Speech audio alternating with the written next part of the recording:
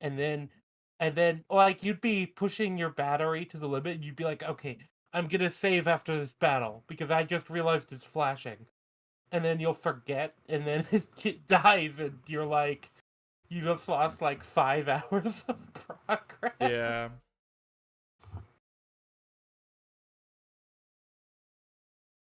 Um. That happened in games all the time back then.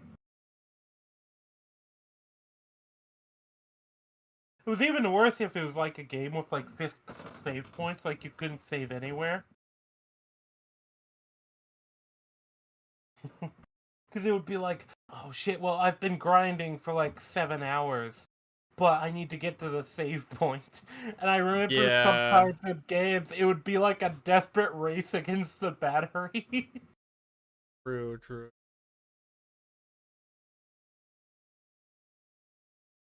By the way,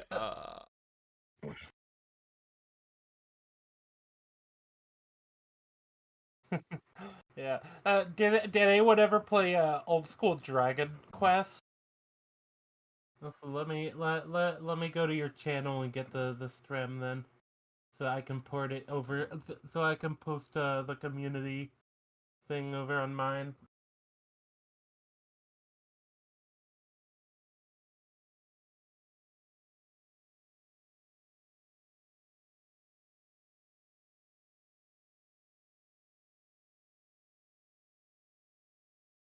There we go. Like my first community post. I only use mine for like putting. Hey, I just up. Yep, I get you.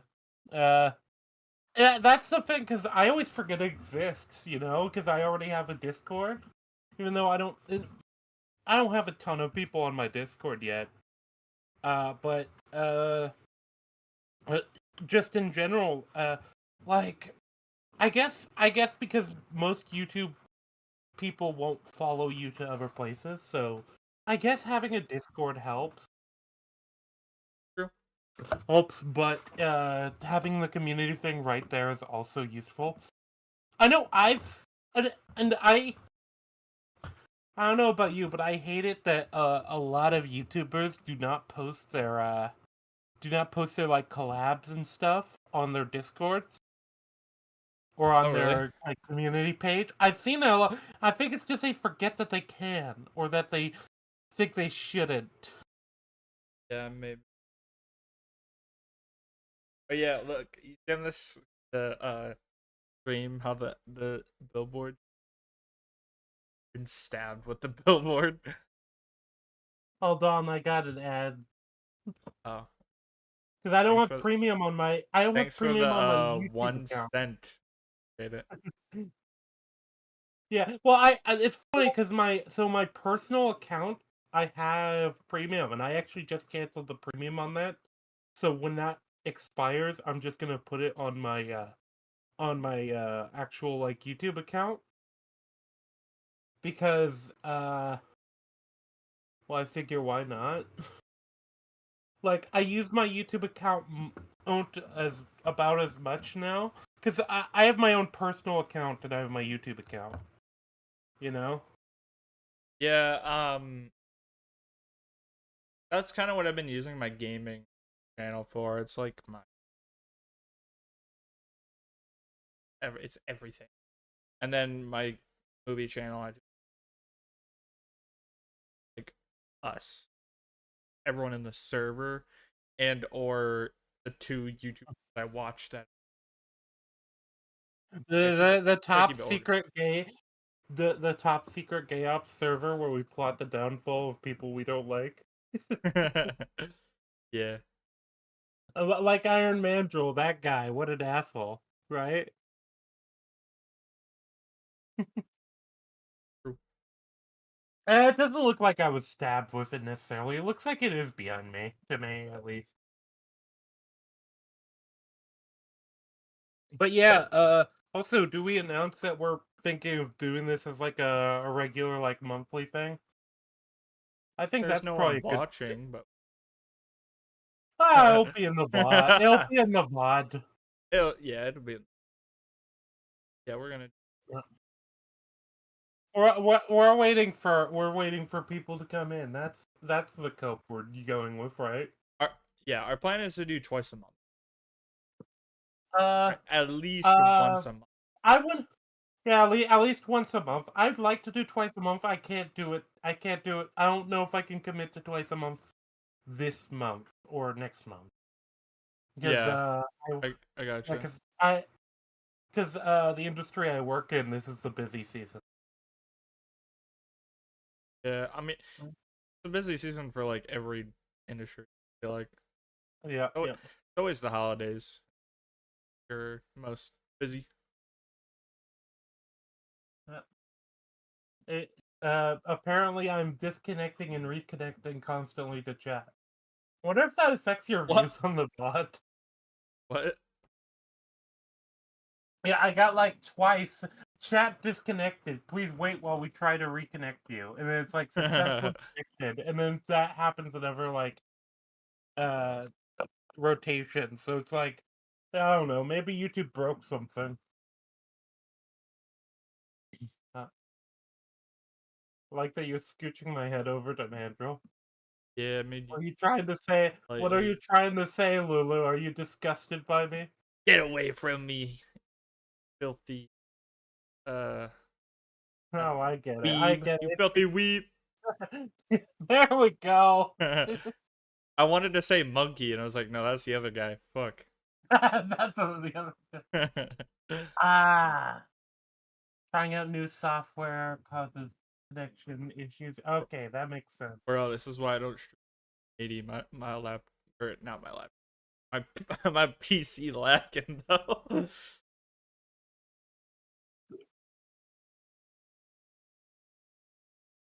Do I sound okay, chat, while we're waiting for Iron to finish watching the episode? Somebody didn't do his homework?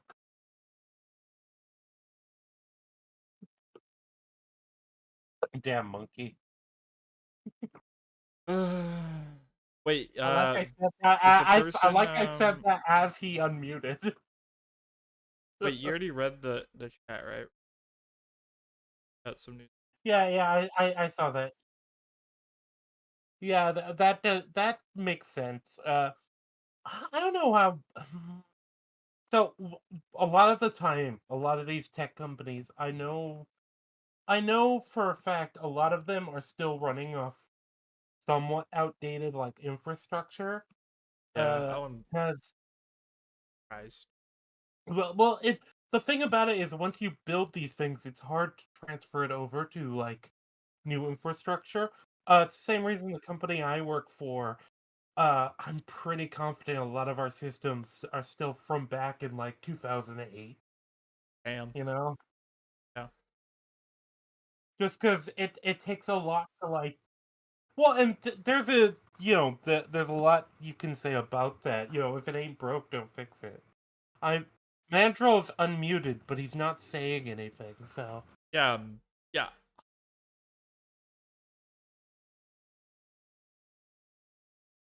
no, we can't hear you. Doesn't know. He is Well, no, he appeared in chat. He said, "Can you guys hear me?" oh But uh I did do that to my brother the other day. My, we were in a we were in a call for a D&D game, and he's like, "Oh, can you guys hear me?" And I just answered no. And he, yeah, I love doing that. Oh,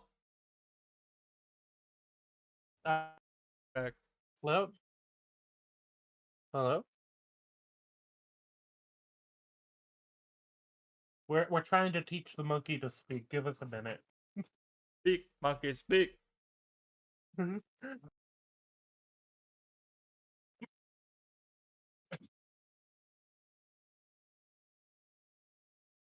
Also, let me know if you guys hear something in the background because my dog is snoring to the side and he's a bit loud. I don't hear him.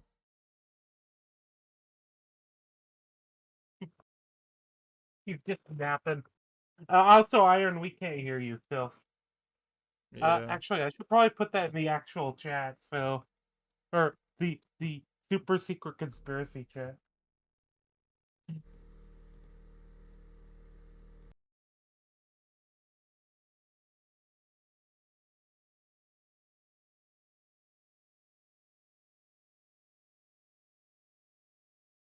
But yeah, for me, it's been a kind of a when it comes to media, it's been a slow week because I've been not only have I been just kind of busy in general, uh, just haven't had the energy to like dedicate to like shows.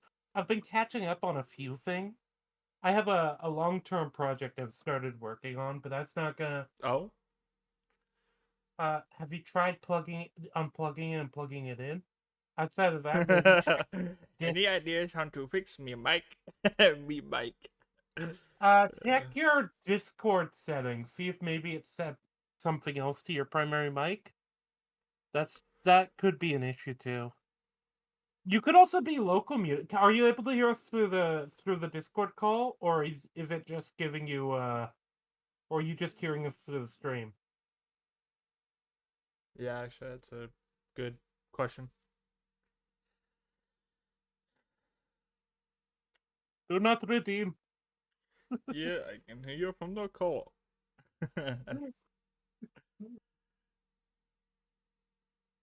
Disconnected.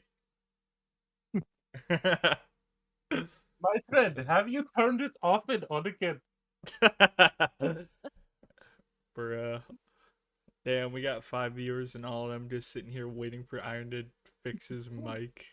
I think it works. Yeah. Yes, do not redeem.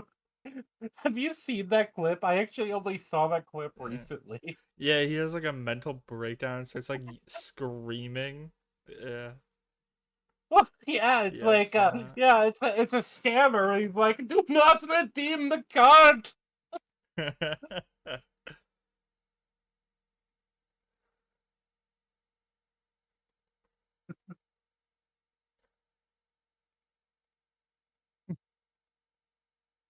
Uh, it's funny. A friend of mine did actually get hacked by somebody a while ago.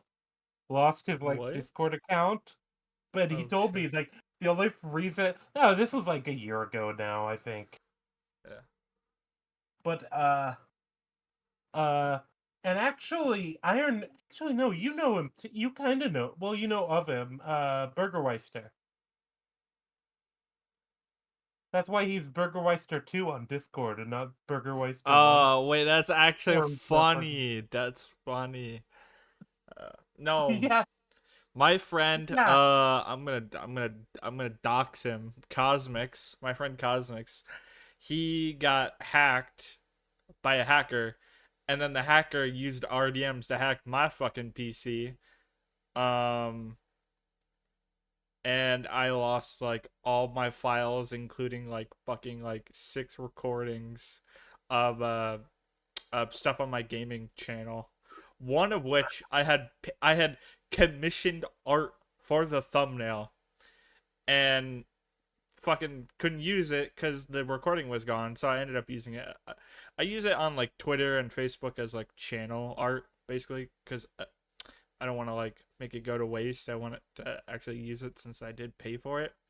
But I was so mad. I do love those. I do love those guys that like dedicate their time to like just fucking with scammers and wasting their time. It's very sad. I actually got a scammer like messaging me a while ago, and I knew it was a scammer, and I was kind of like, okay, well, what's their angle? Because they didn't introduce the scam yet, and so it was like 2 days. I was like, they start chatting me up. They message me out the blue. It's somebody I don't know, right? And I'm just like, it seems Ion's been Harambe'd. Around made. That's crazy. But yeah. So this person like messaged me out the blue. It's like, hello, and I'm like, oh, hey, hi. I'm not buying any art because that's what this usually is. Because Yeah. it was from a server that like some YouTuber's server that I like just kind of lurk in. Oh. You know what? I'm Oh, setting a goal. If we get one super chat in the next 3 hours, I kill Iron. damn. You know what? You know We what? Harambe the monkey. There we go. Yeah, yeah, yeah. Perfect, perfect. Um, Yeah, just because you said that. how do you spell Harambe? Wait, it's just one E, right? I think it's Harambe. AMBE or two E's? Is it two E's?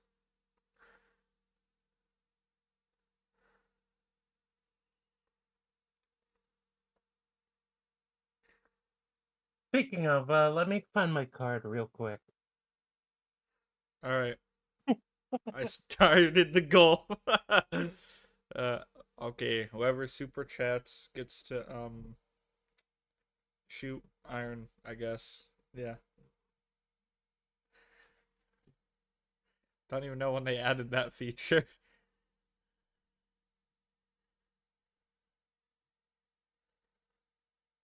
Mm-hmm. Harambe. Wait, no, no, it's one. It's one E, isn't it?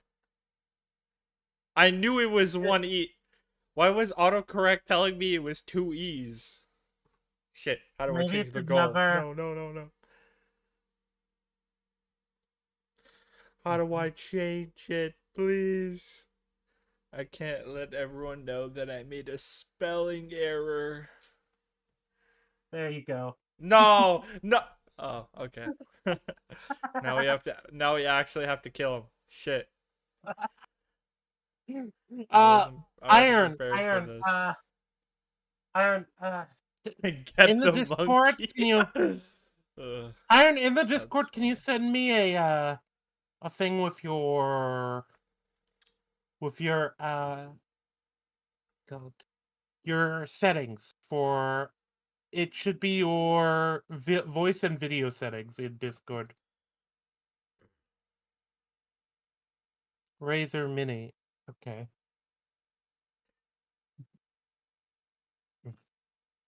Can you share your screen on Discord so we can see what you see? Is that gonna show up on the VOD or no? No, it just shows what's on Okay. OBS, not Discord. Alright, yeah, that's fine. We won't report your degenerate porn folder. Don't worry. Yeah, Trust you're me. good. You're good, Trust me. Iron. Ignore that I'm opening up snipping tool right now.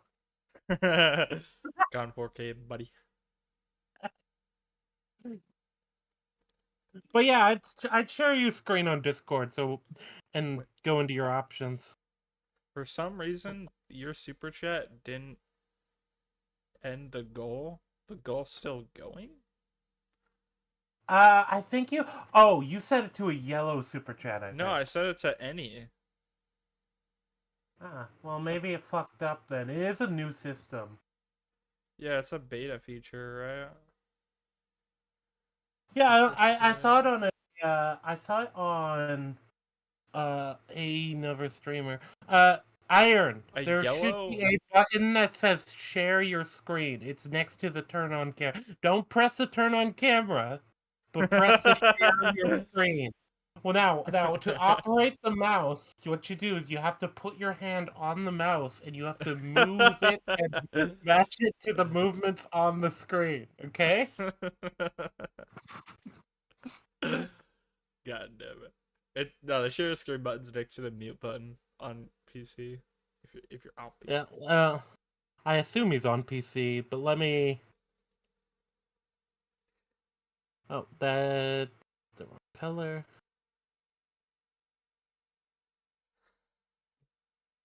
Oh, there Okay. we go. I go into the gear settings Yeah, go. for settings. Yeah. Yeah, Bottom the left. settings. Yeah, yeah, yeah. Voice and video. Scroll down to voice and video. Up a little more. There.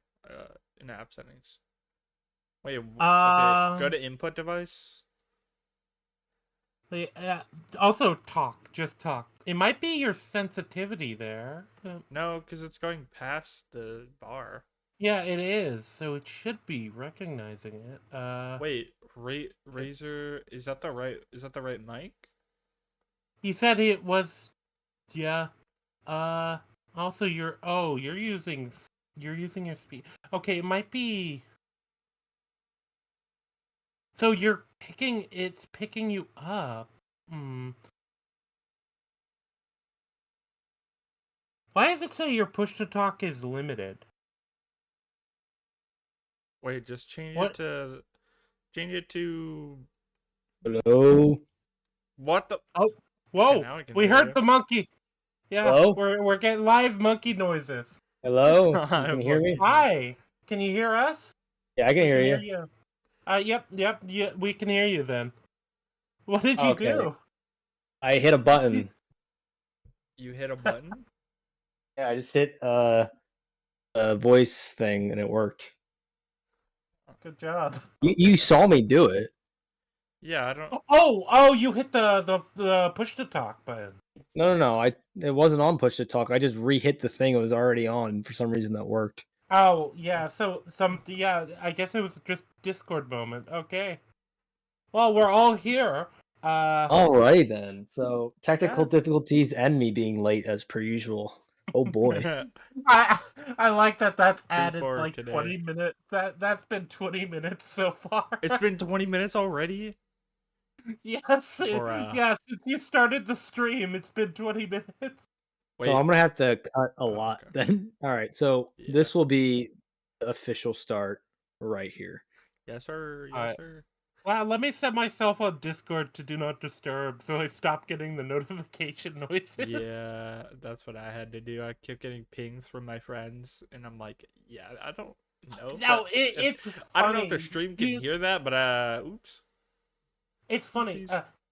You always get like 6 times the amount of pings whenever you're live for some reason. Yeah, dude, it's like no one wants anything to do with you the second you're busy. Ping, ping, ping. It's like, bro, you couldn't have texted me 5 minutes ago. Like, fuck you. Anyways, sorry. Off.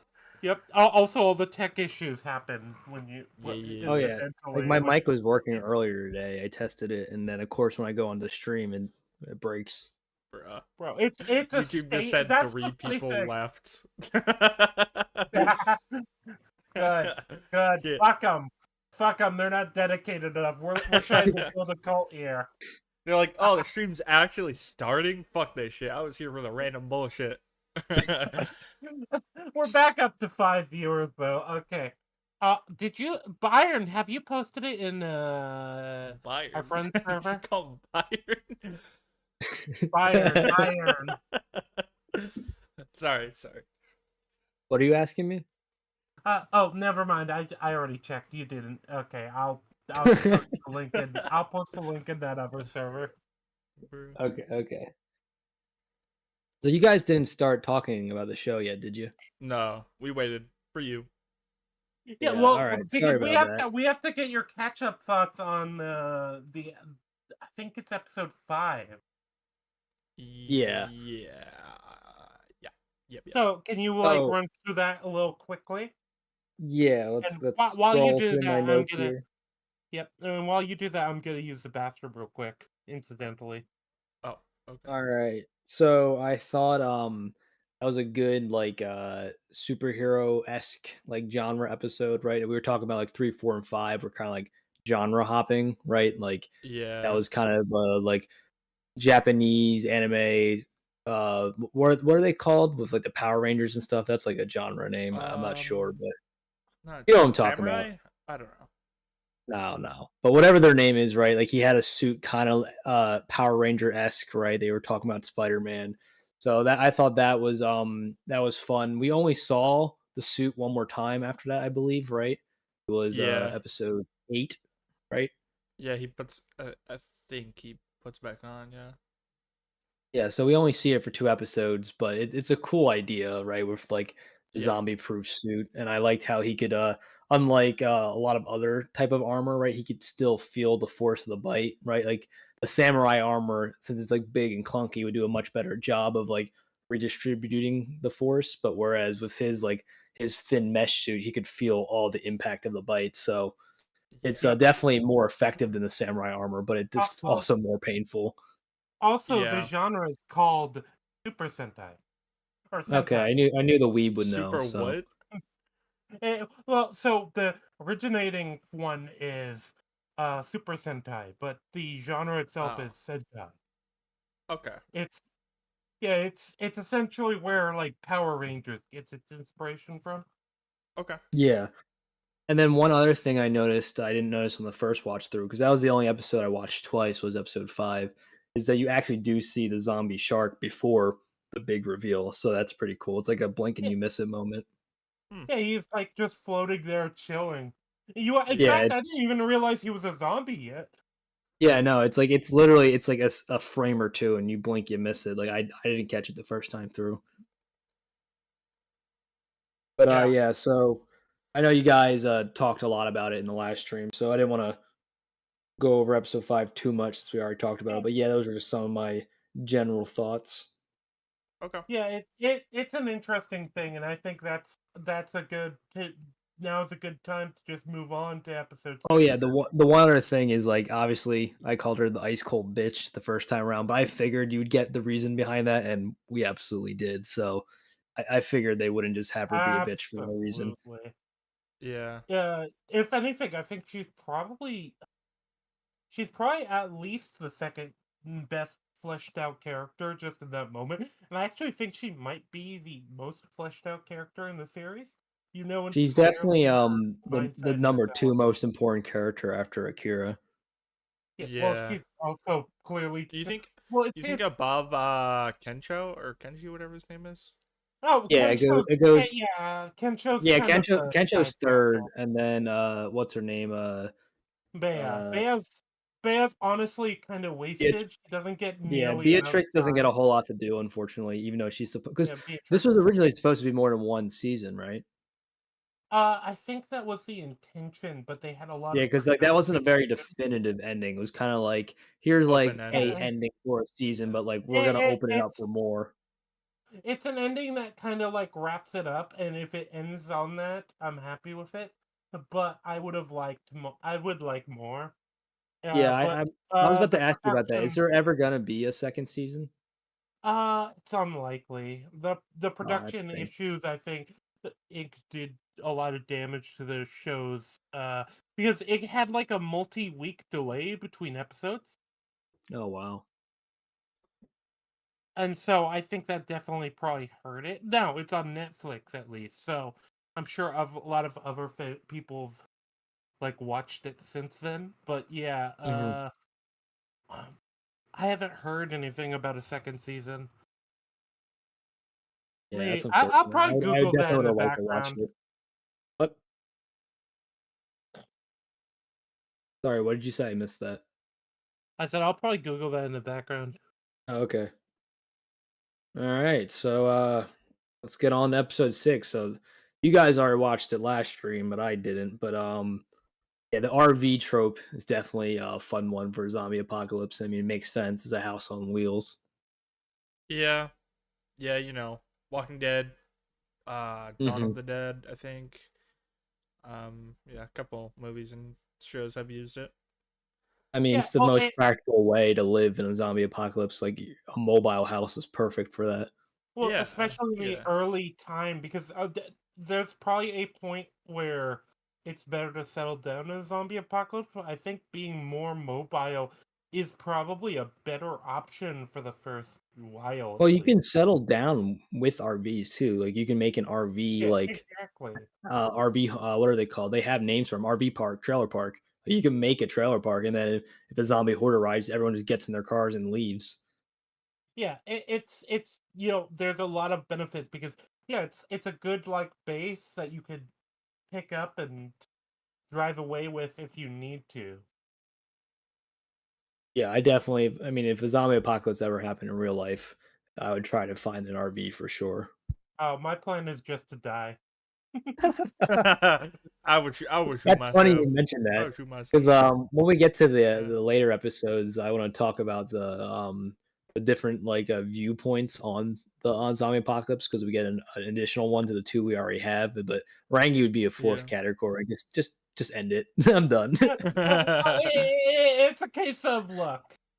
Look, even if I survive, it's nowhere going. It's not going to be anywhere near as good as the life in a modern first world country. You Yeah, know, but you never worked for an exploitative company. Apparently, the zombie apocalypse is better than that. it's interesting too because it's interesting because seems Japan is particularly hit hard by it, which makes sense. Like they don't have guns, you know, like I feel Yeah. like if Dumb or you're in a, guns? yeah, if you're in a state like Texas and the zombie apocalypse Okay, you happens, I said feel like guns. you're fine, Yeah, I you didn't know which know. one he said either. Yeah, because I thought you No, said I gum said at first. I'm like, he probably meant yeah, guns. I said guns, yeah, Yeah, it's not but yeah. Singapore. Oh, there we go, goal achieved. What? Monkey where? Monkey where? Sorry, Devin, I love sorry. you. I All love right, you. We're Where okay. monkey? Where End monkey? of the stream, we're shooting the monkey. You have Look, to Oh, wait wrong till the day. end. You have to wait till the Iron, I promise we won't shoot you. However, I do have to ask you to look at the end. flowers. What? I need to ask you to think of the rabbits, George. I know that reference, but I've yet Look to at the see it or flowers, read it. Iron. Yeah. But yeah, so yeah, episode 8 is they so it's interesting too because you get Kensho and Akira decide like because we get basically the power is out and they're out of water now because like the pumps aren't working. And Oh, so so they're it's kind of just basically Lulu. Wait, what? He said they're out of water. You don't have water. Oh, damn. No, okay.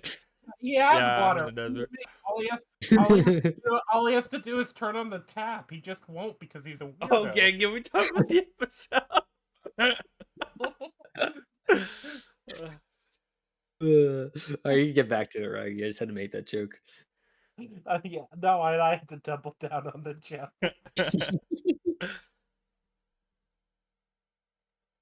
But yeah, So you're saying, yeah, no, but yeah, the water pumps aren't working, like, which makes sense. Like, infrastructure is gonna stop because all the people maintaining it are probably dead.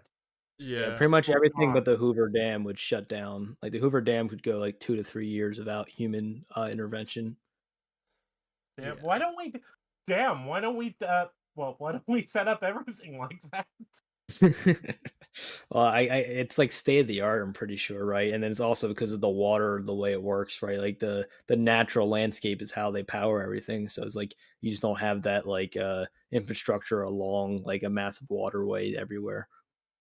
Yeah, Yeah. and that's the thing too. Just in general, this is always a thing with this isn't this a zombie trope? The like, oh, stay out of cities, sort of. Well, I Yeah, mean, it I guess it's a is. trope. It just makes sense, right? If there's more people, it means there's gonna be more zombies. So cities would have the most zombies.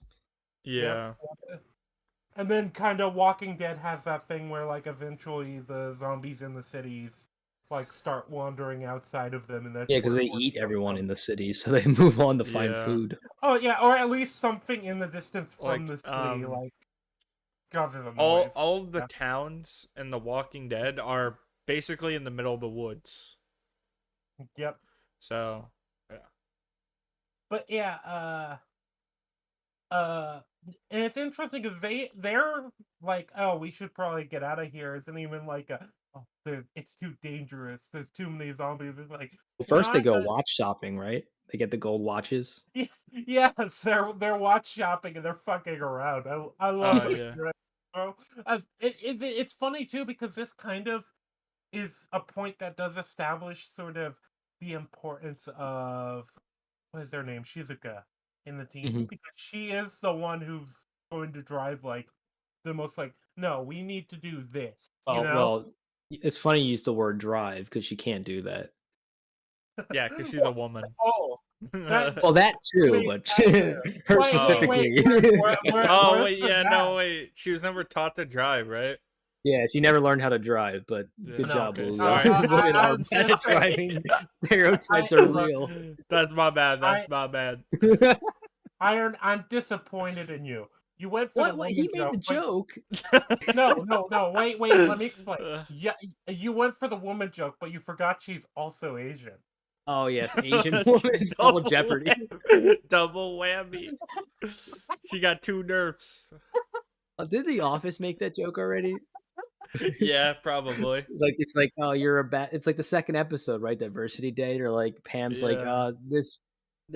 according to untrue stereotypes, you're a bad driver, and the word was Asian. He's like, fuck, am I a woman? Am I a woman? Dwight made that show. Oh, that's funny.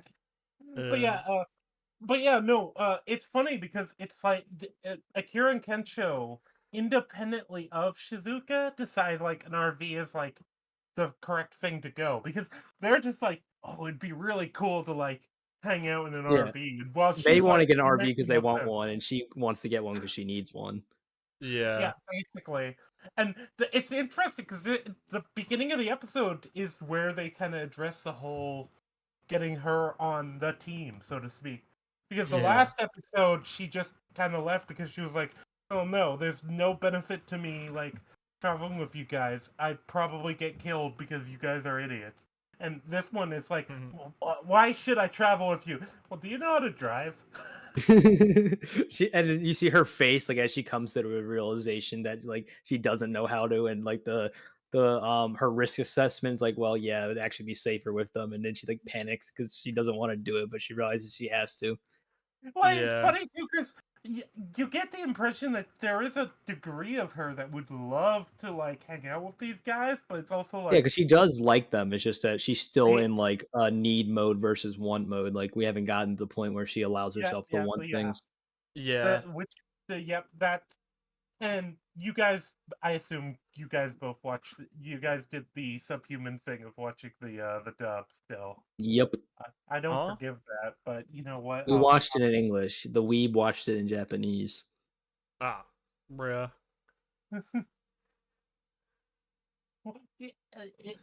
Just big. It's just funny that the book supremacist refuses to read subtitles. That's all. Dude, I've watched anime in sub before. I just prefer dub. Yeah. It's like it's able Uh, to I can like get more invested in other stuff because like I'm like while I'm reading the sub, I'm missing out on all the like the visual stuff because my attention's on the little words. Yeah. And that's this show that's specifically killer is too. like 50% There's so much visual. visual like Yeah. like I mean more so than some of the other That's animes I've fair. seen. No, Like, well, the visual spectacle is a lot more meaningful.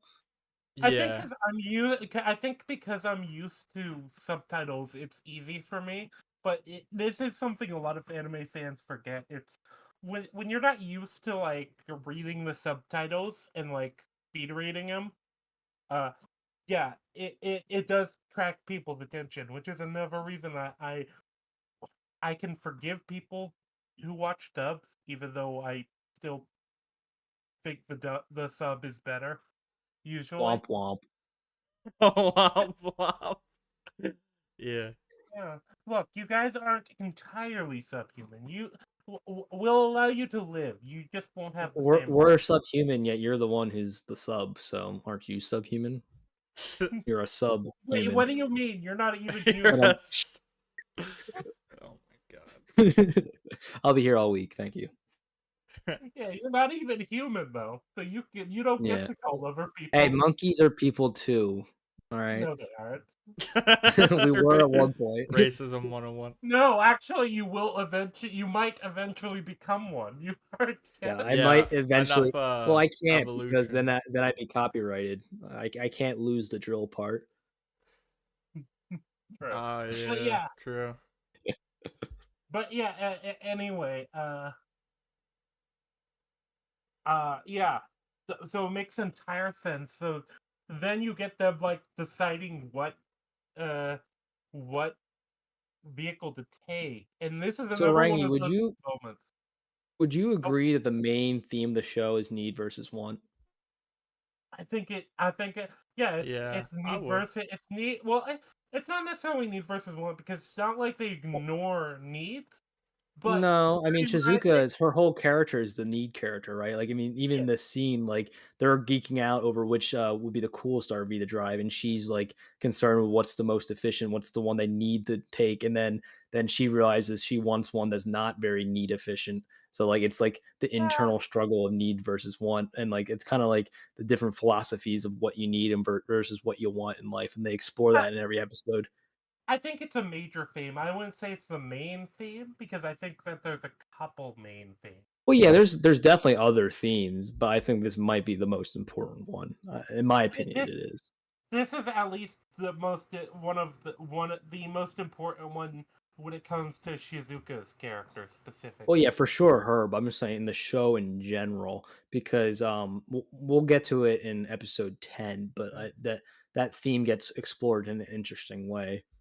Yeah, it's interesting too because a lot of zombie stuff pokes at this, but then they never want to commit. And that always annoys me because yeah, there's a massive difference between surviving and living, Hmm. Yeah. and a lot of them just poke at it and like, "Ah, but you're just doing, you're just surviving while we're trying to make things better for everyone on alive too." And it's like, Huh. no, well, you could expand on that. Yeah, this show is definitely taking that theme and really playing with it, right? Because it's in every zombie apocalypse or just about every zombie apocalypse story. I mean, Lulu, you can correct me if I'm wrong. I'm pretty sure it's Mm. pretty omnipresent in that I, genre, but in this one, it definitely explores it the most. Um. Yes. Yeah, like I mean, At least all long term zombie survival things. Like Yeah. maybe like a like zombie film that's like an hour and a half doesn't have the time to like touch on it.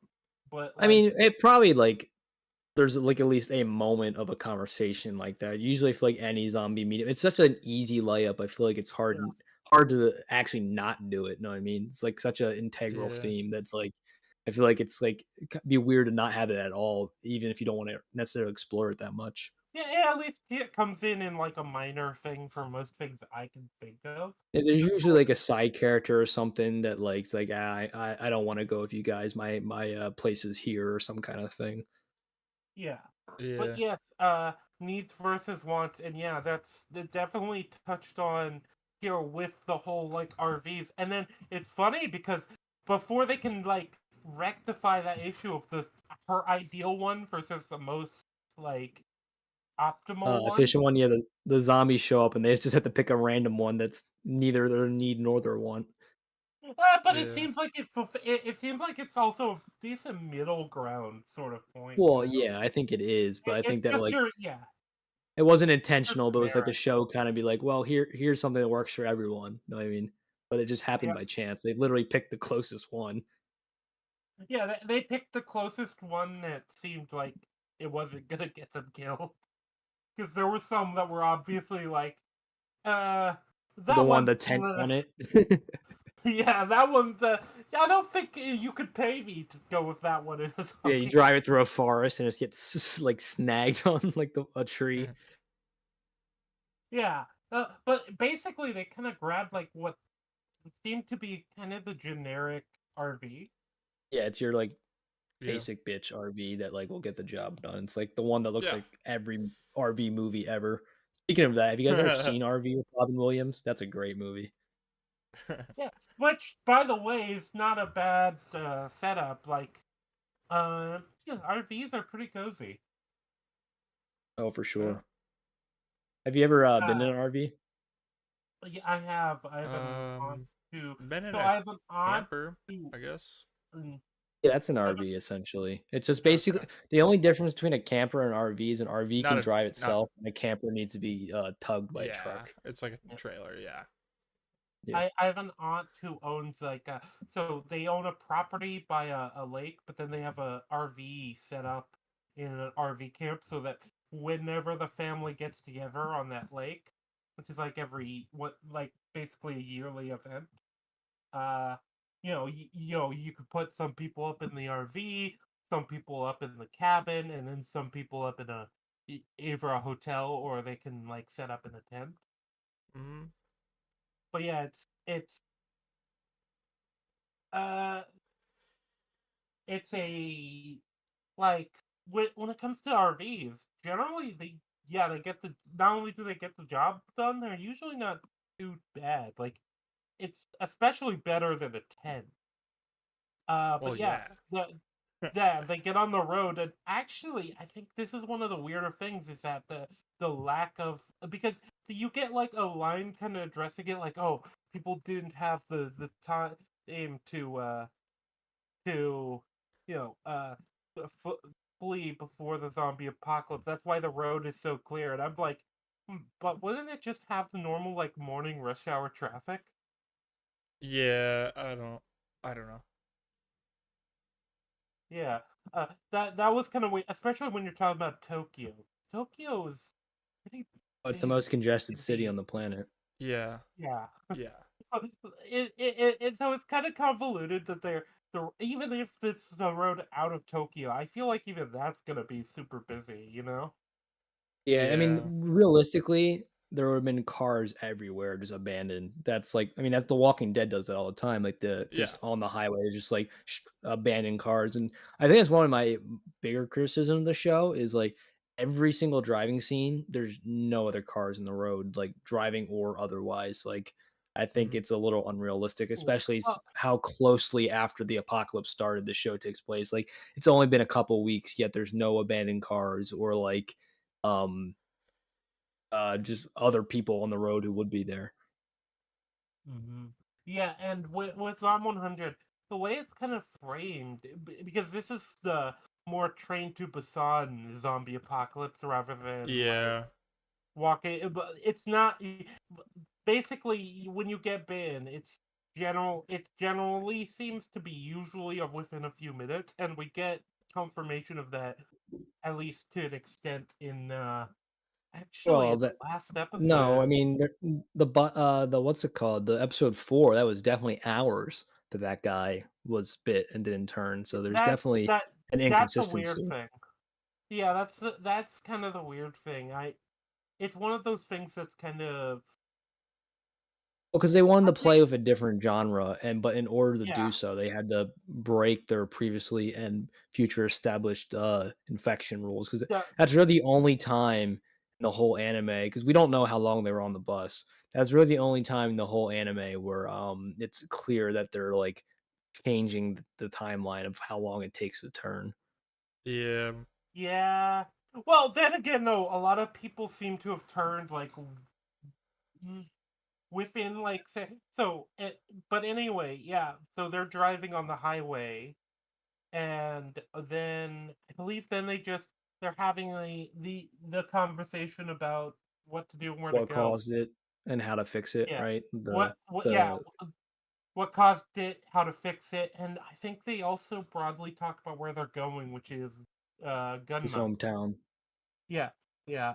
Gunma province, but it's specifically Akira's hometown. Tokyo's best kept secret, or whatever he said. He kept Japan's saying it. best kept secret is the way he says it. Yeah. In which I don't know a lot about specific provinces of Japan, believe it or I not. know nothing outside of Tokyo, so I don't know I anything. know Hiroshima and Nagasaki and Tokyo. That is it. Yeah. Yeah, of course, Hiroshima, Nagasaki. I mean, how can you not? You They're not here probably helped to anymore. build the bomb, the fuck the bomb. You Yeah, were I Oppenheimer's was accomplice. But so I was alive in one the of 40s. I'm actually like 100 years old. Yeah, yeah, so I guess That's survival why of I the don't know anything monkey. about technology. Yeah, one of the true, true. notable things about Gunma province is that Gunma is one of only I believe it's 8 landlocked prefectures within Japan. But Oh yeah. Akira, we get info about Kira's hometown later, so I think we can cover that later. But Yeah, yeah, so where we are at in the show is they get hit by the tire spikes. Yep. yeah, they get hit by the tire spikes, and we have Kencho on the bike outside, and we have the group in the RV, and He's too Kencho pretty gets to wear a fucked up. helmet Bro, he can barely wear a shirt. or pants. But yeah, and to be fair, he does seem to have very well defined abs. I guess if I look if I was that fit, I probably would want to show it off every chance I get too. I'm just saying. Fair Fair enough. enough. Yeah. But yeah, So, yeah, so he gets in a bad accident because he was too pretty to wear a helmet, and then guess who shows well, up? he gets fucked up in general over his body. It's not like he just took a head injury Well, either. no, because he wasn't wearing any clothes. He's half naked. If you should wear like pants and a motorcycle jacket and a helmet. He was I, wearing none of that. I was gonna say also just in general Yeah. motorcycle Actually, no. accidents, There is even with there those are pretty nasty. legitimate reason as to why bikers wear leather is because if they crash, then their skin is Yeah, protected. leather is Yeah. literally armor. Yeah. Yeah.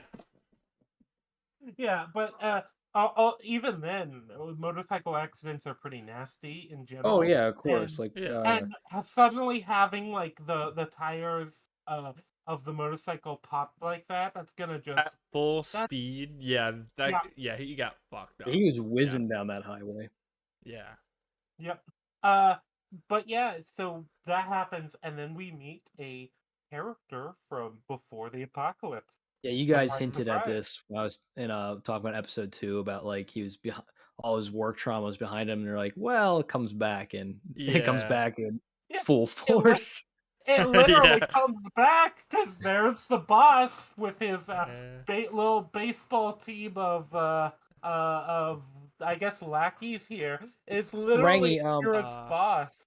I had because I don't remember or not, whether or not they mentioned in episode 1. Does he ever mention being on a baseball team? Because that'd be a cool little setup. Uh, I don't think he does, I but I It's like a little throwaway line like that would be cool. no. Well, this is a thing in Japan. A lot of Japanese companies have their own like corporate teams of employees. Oh, I thought It's that a was just like norm. is like okay.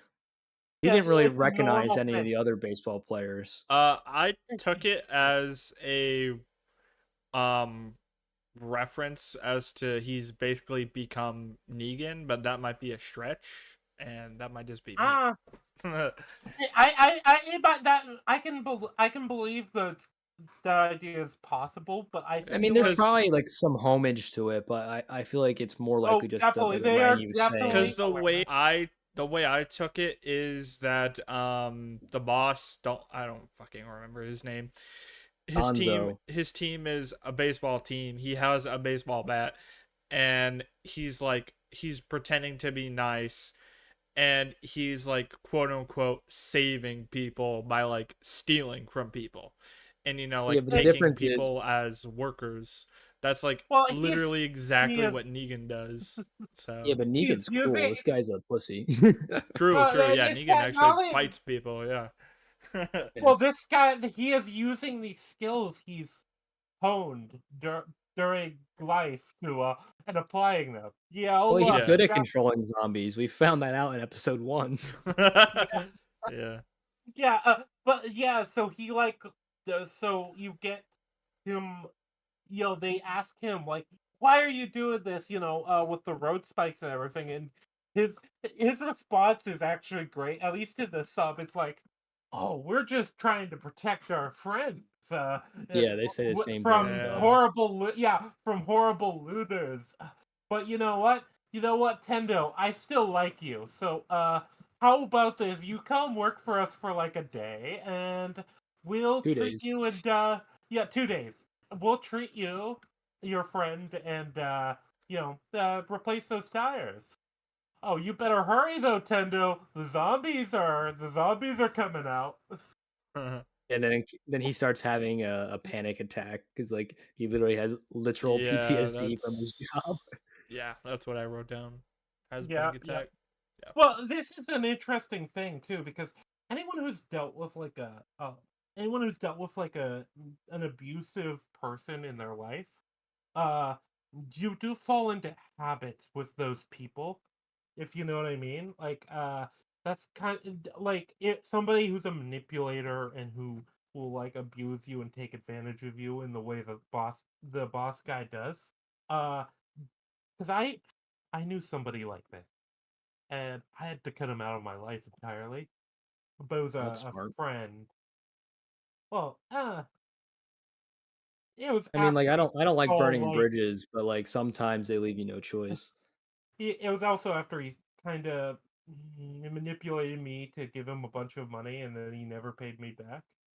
Oof, I was, that and Hey, then sucks. can I he borrow was some money, asking me Randy? for It's only more. $20. No, I don't. I don't loan money to people anymore. Damn, okay.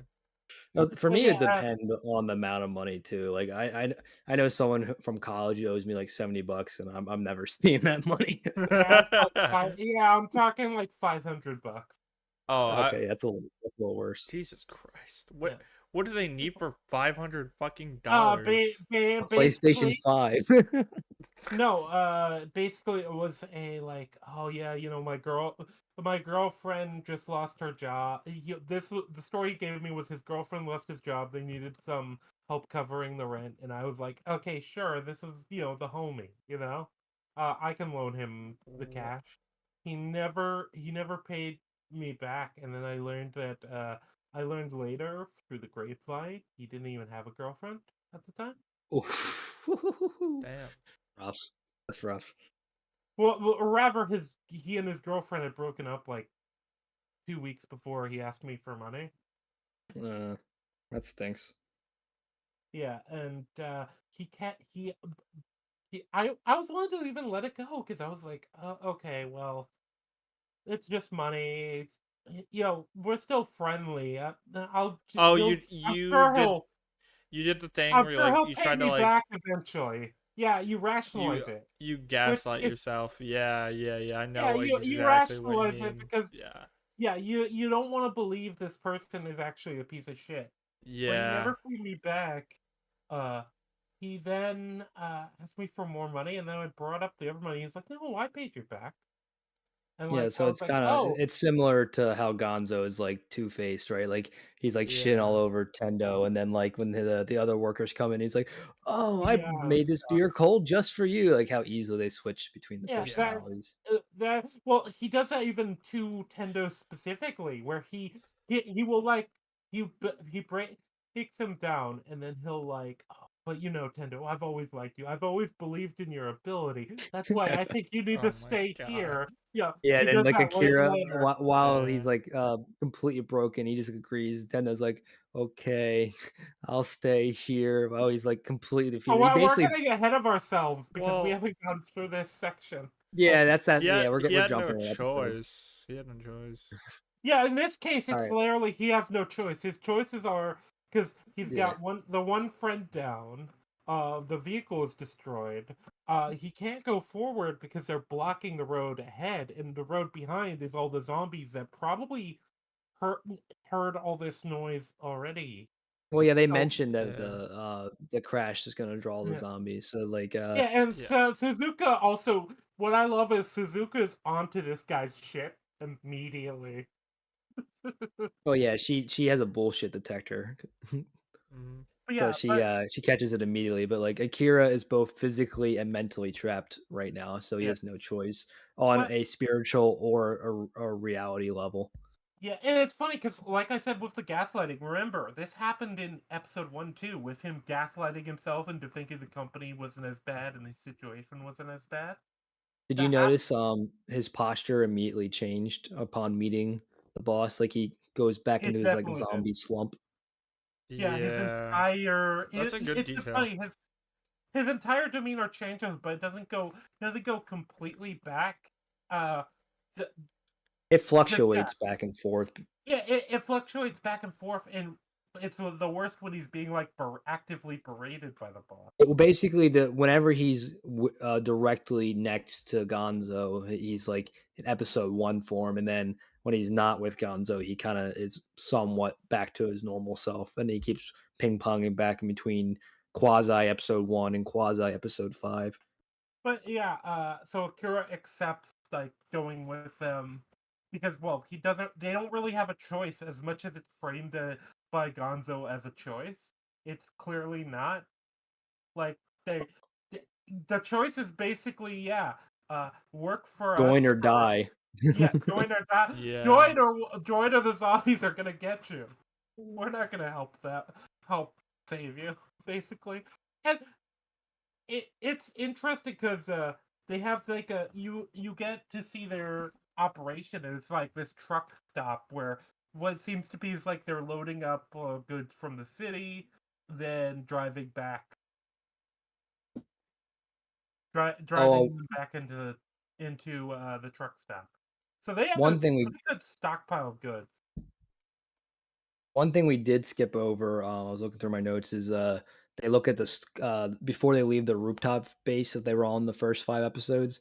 They see the night sky all lit up without the light pollution, and like remarking on how beautiful it is. Like that's like a pretty cool positive, right? Like we saw that during COVID, right? Like when everything was Yeah. like shut down, like the waterways in Venice like had dolphins in it and stuff. Like there's always like Yeah. positives when like Well, disasters like that happen.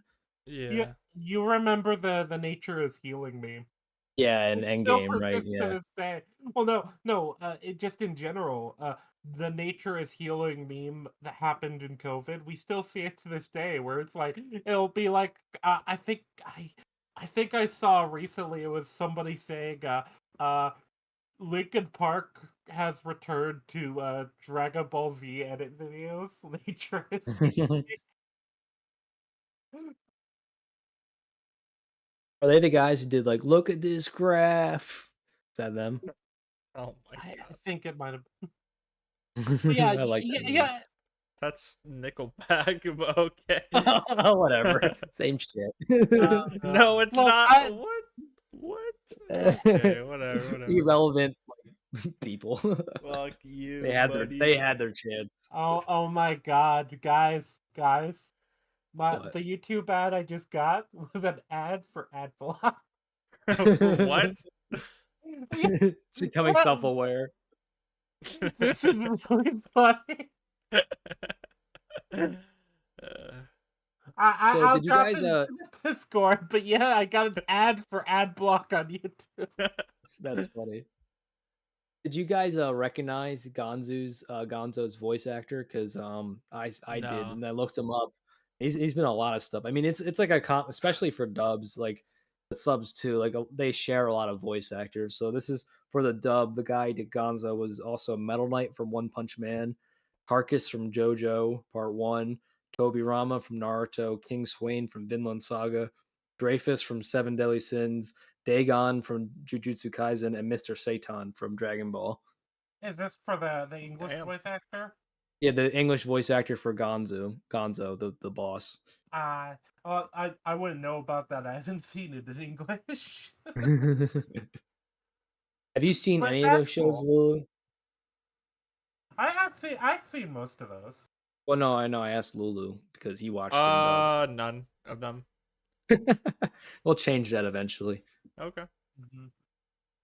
Very, very slowly. Yeah.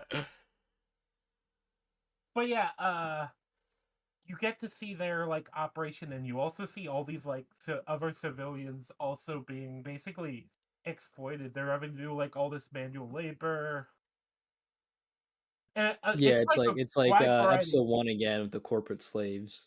Yeah, it's Yep. just more, but it's like more explicit. It's actual manual labor.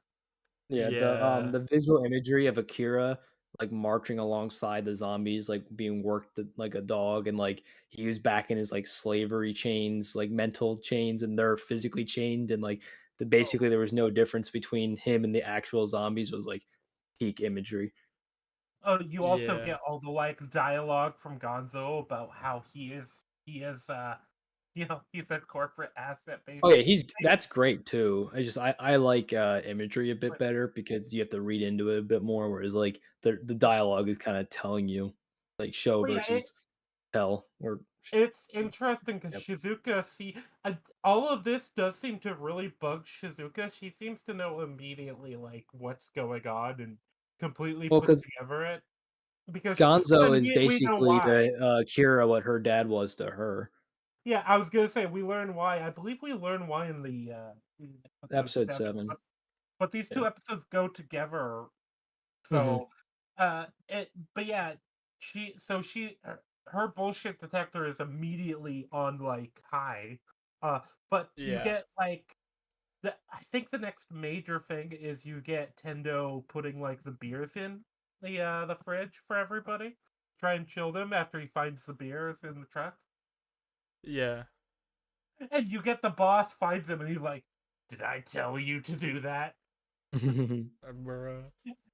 It's funny too because this is where really when you get how manipulative he is because he's berating Akira for it, and Akira can't stand up for himself because he's so used to being at this guy's beck and call. Yeah, he slips Yeah. into old habits, even though he went through all that transformative stuff the last few Uh, episodes. Like, it was just like slipping on an old glove. He just went right back into being uh, submissive to this asshole. the, this is why when you have abusive people in your life and manipulative people in your life, the only thing you can really do unless they're willing to change, if they aren't willing to change, you just have to cut them out because you're Mm. going to slip into old habits. You're going to cut them some slack because you like them and they're going to take advantage of you. Uh, Hmm. but yeah, when it comes to it, it's so interesting too how quickly he swaps because he's like berating him, and then like the other guys are like, "Oh, beer, boss, did you? What?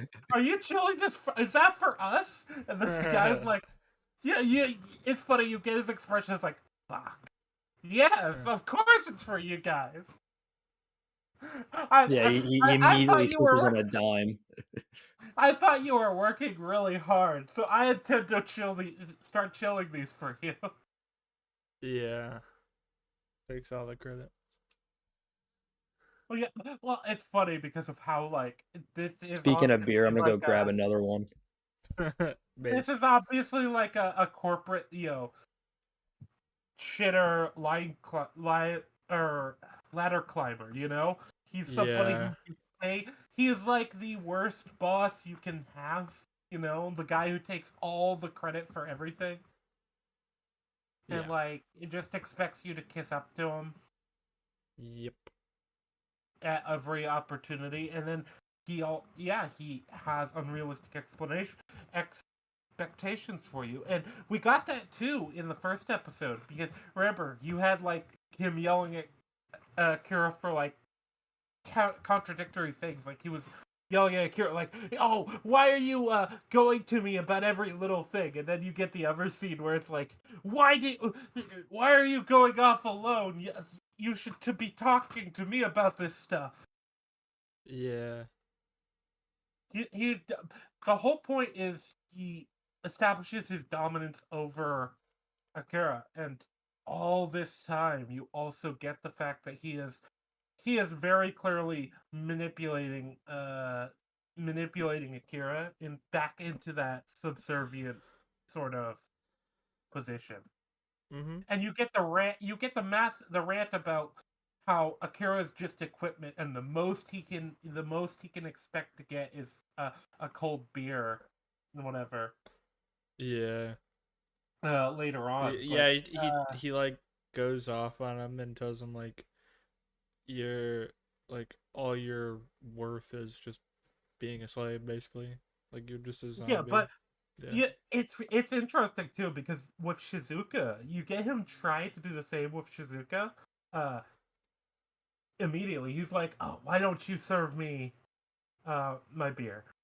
Basically, and he's being a creep. Yeah.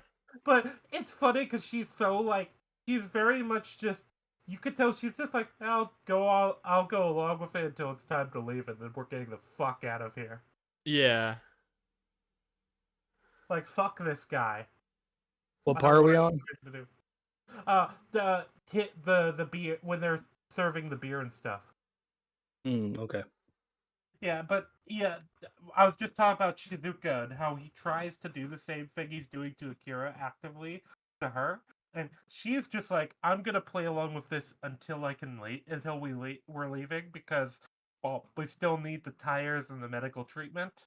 But Mm-hmm. she does. Even then, she's very much just doing the bare minimum. She's just like, uh, you get the distinct impression of like she's just like, "Fuck this guy. I don't want to have anything to do with him ever." Yeah. She recognizes it, and this kind of goes on. Is there anything else major that happens in this episode that's not covered by just all of this?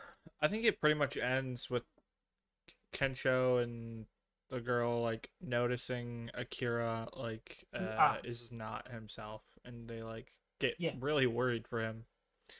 Yeah, and it's funny because Kentro's like, well, it's only for a few days, and she's just like, I hope so. She knows. She She knows. recognizes, yeah, she recognizes that basically that if if everything is left as is, Akira will just fall back into that meek, submissive employee that's just doing this. And I think this is really where it shows how her developments happened with them. Yeah. Yeah, because the her from the second episode would not have done that. Would have just been like, okay, well, we leave Akira then. That's it. Yeah. But she's got enough exposure and a lot of humanizing moments between then and now that it's easy to buy that she's actively bugged. And yeah, the episode ends, and the next episode starts with us getting her actual backstory. Yeah, which is Uh, really sad actually. Yeah, well, it's interesting because in some ways it's kind of a standard backstory. In a lot of ways, it's a backstory I've seen many times. I don't know about Yeah, you. Yeah, the yeah. overly tragic backstory. I mean, like they really went with all the stops. It Like that was poor it puppy. was a little over dramatic, but Well, it it's interesting because in some ways it's overdramatic, but other ways it's kind of subdued. It's not like it her dad is just like yeah, no, I'm doing this evil thing that's gonna affect many people. No, the thing that seems to really snap with her and her view of her dad was the dog. But yeah, I yeah. mean, putting down a dog because it's like a distraction is like kind of cold. I mean, not That's It kind of, it's is. fucking very cold. dude, he murdered that dog. That's fucking crazy. Yeah, Dude, that that it's literally like I was about to say he's not your stereotypical like evil anime dad, but like he kind of is. He Like it's is. like he, he's Yeah. just he's not your in the way you usually stereotypical. see. Yeah, he's your stereotypical, but a lot of these have it be where it's like, oh yeah, he's just screwing over a bunch of people. No, that's not what that's. I think this actually had a better impact because it's just one thing that's very personal to her. You know, Rangy, have you seen JoJo? I haven't. That's one of those anime I need to get to because Dude, it's I'm it's sure it's my people. favorite anime, and like one thing that's noticeable about it is that like in the first season, like because like each season has a different protagonist. I'm sure you knew that, right? Yeah, I know about JoJo. It's one of those things where I know that once I get into it, it's gonna be a massive time sink because I'm going to want to watch the whole thing. So Oh I've yeah, been dude, putting it I off. couldn't stop. It's But it's the same as Gundam for me. why the reason I Oh, brought I've up heard of that. JoJo is because the Yep. reason I brought up JoJo is because like the dad is actually like fucking awesome. Like it's like not your like not standard where like the dad is not only not like a douchebag or evil, but he's like actually like a really stand up like good dad. And, like it's like oh wow, this is like actually unique. Yeah, but yeah, you guys keep talking about the episode. I'm gonna just step away for a minute to take my dog out.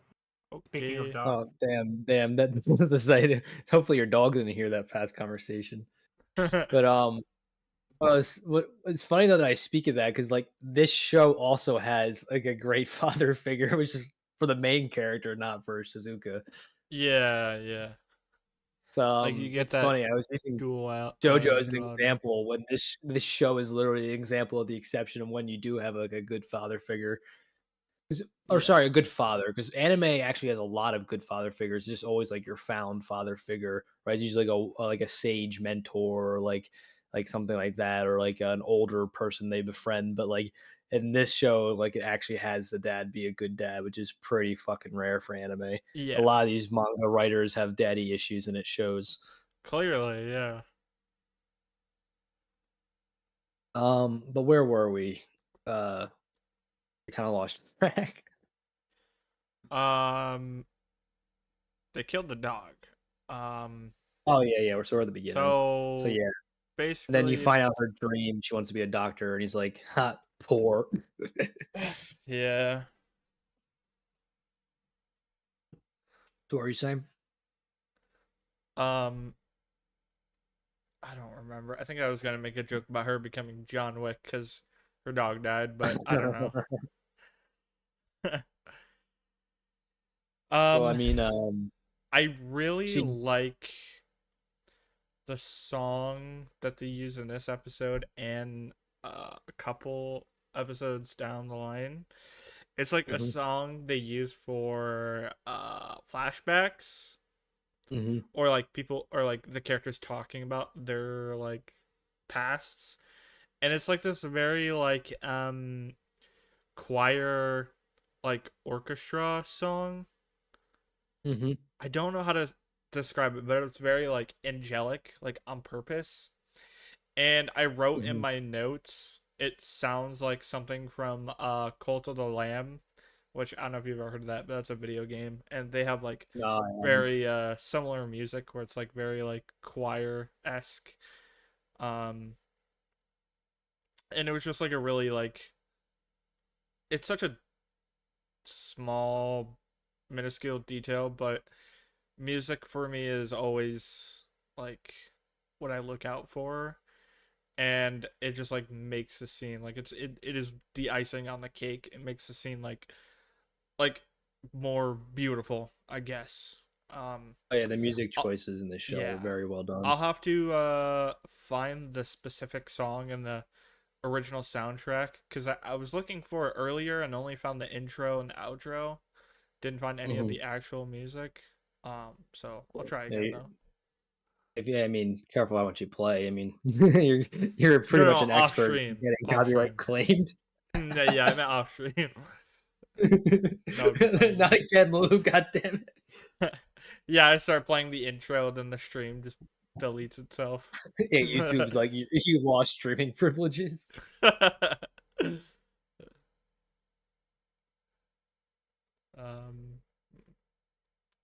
So what happens next? I was gonna uh, say the Japanese corporation responsible for the anime actively sends a hitman to your house. yeah. I don't remember that part of the show. Oh no, that's just what happens if he plays the In real life, yeah. I'll get Yeah. yeah. shot. Well, I'm apparently getting shot. You guys already agreed to do that. Yeah, at the end of the stream, buddy. Just you wait. Yeah, you're Anyways, getting harambe. This is my last yeah, stream. wasn't he shot? Wasn't he shot? He was, yes. Yeah, okay, good. But yeah. So you get her background, which is so her dad was like a self-made, very impressive investment guy, from what I Yeah. understand. And basically, he actively raised her with the point of successing him. Yeah. She Mhm. wanted to be a doctor as a child, but basically what you said, like, that's for the poorest. Did you Yeah, he either you was like guys watch if the Game of job you Thrones? want won't make you a millionaire, then you're not going to do that job. That was Yeah, kind of his it, mindset. Yeah. oh, yeah, So I yeah. was getting Tywin Lannister vibes from the dead. Like he only Oh, cares about his Yeah. NBC. Yeah. severely Tywin vibe from him. Basically, though, yeah, because he's kind of Wait, almost who? like dictating and Tywin Lannister. Did you watch Game of from Thrones him. or read the books? No. Yeah. All Okay. right. Sorry. That's forget But for Mistborn ranking. I'm gonna have him read all those Shit. books. It'll take us 4 years, but we'll do it. Maybe Wins a Winner okay. will actually be out by then. God damn it. Yeah.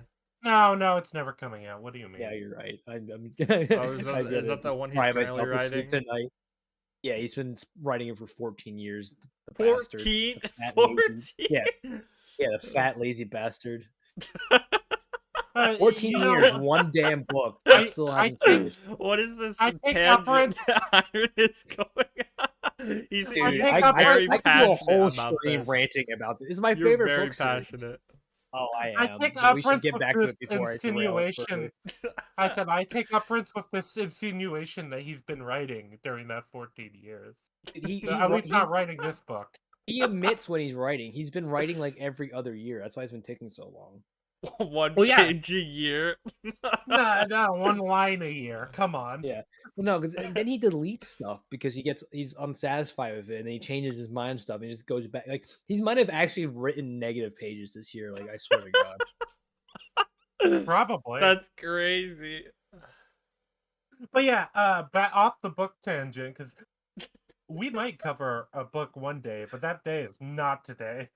No, but I Yeah. do gotta grab my burger, so I'll be right Yeah, back. Oh, you're grabbing Burger. Why are you eating our Yeah, friend? I'm gonna invite him on the stream and then bully him for being a furry. and then eat them. Yes. He is in fact a furry. He was in the stream earlier in the chat, so I wonder if he's still watching. Oh, was he in the chat? I didn't see him. I saw him comment. Shit, I must admit. I did Is it maybe not. because I did not say that.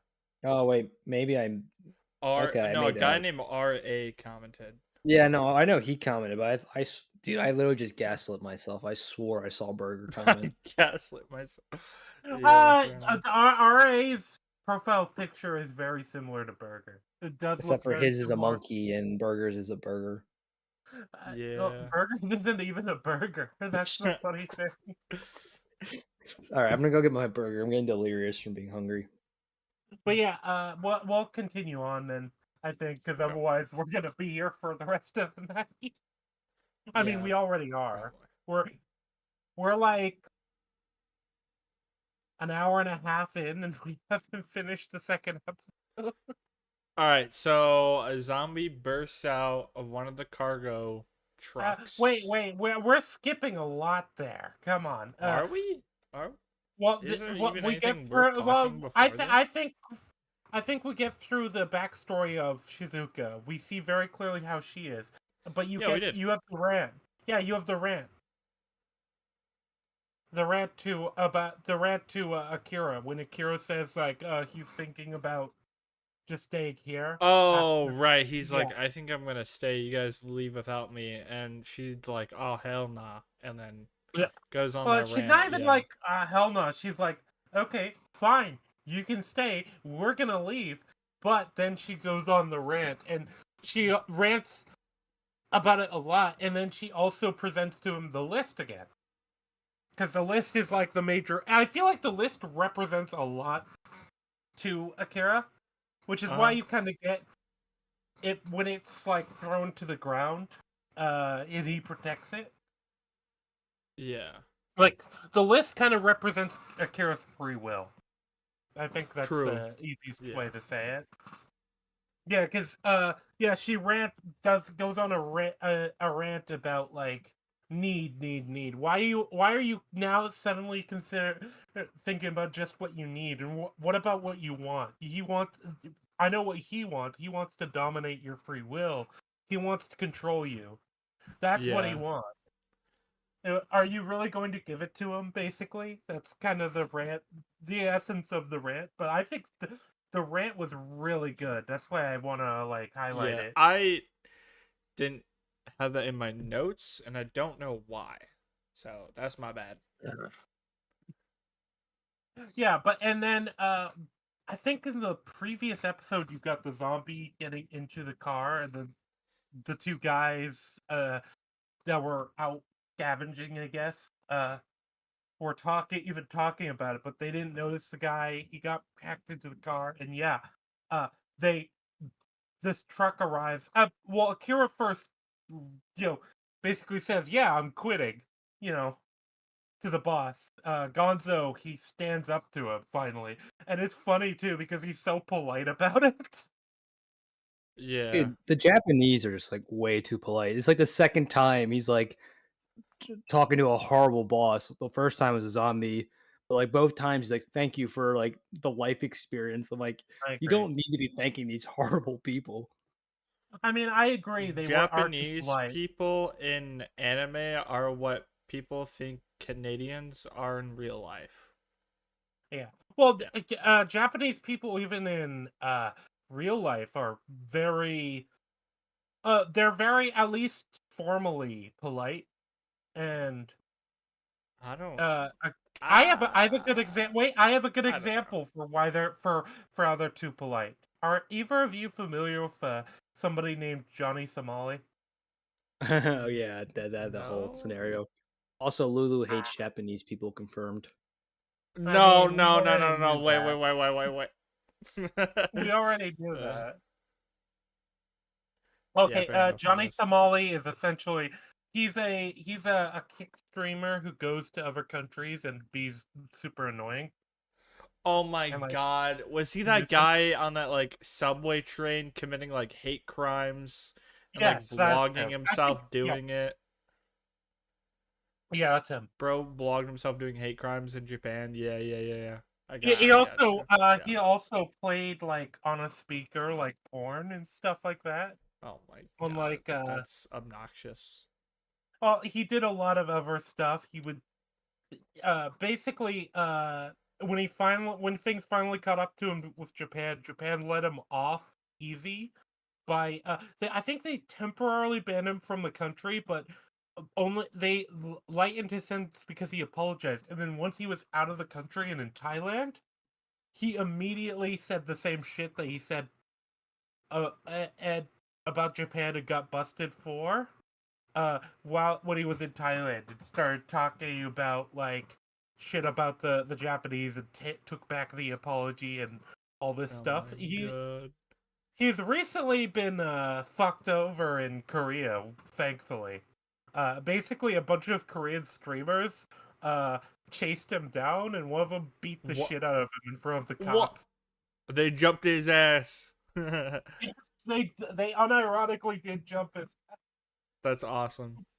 Yeah, because he was doing the same type of shit in Korea. But yeah, Bro. the Japanese Yeah. are too polite in that sense. Like, there's an extent where you just have to tell people "fuck It you," you it know. seems like Japan is very divided in a sense that half of them half of Japan is like really nice and loves foreigners, and then the other half is just like straight up like not racist but borderline Oh, racist. well, So there's a lot of deep cultural stuff that comes in. yeah, You know that because there there's was like literally, isn't yeah, there there a was whole literally, thing where like a lot of businesses have like a rule whether they're like foreigners allowed or foreigners like not allowed? Like that's like a thing. uh, I'd have to look into it, but it wouldn't surprise me. So Oh, a lot of Japan's had major periods where they just full on did not allow foreigners into the country at all. damn. Okay. I figured. Yeah. Like there's full on periods where it would literally be like uh there's this European like if a European actually this will probably come up in other shows I'll have you watch, so it's fair to explain this then. But basically there's been periods where full on being a foreigner was illegal. Yeah. Unless you Yeah. were Dutch. I'm not even kidding. They allowed the Uh, Dutch. Oh really? Why it, is it, that? it, Mhm. it, even then it was The Dutch were the sole exception. yeah They actually made it a even the, law that if you were a foreigner and not Dutch during one of the time periods, that you were not allowed in, but the Was that Dutch could like come in. after World War II or It some was shit? Or dude, no, no no, way this is before. It was you oh, know when the oh, you're British East talking India Company and like the Dutch East or whatever the oh, Dutch equivalent was. It was yeah. during the colonial era. So we're talking like 1600s ish. Yeah, I was about to I'm say. a Okay. little rusty on my history. I used to be more. I do remember learning that the Dutch were exempt from the ban, the foreigner ban. Interesting. There were some period, but they even then they had like heavy restrictions on them within the country because and a lot of that was because they didn't want their population seeing a random European walking around and being like, "Oh my God, a foreigner." Yeah. For what I understand, but yeah, uh, They, they a probably lot of like saw what Europe did to America and they're like, "Nah, we're good." nah, that's not it. Uh, They discovered Japan before America. yeah. It's funny actually. When we Americans sailed over there, we basically forced them to trade with us. Eh, It's really funny. But yeah. Anyway, off Japanese history. Yeah. Where were we? Yeah, the zombie in the truck because Akira defends the notebook and then like kind of formally tells the boss like, "Oh, I'm so sorry. we're not out, but I'm not. I don't think I'm going to work for you anymore." And it's funny because I feel like him being polite to the boss about it annoys him more than yeah, if he yeah. It was just like in said his "fuck face, off." like being nice. Yeah, That's a very Japanese thing to do, where they're yeah, very polite to your face, even if they think you're a scumbag. yeah. Yeah, that does make it worse, which is funny in the scene. Yeah, Yeah, but yeah, and then yeah, a truck happens to arrive. The guy opens and it's like, "Oh yeah, we got a lot of good stuff," and then the zombie jumps out and bites. yeah, And from there, because of that, you get like people panic, uh, rush around. I can't remember exactly how, but somehow the zombies that were being used for manual labor get broken free. I think somebody drove into it. That was it. Because the yeah, guy who was driving panics because he doesn't want to fucking die. yeah. He like So drives off, right, or something. yeah, yeah. He drives into like the thing with all the zombies. Yeah, he breaks the chains off because he like crashes into them. Yeah, so he makes the situation a hell of a lot worse. Panic begets panic and all that. Yeah,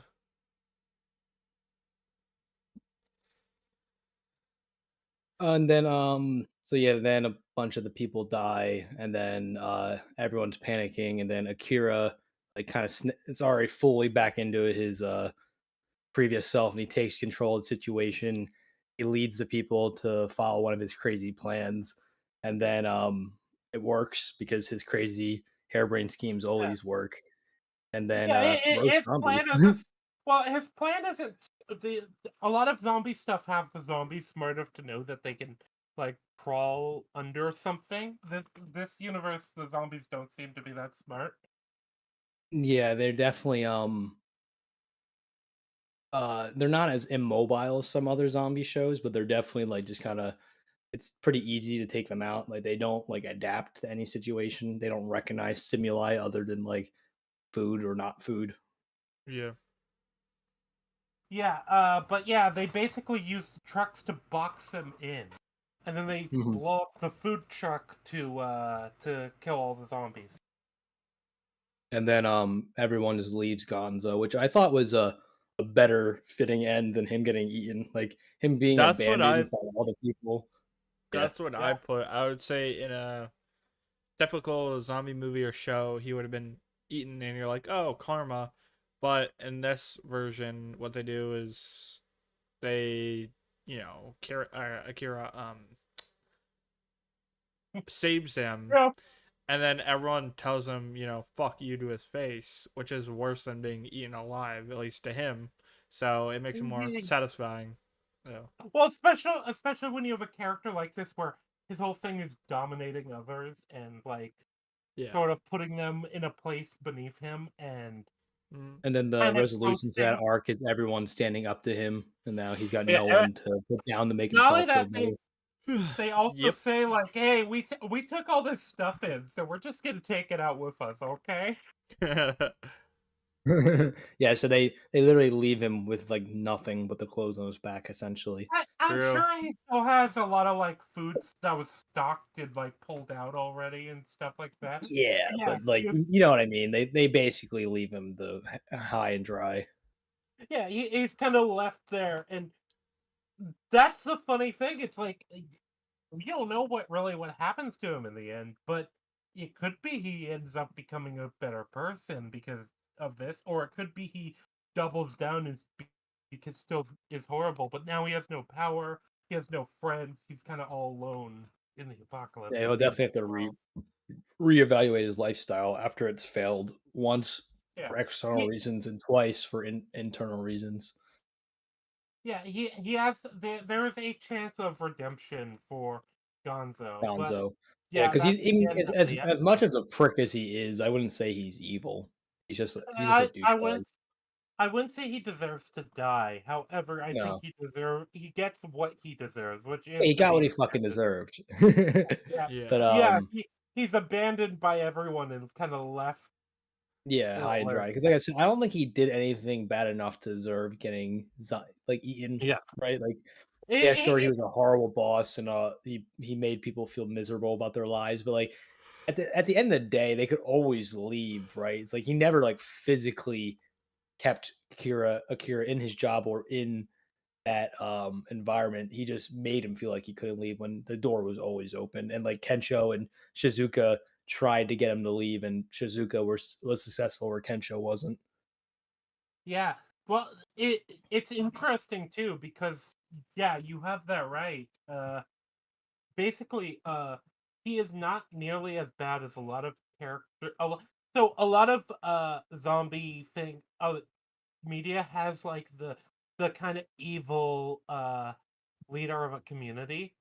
Hmm. That's kind of what where he fits in, but he's so much less evil in some ways and so much more evil in others. Because yeah, he's manipulating and exploiting people. But he's not doing stuff like having like zombie, I don't know, zombie fucking gladiator matches or whatever.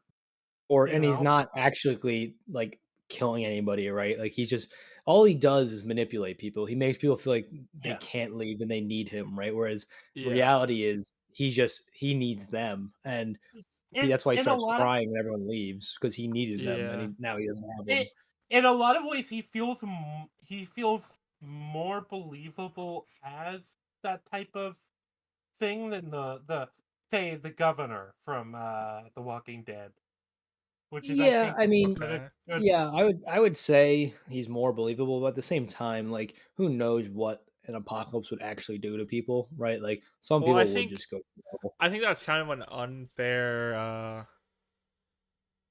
Yeah, like it's earlier on in the analogy apocalypse cuz like basically. Walking Dead is a much more hardcore pessimistic take on zombie stuff, whereas this is the complete opposite and a tiny bit more family friendly. So I feel like that analogy doesn't totally work, but I understand what you're saying. Like I understand Well, what you mean. they fall kind of into the same trope, even though Yeah. obviously, Yeah. yeah, They're both the, dictator of the community that they force to exist. Yeah. yeah, yep, basically. But yeah, Gonzo's left in the lurch, and I think yeah, it's much more satisfying seeing him that way than seeing him a zombie because I feel like them killing him Yeah. off would almost feel like a cop out. It'd be like, oh, That okay, yeah, well, that's kind of what I was saying. Like basically, yeah. yeah. But Yeah. now we move on to episode 8, where Yeah. we meet the final part of our team. Mhm. Big booba woman. I mean, Beatrix. Sorry. Sorry. Football woman. Both are, yeah. So I guess yeah, that's one way to describe it. Not the German samurai, the big boob Yeah. woman. well then look, this is the character in the show I most identify with because I too am a weeb. I'm glad to get some weeb representation. Yeah. Yeah, she is a textbook definition of weeb. Yeah. No, she is literally a weeaboo. Yeah. She's somebody who fell in love with Japanese culture to the point of wanting to live it, even though eh, y- and I actually think she's kind of the most underserved character in the narrative. I She doesn't But agree. get yeah, nearly. I mean, she's one of the 4 main characters, but she's not even in half the show. Because I think Yeah. she was gonna get explored more in a second season, just never happened. That's Yeah, what it I agree. feels like. Well, it feels like even if they didn't do it in the second season, I feel like they could have added more exploration of her character in this episode because the second half of this episode is just mostly the fan service. Yeah, it's the obligatory hot springs episode that like Yeah. 9 out of 10 anime have. It's like No, I to it's like be put fair, it's so meme to this point that like some animes like Black Clover will be like, here's your obligatory hot springs episode. Like they'll put it in text. that's that's funny actually. I uh, put but this like this episode and the next episode really remind me of Z Nation because Z Nation's a road trip zombie show, um, and it's more of a comedy. So, yeah, very much got that vibe. Yeah, I mean this whole show, I mean, it has a lot of serious moments, but I would say it's more so a comedy than not. Yeah, Like there's just too many like gags and like funny moments for it to not be classified as a comedy. And then even the dark moments are really never that dark. I mean, episode 4 is as dark as it gets. oh yeah, yeah, definitely. The show clearly wants to it clearly wants to not go into the stereotypical zombie mood of just being nihilistic. In fact, I would actually say, given the finale, I'd say almost it's specifically anti-nihilistic, if you know what I mean. Oh, I agree. Like I said, the only episode that plays with the nihilistic theme is episode 4. And even then, there's optimistic moments throughout, even the ending. And that's still it's the most nihilistic episode, but even then it's Huh? pales in comparison to how nihilistic zombie shows typically are, at least from my experience. I mean, Lulu, you're the zombie expert here. yeah. Yeah, Um, well, apocalypse shows in general tend to be very nihilistic. You know, not just zombies. Well, yeah, but yeah, yeah. I mean, I Oh, there's a bunch of different apocalypse genres. Zombies is just the most popular subsection of the apocalypse genre. yeah, yeah, There's but I feel like there's a little bit more you can do with it because it's like it's so familiar to people, right? You don't have to build it up as much. People know what to expect from a zombie apocalypse. You can kind of like get hit from the ground go, right? Where if you do something like an alien invasion apocalypse, you kind of have to build up the alien lore and stuff like that. Whereas zombies is like, yeah. oh, they're zombies. Like we know what zombies The are. rules are already established. Mhm. And like I mean, I guess some I don't know of any, but I'm sure some play around with the rules like a lot, right? Because everyone's slightly different, but like I Yeah. can't think of any where the rules are very different. yeah, but yeah, I think The only we go. one I would Oh say, sorry, I didn't mean to interrupt you, but no, it's fine. Finish your thought. the most like non-zombie zombie movie is I Am Legend. Like people are so like, "Oh, it's a vampire movie. Oh, it's this." When it like it is a zombie movie. It factually is a zombie movie, but the zombies are so wildly different from any other previous zombies. Mm. That people argue about it, and I think that's why I like the movie because it's a unique take on zombies that people are convinced aren't even zombies. So yeah, Okay. Yeah, but yeah, so anyway, the Oh, I episode. guess. Well, sorry to cut. Sorry, we're just keep cutting running off. Before I forget, I guess Warm Blooded would probably be a different one, whereas like the zombies become like self aware again. I'm vaguely I have aware of not that. And seen that. I don't remember it being that might be an particularly interest. good. It That might be wasn't an interest particularly from the good. cover, but I don't think it's particularly good. Yeah. No, it's not a particularly good movie, but it was interesting. Whereas like the zombies basically became pseudo humans again because they fell in love. So they were still zombies, but they like regained their humanity in their zombie form. It was what it's called warm Hmm. blooded because like the life kind of got brought back into them, and then there was like a difference between like the humanized zombies and the non-humanized zombies, and like they behave differently, and like they started. There was like a human faction that like didn't like the human zombies or something. Yeah, Z Nation tried to do that, and I didn't like it. I hated it. It was just dumb. Oh, they Does did it? that too, where the zombies Yeah, like regained their humanity a bit. yeah. They There's did a a thing Korean show that does where that. oh sorry, There's a Korean show that does it. I think it's All of Us Are all Dead. of us are dead. Yeah. I guess it's more popular than Uh, I thought. well, I've only seen it like three, three or so times. And then It's not VHS like a guy, common I trope. remembered. Lou, you remember that one video he did in that zombie movie with the collars? I don't. Wait, who? VHS guy. He did a movie. Who did a video on what movie? It's a zombie movie where they had like collars and stuff, and then like uh she starts like Oh, right. It's like the little girl that has this zombie as a pet. Yeah, yeah, yeah, and then yeah. yeah, then he kind of regains his humanity a bit too. Yeah. I have seen Japanese stuff where zombies are like just basically people, but they eat people. You know, there Mhm. is some Yeah. Japanese stuff where it is like that with anime. That's why when you talk about zombie stuff, uh, there's a ton of like major zombie anime. You know, Now that I like I think about said, it, Yeah.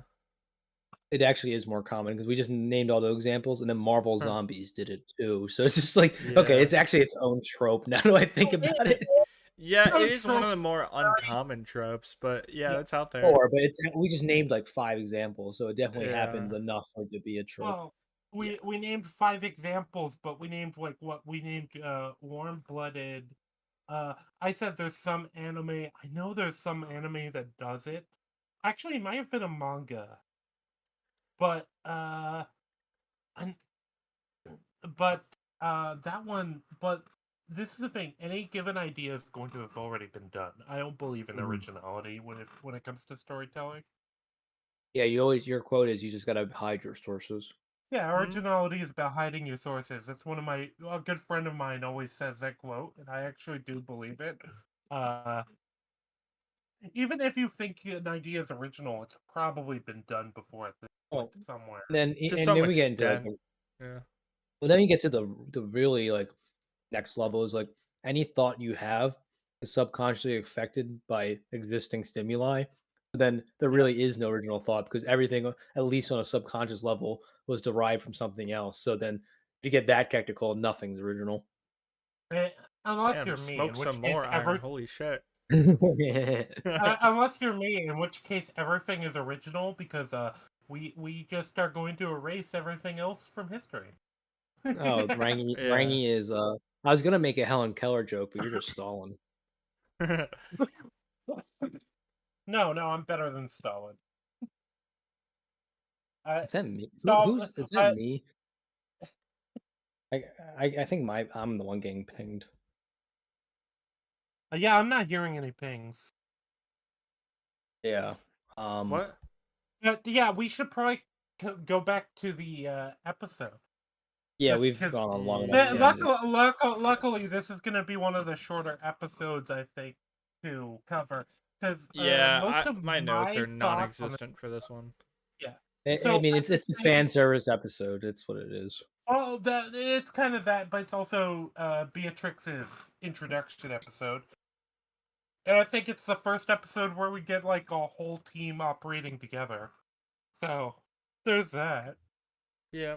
Like I said, Yeah. I wish Beatrix got a lot more time, but yeah, going into like her actual event, so you get the main characters are driving down the road. There's like a destroy, seemingly a truck that's like been run off the road. Zombies clearly are trying to get into it, which gives the impression somebody might be in there alive. Hmm. And I so, don't know. Yeah. Akira feels the need to get involved, and he does put on the suit. It's the only other episode other than the episodes introduced. We get to see him in the suit. Yep. Yeah. It's actually a shame that the suit is not like come up at all in episode 12. I don't think there was a thematic way to Yeah. include it. Like Well, it know what I mean? It's like the way that those events came about. There really was no time nor thematic need for him to put the suit on. I'm true, sure they because would have put it more the in village season was a two if there pretty was one. secured. Yeah, the village was a pretty secured area already. But yeah, yeah, you get like Akira getting ready to like engage with the zombies, and then oh wow, somebody comes out and they're in like full samurai armor. And they completely wreck these zombies. Uh, Beatrix is really good. You can tell she's obviously practiced this stuff. She's not just a weeb, you know. Like she Yeah, like probably has she like, had off-screen training. Yeah. and But you can believe she signed up for that training because based off her character, like it makes entire sense for her character. one of my favorite parts of this episode is during the reveal. They all have different like their headspaces at different places. Like Kensho's like, "Oh my god, it's a foreigner," and then uh, Tendo's like, "Oh my god, it's a girl," and then she's like, "I don't even." And then Shizuke's like, "I don't even know where to start." It's like she's just overwhelmed by all of it. Yeah. Shizuke's just like, what the It's fuck? a woman. Shizuke as the most grounded person is just like, the fuck is happening? But yeah, basically she completely rolls these zombies. She is probably, I guess, are you guys familiar with the trope of the 5-man band? Huh? No, It's technically a trope. It's like you like a have boy band. no, the 5-man band is kind of a trope for like basically it's kind of your general party setup. So you've got the leader, the lancer, which is usually the leader's rival, which I don't think this group has necessarily. They The don't. smart guy, Yeah, yeah, the smart guy, uh, the big guy, or in this case, I think that's what Beatrix is the Yeah. basically she's the one who, she's yeah, the muscle. Yeah. you have the muscle, the brains, the the rival and the leader, and then you usually have like the comedy Relief, relief. Yeah. Yeah, Comedic relief. which is Yeah. Kensho. But yeah. yeah, I mean, It, the role of the Lancer would be the guy we get introduced to in episode 10, technically. of which I actually think I think it would have been interesting if he survived, but Yeah, we'll we'll get get to to that that. when we get to that. What was I gonna say? Because when you said a 5-man band, that's like what they did. I know I uh, always do this, but there's they different do it in vari South Park. um, so Yeah, they're what? Bro can't go one stream without mentioning South No, no. Park. There's an episode where Cartman has a drink because one of the running gags, especially in like early mid South Park, is Cartman wants to make like $1 million or 10 millions. He wants to make like a certain amount of money. I forget it's a million or 10 million, and he gets like all these different schemes on how he's gonna do that. The one episode it comes to him in a dream, he's gonna make a boy band, and they call it Finger Bang, which is it's Oh funny. my But god. and so him and his three friends they make a boy band, but then like they're like, well, we need a fifth member. He's like, well, what do you mean? He's like, all boy bands have 5 members, and then they recruit Wendy. He's like, oh my god, I can't believe we're like recruiting a chick. God damn it! that's But yeah, Wait, is technically that one the of the episode where um the black kid he's like, you're black, of course you know no, how to play bass. no, that's when he forms a Christian rock band. So he formed a boy band in one episode to make $10 million, and then he made a Christian rock band in a different episode to make $10 million. Why do you have So so much knowledge on like the lore of South Park? as I've seen every why episode like 4 times, and I'm on my fifth watch through. Bro, I was why? gonna say I Why? was gonna say I know South people Park is on there. probably what I'm most knowledgeable on, other than maybe like Song of Ice and Fire. Those are like I probably one mean, and two, and then Batman's probably up there as well. look, I can't Okay. shame you because I know people that are on their fourth watch through of One Piece. Oh, bro, boo. Wait, of That's what? even worse than South Park. One Piece, Oh. like probably the Wait, is that like only 1,000 episodes or some Oh, shit? yeah. it's like What? 2,000. I think it's like 2,000 episodes. No, it's not. It's like 890 or like 900. No, it's over 1,000. I'm pretty confident Mm-mm. One Piece is over 1,000. Let me actually No, Google what's current it's like it's in the 900s. I'm almost positive. Piece So, episode. like, at that point, does the show just become slop content? Uh, No, it's just so much filler. There's 1,100 episodes according to Google's Jesus fucking Oh yeah, Christ. that's according right. to the AI thing. I remember that they were like approaching 1,000. I just haven't paid attention in a while, so yeah, that makes sense why they passed it. Yeah, A few years ago they were at like 900 something. 1,122 according to One Piece fandom wiki. They still probably have less than the Simpsons, honestly. Yeah, that's insane. Yeah. Simpsons has had what, like 40, 20 episode seasons, something like that. Yeah, but And then again, that's only anyway, 800. let's get back on track. Oh yeah, we've given so many tangents. So many That's tangents. That's normal to stream this long. Yeah, that anyway, stream's gonna be like 10 hours, but that's fine. I mean, not really. I mean, well, then again, we're only on episode 8, and we've been doing it for like an hour and a half. RA is right. Yeah, that's about right. I wouldn't be surprised if that's the correct number, actually. But yeah, What? that would be the number of minutes for a full watch through of One Piece. Hour and a half? No, 2,500, 806 minutes according to. Oh, I didn't see the comment. Okay. Yeah. Wrong monkey. Yeah, I Yeah, didn't see that yeah. either.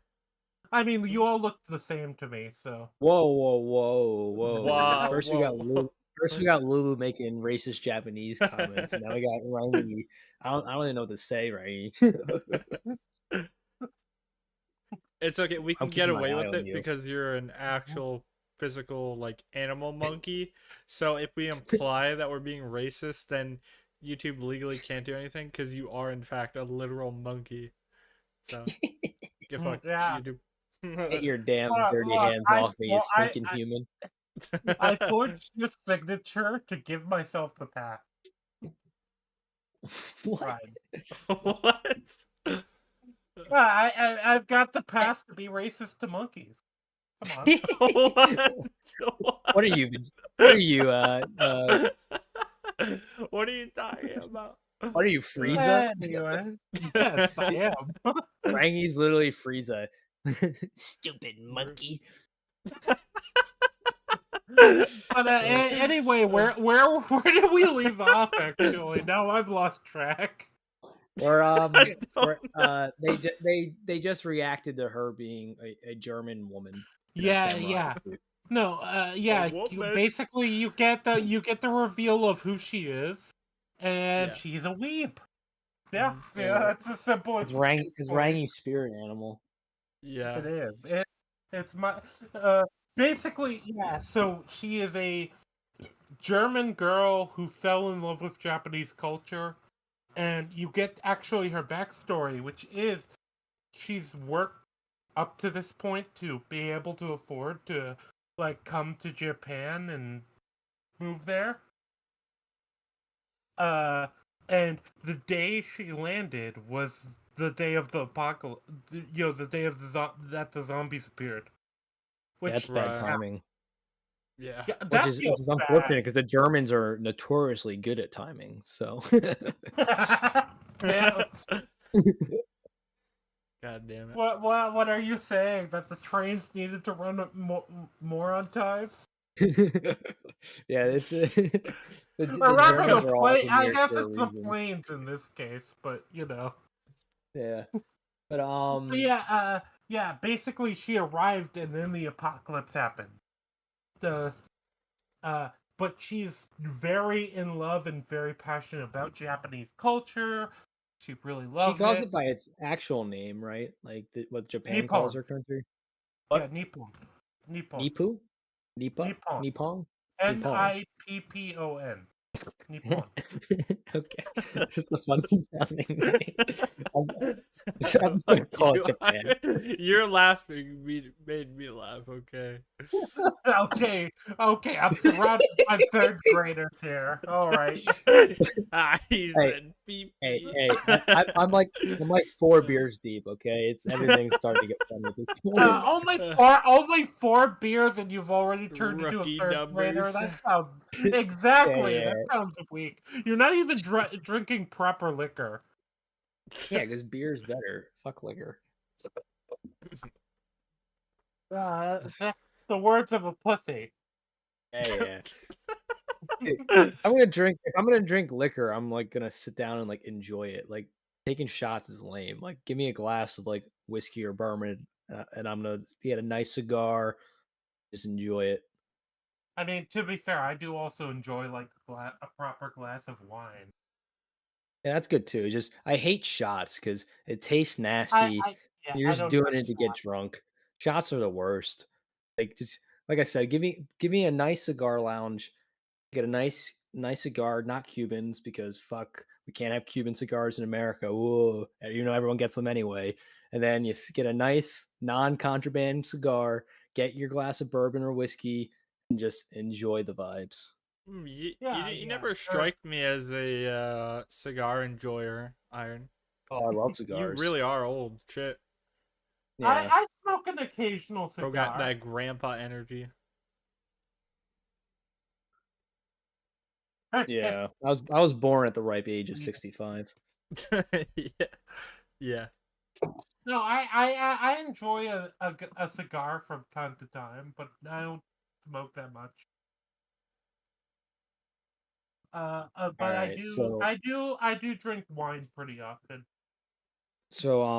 getting back to the episode because goddamn, Yeah. it's like the fifth tangent this episode. Well, Uh, this episode is very much, I think, the least substance in an episode, probably, Yeah, but for it Yeah. the show. is. But we're taking longer on it because we keep going on tangents. Like we got through episode 6 and 7 rather quickly in comparison. We're still at the Yeah, very beginning of this but episode. yeah, basically, so we learned that basically, Beatrix, She's a foreigner weeb, yeah, and she's a she wants to do German an that errand to get she's sushi.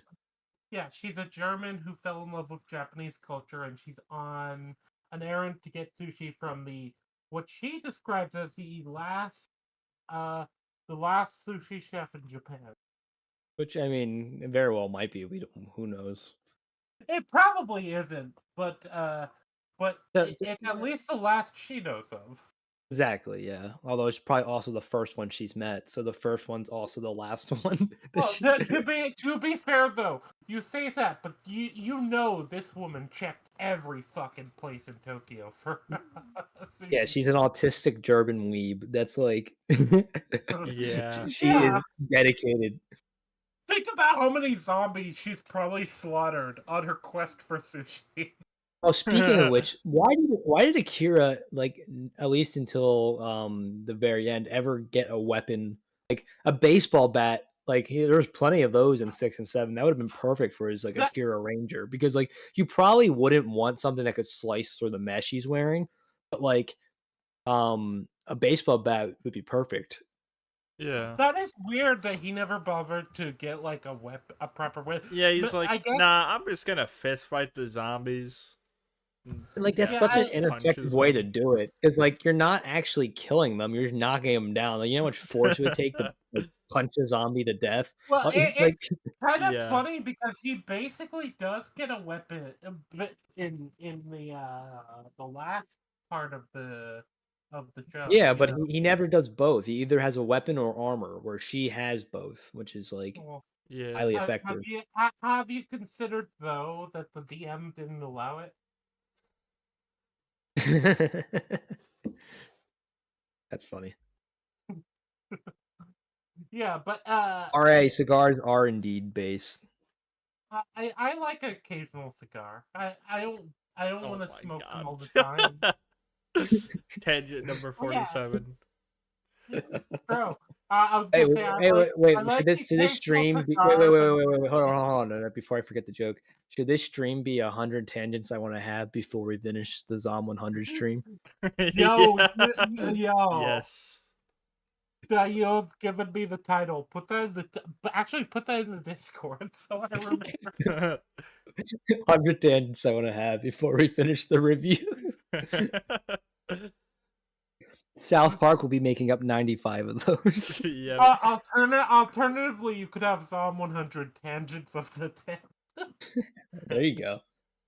That might be my title. All Tangents of right, the where Dead, were yeah. we? Oh yeah, so they do the sushi run. Zombies are there because of course they are. And then they Yeah, they do seem to be Fire everywhere. Plan 2 Electric Boogaloo. 'Cause Oh they yeah, that's the second time in a row they did back-to-back tropes of incinerating the zombies, right? Like we did the bite hiding the bite back to back, and now we're doing the burning the zombies back to back, which I thought was Yeah. weird. well, this is the thing though. I do think they did this fire plan better than the last fire plan because Well, the okay, last one worked better. This one almost didn't work. They had to do Plan B.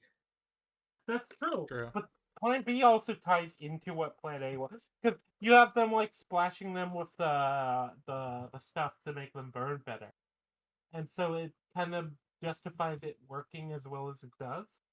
And then yeah, basically like they are trying to draw them into a big area and then burn them all up at once. But it doesn't necessarily work that well, and Akira has to like jump down and directly fight them. And then Yeah, and then before Beatrice, doing that, he does his catchphrase of like, "I can't do this, then I'd rather be a zombie," which he says every single episode. Yeah.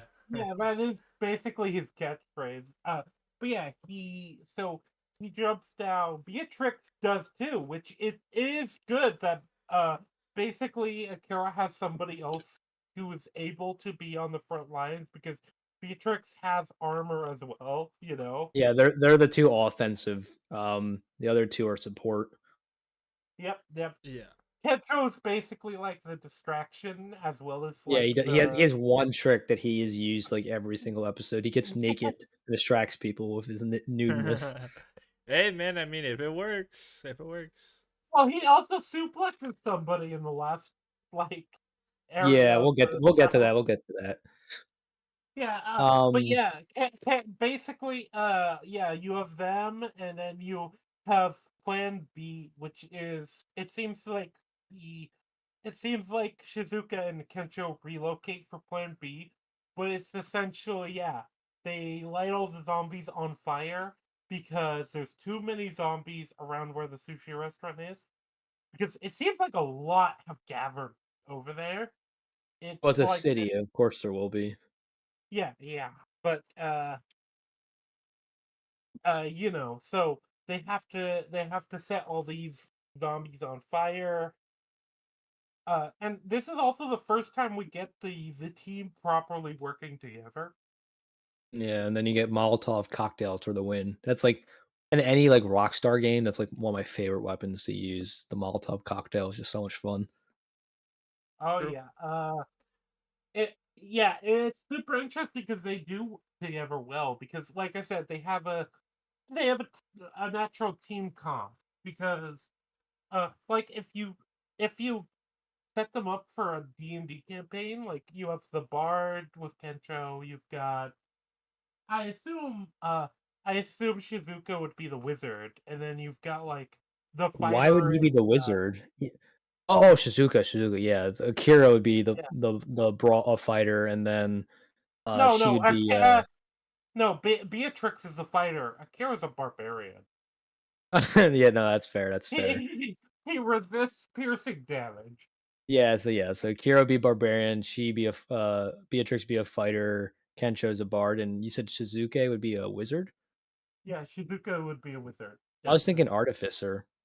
She makes Artificer stuff. could work too, yeah, but well, she doesn't like build stuff, but she But does yeah, she builds improvise like stuff. she built the contraption with like the pod and the flying drone. But yeah, they also kind of invoke a lot of Romance of the Three Kingdoms, which I don't know how aware either of you are about that, but that's No. another. Okay, that's another whole tangent. So, it's Yeah. hard to explain the reference exactly. I'd just say familiarize yourself with the Romance of the Three Kingdoms, especially for covering anime. Gonna cover anime in the future. Uh, Okay. but Well, I it's figured it one was of the important. big They mentioned it a few times yeah, explicitly.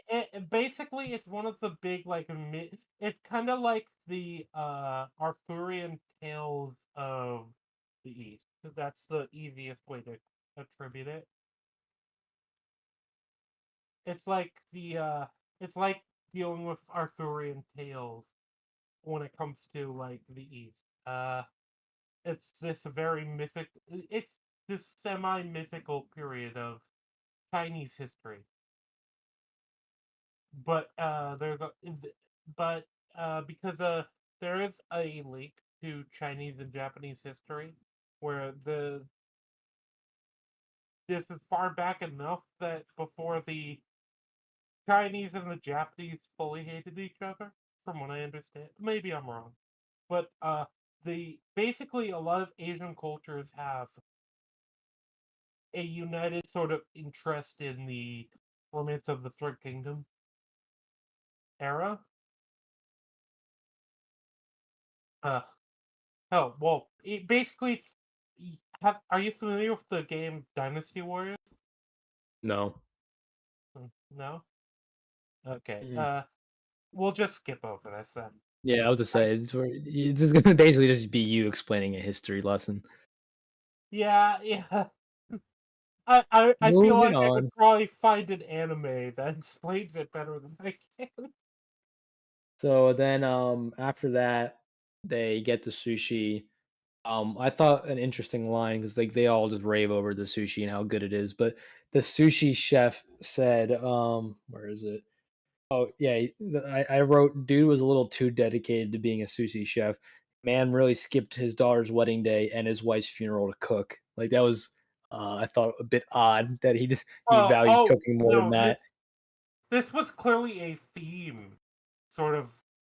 Yeah, I you got putting work the over your Yeah, well, personal life. But I think the it, difference is though here he actually liked his job and would have rather yeah. done that, whereas Well, everyone else was forced to do their job over what they'd rather have done. yeah. Then this is a guy who would pursued his passion, and he still has regrets. This is the interesting thing about all the like different like views on professions in the show. Do you I think think he regretted it? It didn't sound like regret to me. I mean, I could have misread it.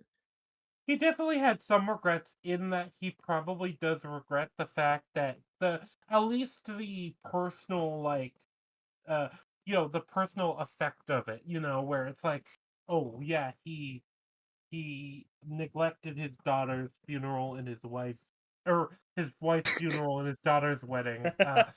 He- but it's still like Whoops. this is his passion, and he's just happy to be able to do Yeah. this for people again.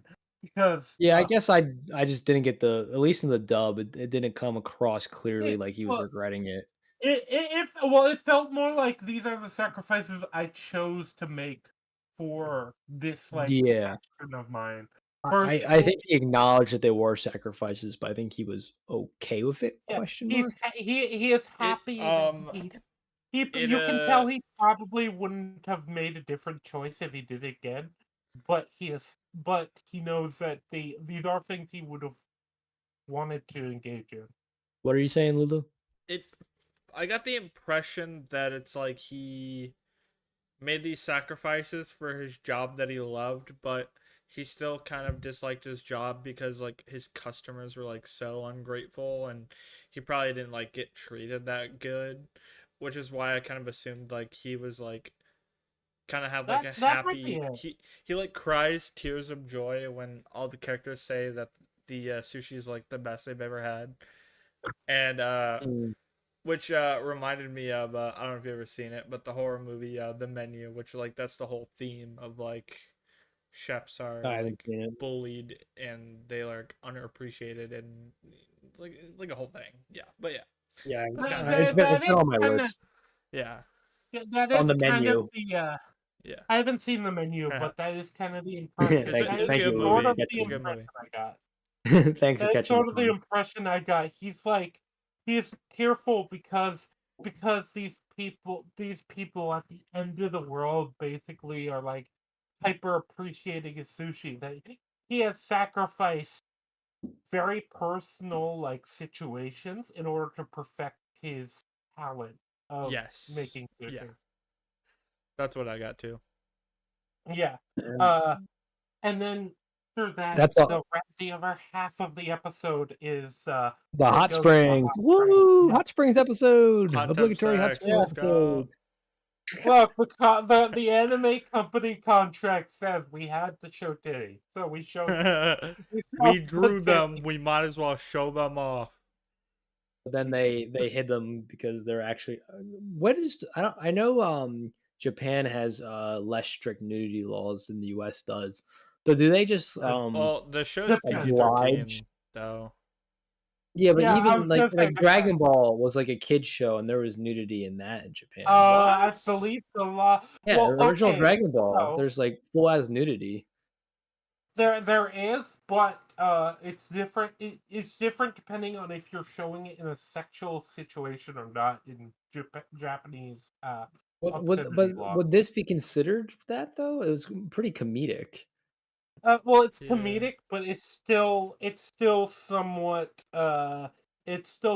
playing to the like, yo, yeah, these guys really wanted to see those titties. And from what I understand, also, I believe the laws have changed since the 90s. So, Have they gotten stricter from the 90s? a little bit. So it's weird. Basically, in the 90s, from what I don't know if it's the 90s or before that, but they weren't able to depict actual like sexual organs in any media, like penises. That's why actually tentacle porn exists, because they couldn't Okay, we depict. don't need to go down that route. I think I'm gonna nip that one right in the bed, I right in the think bud. Tim's already got that covered with his history of hentai video. Yeah, yeah. Well, We'll yeah, direct you to the I Kim Jong Un was gonna Productions say, channel for all your The I degenerate I origins was of anime. gonna say tentacle that's hentai porn come from blah blah blah blah. I was Okay. gonna say basically I can I sum it wanted up to in a stop Rangy before he goes PG-13. down that This is tangent. gonna be the most like viewed part of the stream. This right here, Oh the god. It, tentacle it porn. probably it probably isn't. It's funny because it's something I don't really care about. I just know about because other weeps have told me about it. Yeah, yeah. Sure, buddy. Anyway, Bro did I bro think But bro yeah, was doing man, personal research on this subject. but I yeah, think it's yeah, really funny that the everyone's reaction to the news. There's no hot water, right? The boys get all smug. It's like, come join us. You want to Yeah. enjoy the hot springs, don't you? And then Shizuka's like, no way. There's no way I'm going in. Then yeah. And Beatrix Beatrix is is like, like, yeah. I'm not missing this chance. And then she's just like stripped naked, ready to jump in. And then they Well, get no, cocked out no. by It's zombies. it's funny too because they're so bathing mixed baths is sort of a thing in Japan, from what I understand. Is it? It I thought it was pretty strict. There's a boys' bath and a girls' bath. uh It so but it's usually actually there's three. So there's a mixed, there's a boys, and there's a girls. God, the mixed one sounds degenerate as hell. Yeah. From what I understand, the tradition, because from I don't know a lot of the history about hot spring stuff. I haven't researched this. But Beatrix what I've has.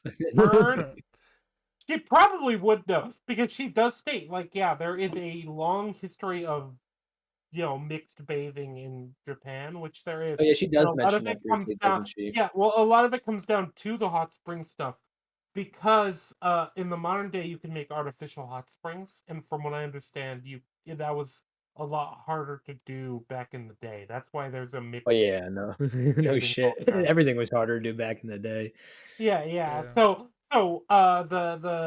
The mix thing is probably the more traditional, so to speak, in that Mm. uh it was just a case of there's one People hot going in spring. an actual hot spring. Yeah, yeah. If there's one hot spring, we don't have a separate like bath for this. You know, that's probably what it was, if I had to guess. But like I said, I haven't researched a lot into this, and uh I don't know. I've never felt inclined to. I feel like it would be weird to. It's one of Oh, those but things you that felt seems awkward to inclined to research. research hentai or tentacle porn? Yeah, okay, buddy. No, Okay, no. buddy. Somebody else felt inclined to research, and that video happened to show up in my YouTube feed. Oh, It yeah, it ended. happened to show there and you didn't search for it. Okay. Yeah. It's like just like how you know. Actually, no, I'm not gonna make that joke. That's a bit Oh sick. my god. What? Uh, If he's not gonna make it, it's got to be pretty bad because he's been pretty loose with some bad jokes already. let's just say the monkey Ah, joke, but actual Ah, racist. that- I'm trying to save you some face here, Rangy. You're just going right ahead. No, I was gonna joke. I was gonna joke that was I was yours. gonna make the most racist joke of all time. Exactly. Do it. Come on. Do it. Do it. Uh, I would, but I'm not on my channel, so. Oh god. What? Anyway, anyway, But yeah. yeah, So then the zombies rise out of the hot springs. They all flee. They're all pissed off. yeah, Especially the they're all girls pissed because they off didn't get to because get in. they didn't get to get in, and they didn't get to enjoy Mhm. spring. Yeah. But then, Um. after they have their crying session, Akira wakes up and stumbles upon the hot spring, which you already knew that Shizuka was going to be in it because she wasn't there when he woke up, and like, Yes, where else yeah, would she I be? noticed that. Yeah, Yeah, and I, then, so he literally bumps into her butt while swimming. yeah, as one does. As one does. Yeah. Totally naturally.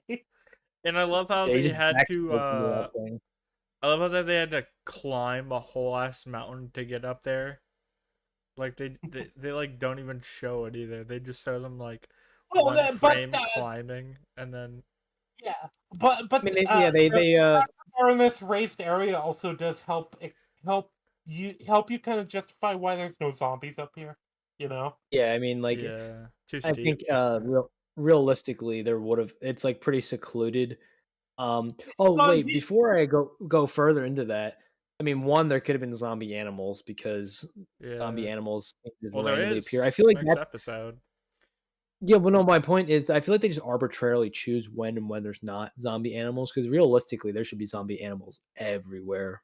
Because, Yeah. like, think about it, zombie rats would just basically make everything zombies. And then on top of that, can insects become zombies? Because then there's no chance anyone survives. well, Because imagine if yeah. every mosquito and spider could turn you into a zombie. Oh, It's game Yeah. over. it's malaria on steroids. Well, think about it. Like, Malaria. imagine never getting a bug bite for the rest of your life, or you die. Like, that's Yeah. impossible. So I you just got the like head canon because we never see them that insects are for some reason immune. Because if insects had the zombie virus, it's over because you just It's get a mosquito bite over. or spider bite and you're a zombie. Yeah. That's That's why I why I think like in a good way to do it is mammals because that's like a clear way to distinguish it. But then they had that's fish what I and was gonna stuff, so it's say. Like 28 Days Later establishes that it was only birds. So interesting. But yeah. birds and humans, Yeah. because birds carry it, and it only affects humans. Mm-hmm. But yeah, anyway, then we get the most meaningful part of this episode where she opens up to Akira and then she talks about how like she hopes one day she can find someone like him, and then he literally does the meme like, wait, I'm someone like me, and then they both freak out. Yeah. I thought that was funny. And then yeah, the other two show up and then they literally both Jump in. flash them. And which I thought was funny is because they paired it so that the Beatrix jumps naked in front of Akira and then Kensho jumps naked in front of Shizuka, which was I thought was Yeah. funny.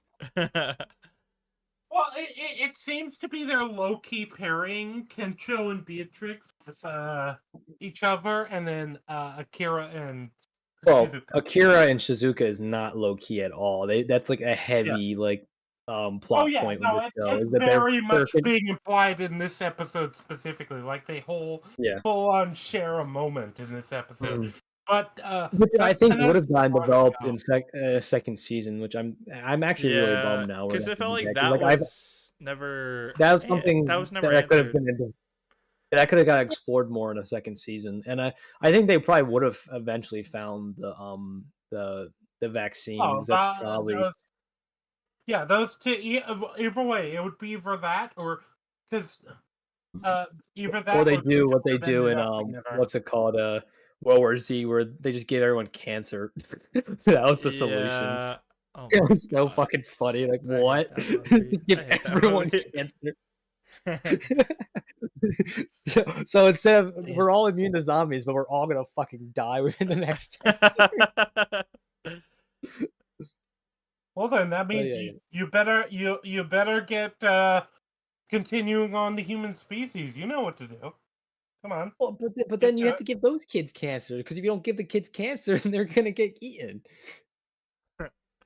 I don't think it Right. So was you literally cancer, but it was well, something. no, because they literally said like they have to have a like they have to be like damaged goods, right? They have to be dying for the zombies to not eat them. That was like the whole thing in World War Z. So like maybe not cancer, but like AIDS or like something equally bad like that, where basically Oh, the zombie recognizes that AIDS. they're like, AIDS. well, well, yes, Uh, AIDS. Like well, the zombies won't touch you with because you're damaged goods. yeah, I with World War guess. Z, I Yeah. feel like you basically just have to like get on wiping out the zombies, propagate the uh next stage of humanity, and then fucking die. That's like your Yeah, I choice. guess I Is guess you there would kind of any have a timeline to do it because you is basically they there wouldn't come after you and you could just kill them, pick them off, and you're like 10 years you're living or whatever. yeah. Yep. Are there any do you guys know any zombie media where the zombies eat each other instead of just Uh, people that are alive? Marvel zombies, but No. that's just because of the zombies get in fights with each other because they're like somewhat intelligent, and Well, the longer yeah. they go without eating people, the more intelligent they get. Okay. Yeah, I wouldn't know off the top of my head. Maybe if you count things other than zombies, you could maybe go to the Attack on Titan. The Titan shifters get attacked by the Titans, but that's not Yeah, but zombies. that's That's different because it's like well, that's just giant there's naked meaningful. zombies. Well, no, but no, I meant that there's meaningful distinguishments between the human titans and the titans. Whereas, like, I think Lou was asking where they're on the same playing field, but they eat each other anyway. Yeah. Like Marvel Zombies Yeah, is literally the only example I can think of. I wouldn't I can't think of any. Oh, actually Z Nation makes jokes about it. It's like a running joke. I just remembered. That's the only example I can think of though where they eat each other. So I can't think of anything else cuz in Walking Dead, they just die of starvation. They don't eat each other. Yeah, and Yeah, Marvel Zombies, Hulk gets mad at Thanos, so he eats Thanos. Based. Yeah. All right, so that was episode 8. Yep.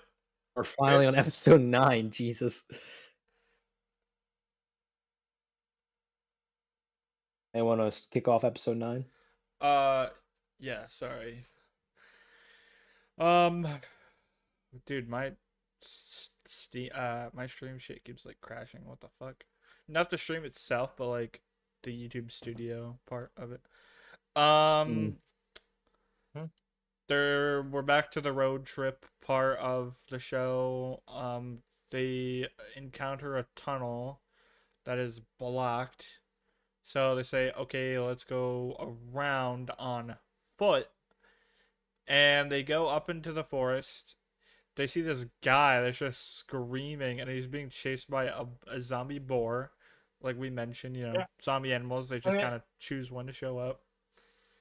yeah, Um, and Beatrix shoots it with an arrow and it's dead. yeah. But Um, this guy is like a master like carpenter. So yeah, he lives in the forest in a treehouse. Yeah. yeah. He's Jesus. Well, he's building Jesus was a the carpenter. treehouse. He's building the treehouse. It's not Yeah. done yet. Yeah. But yeah, Yeah, this is the other voice actor I recognize. So this one I actually know the name off the top of my head. Richard Epgar. You know, guys familiar with him? I don't No. watch dubs. You know the character Raiden from Mortal Kombat? Yeah. Oh, He's Raiden. Shit, that's cool. interesting. And then he also plays the Joker in the Injustice games. Oh, damn. Okay. Yeah, and Oh, then he and was I also probably would have recognized him then. Okay. That's and like then he a was yeah, because you didn't listen to the dub, and then he was Hanzo from Naruto, but I don't know if you got to that point, Rangi. Probably not, because you quit pretty early.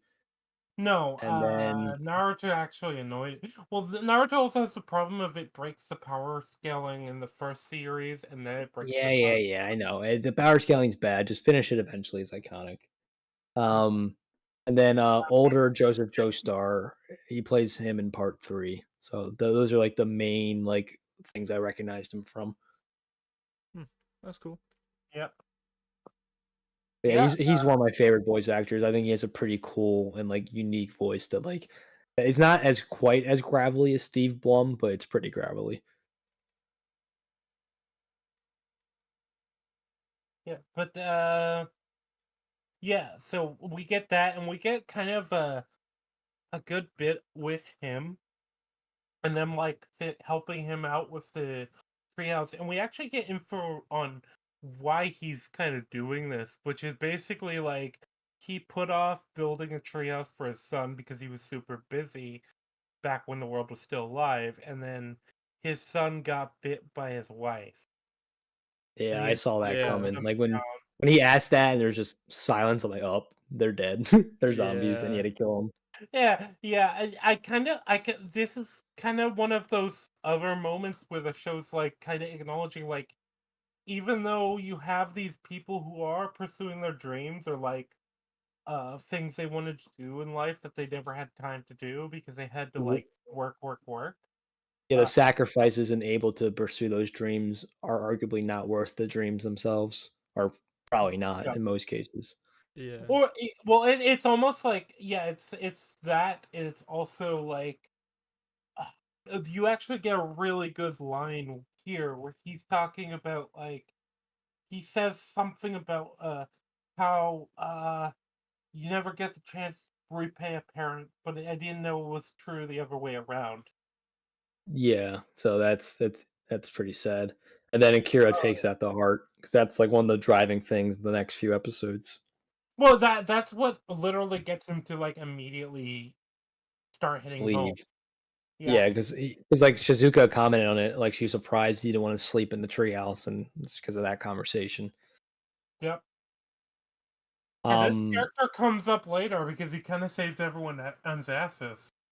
yeah, little spoilers, but then again, this whole thing isn't spoilers, so uh, That thumbnail I, is a I spoiler, but yeah, it's fine. yeah. It's What a was I gonna little bit say? of a spoiler, yeah.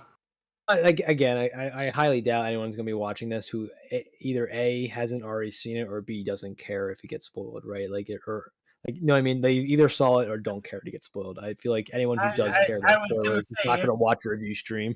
Yeah. if you're watching a what? How many hours are we already? Like three, Two and a half. two and a half. Yeah. Okay, if you're watching a 3 hour review stream and you're not expecting spoilers, then Yeah. you should probably commit Sudoku. Yeah. I was about to say you're gonna make a kill yourself joke and then you actually did. Jesus. Yes, sir. But What do you mean? You should commit yourself to Japanese number puzzle. yeah, you meant seppuku, we Yeah. know it. Yeah. Anyway, I did. You're right, Lulu. This was very reminiscent of the house building mission from Red Dead Redemption 2. Like I was completely thinking about that the whole Yeah, time, it is. Yeah. Insert house dude. That building theme that song here.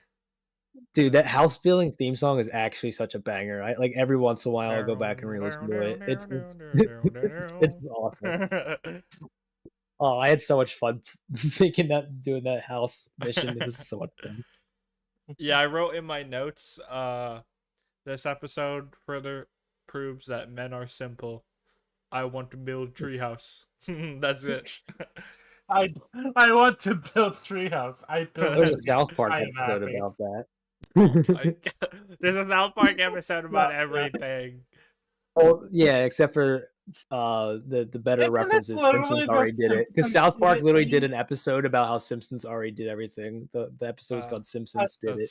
that's kind of funny. But by the end of the episode, they realized that like what Rangy was saying. This goes back to that like they're like, well, everything the Simpsons did, someone else already did because nothing's original. That was the Oh conclusion my of that episode. God damn it. So Rangy was right all along. Yep. Yeah, as is typically the case. Okay, Yeah. calm down, buddy. Shut up, weeb. You can call me. You could call me Nostra Weepit.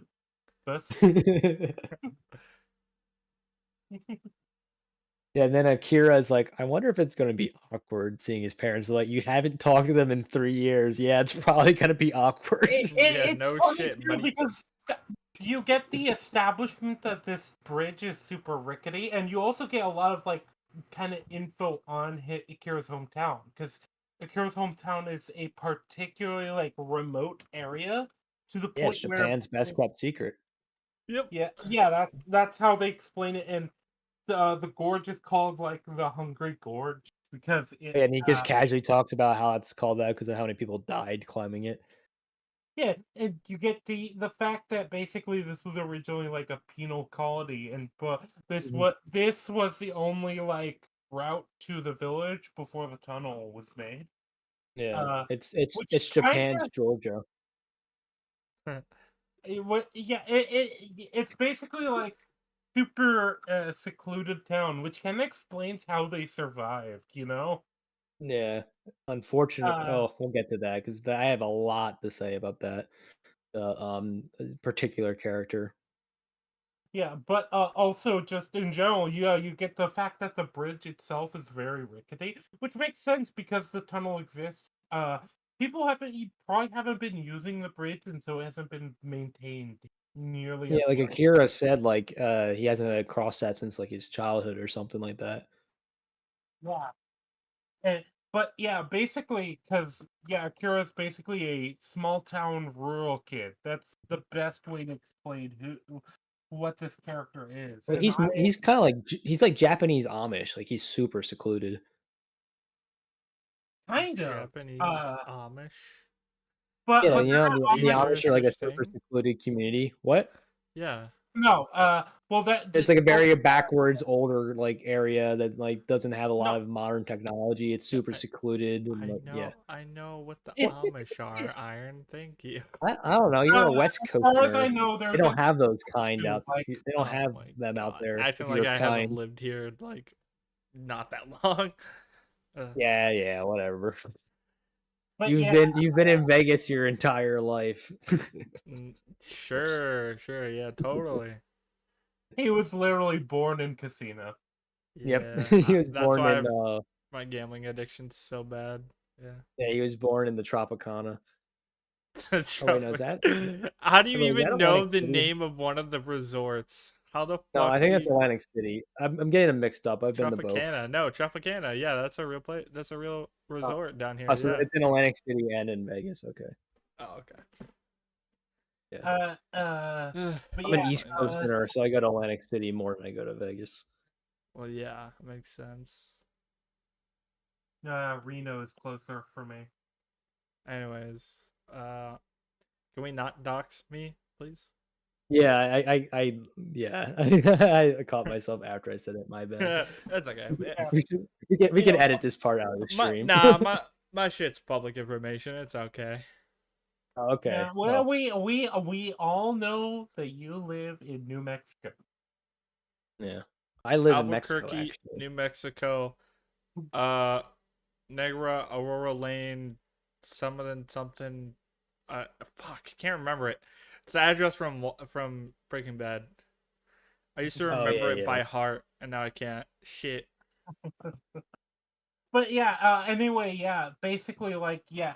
So you get, I kind of like that you get the fake out with the whole village, where it's like, oh no, what happened? Are they all dead? Is it gonna be a zombie thing? Because this is kind of a normal thing with the zombie thing. It's like, oh yeah, Yeah. don't worry, we'll go to my hometown, and it'll be totally intact. And it's like everyone's a zombie, and the person finds Yeah. their dead parents. But no, the village is alive. They're just kind of partying in Akira's house. Yeah. Yeah, and then They're he like gives his enjoying whole their time. Yeah, that was he It's gives funny. his almost whole emotional monologue, and the dad just literally knocks some sense into him physically Yeah. and Slaps him the metaphorically. upside the head. dad's like, stop, stop being a drama queen. We got work to do. Yeah, Yeah. the dad might be my favorite character, honestly. He's a really good character. Well, especially because it seems like he's just this harsh stoic type, and then you get him talking to Carol later. About his dreams. That's the end of this Yeah, episode, right? I believe it is the end of this episode. It might be the end of the second episode or of this like three-parter. Oh yeah, it might be No, in the no, the end of the second. No, the end of that episode I think is when you 10. meet Are we on Peyton. 9 or 10? We'd be on 9 still. Yeah, and then the end of episode 10 is the conversation about dreams. Well, that's not the end of. Because the end of episode 10 is when you get a certain Yeah, avatar. yeah, but Right. like the scene, the second to last scene is that. Yep. But yeah, so with this episode, yeah, you get Akira, you kind of get them settling into the village, so to speak, and you get the information too of like where the zombies in the tunnel come from and stuff. Because apparently, what happened was a lot of people fled here from the city, but then somebody was infected, and basically, it was the hidden bite thing again. He pulled that card 3 times, but at least this time they did it in a backstory thing. Wait, for who? The guy, when they're explaining how what happened with the tunnel, basically they explain that the with the tunnel of the zombies in the tunnel, a bunch of people from the city came in, but somebody was bitten and didn't, and Oh, I while didn't they were in even. the tunnel. Okay, I didn't even pick that up. I thought they just blocked off the tunnel to stop people from coming in. Okay, No, never no, mind. because they say, yeah, a lot of people from the city, and that's why you have the people from the city within this Yeah. village Yeah, that you're right. are You're right. here. Yeah. Yeah, because somebody was infected, and then they blocked it off because it was like, oh shit, so that's putting us at risk. And I actually really like the community here. The, a lot of this is kind of like my favorite because it doesn't feel like anything's really changed for this village outside of having to block off the tunnel. They're kind of just still doing the same shit they were doing before. Yeah. And electrified fence, which is I think they said they just built. Yeah, that's the Yeah. like main like difference is like we had to block off the tunnel, and we have the electrified fence now to keep off zombie boars and zombie bears. But other than that, it seems very back to status quo. They actually even stay, and they bring up an issue that is an actual issue for Japan, because they bring up like, oh yeah, there were some people from the city that survived. We put them up in the empty houses because the village has been losing population for a while, and this is an actual thing. Uh, Oh. a lot of the rural Japanese areas have been losing population for a while because people moving to the cities and stuff like that. Is it Is also like I assume the reason was because majority of the village is like elderly people? Is that why? yeah, because basically that's kind of what happens in a lot of these like rural Japanese areas is a lot of the younger folk go to the city to work. Right. Yeah. And then a decent amount of them send money back home, but also it's just in general because that's just how the culture has trended. That's where the jobs are, etc., etc. Uh-huh. Uh, but this is a real problem in Japan that Japan is having, where the rural areas are kind of getting kind of abandoned by younger people because younger people are moving to the cities more and more in greater numbers. To the point where the Japanese, I know of at least one program the Japanese government had to basically like fully pay for and pay people to move into the rural areas and Damn. like just start like farming and shit. Yeah. 'Cause, But yeah, it's one of those things where it's kind of a contemporary issue, but in this sort of situation, it kind of works out because you have all the like people from the city that are running from the zombies. So it's like a win-win for the village. It gets Right. more young people that can like help work the fields and everything. Yeah. And those people get like a place. So it's not like because usually in zombie stuff the community is super like exclusive where they're like no, we're not taking anyone. What benefit do you have? With this it's obvious. They're like, well, we need more young people, so this works out for us. Yeah, this is a more like friendly, open town. Yeah. Yeah, and it's very much like, yeah, we're like this small, very isolated rural community. Yeah. And like, yeah, young people are coming in that can help out with the village in general, and that's kind of why it's kind of refreshing in that sense because so many zombie things have that like open hostility. Mm-hmm. Yeah, but what else do you guys have to say about this episode? Sorry, I got beer over my mic. Good job. This The is why you've gone episode. through like 7 mics, isn't it? What? You drink.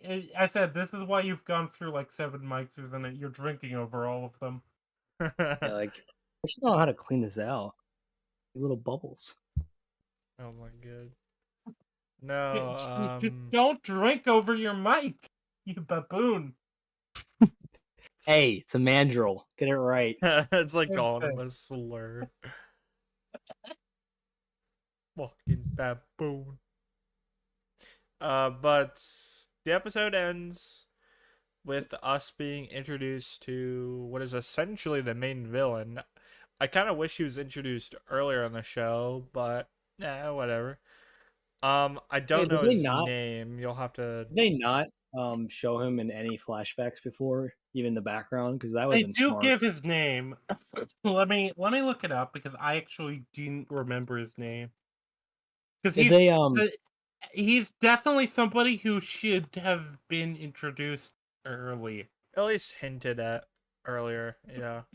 But I'm actually shocked they didn't like have him like in a background in a flashback and like they're elaborating on who he is now. Higurashi, I believe is his name. Yeah, Higurashi is his name. Okay. Yeah, I wrote that down.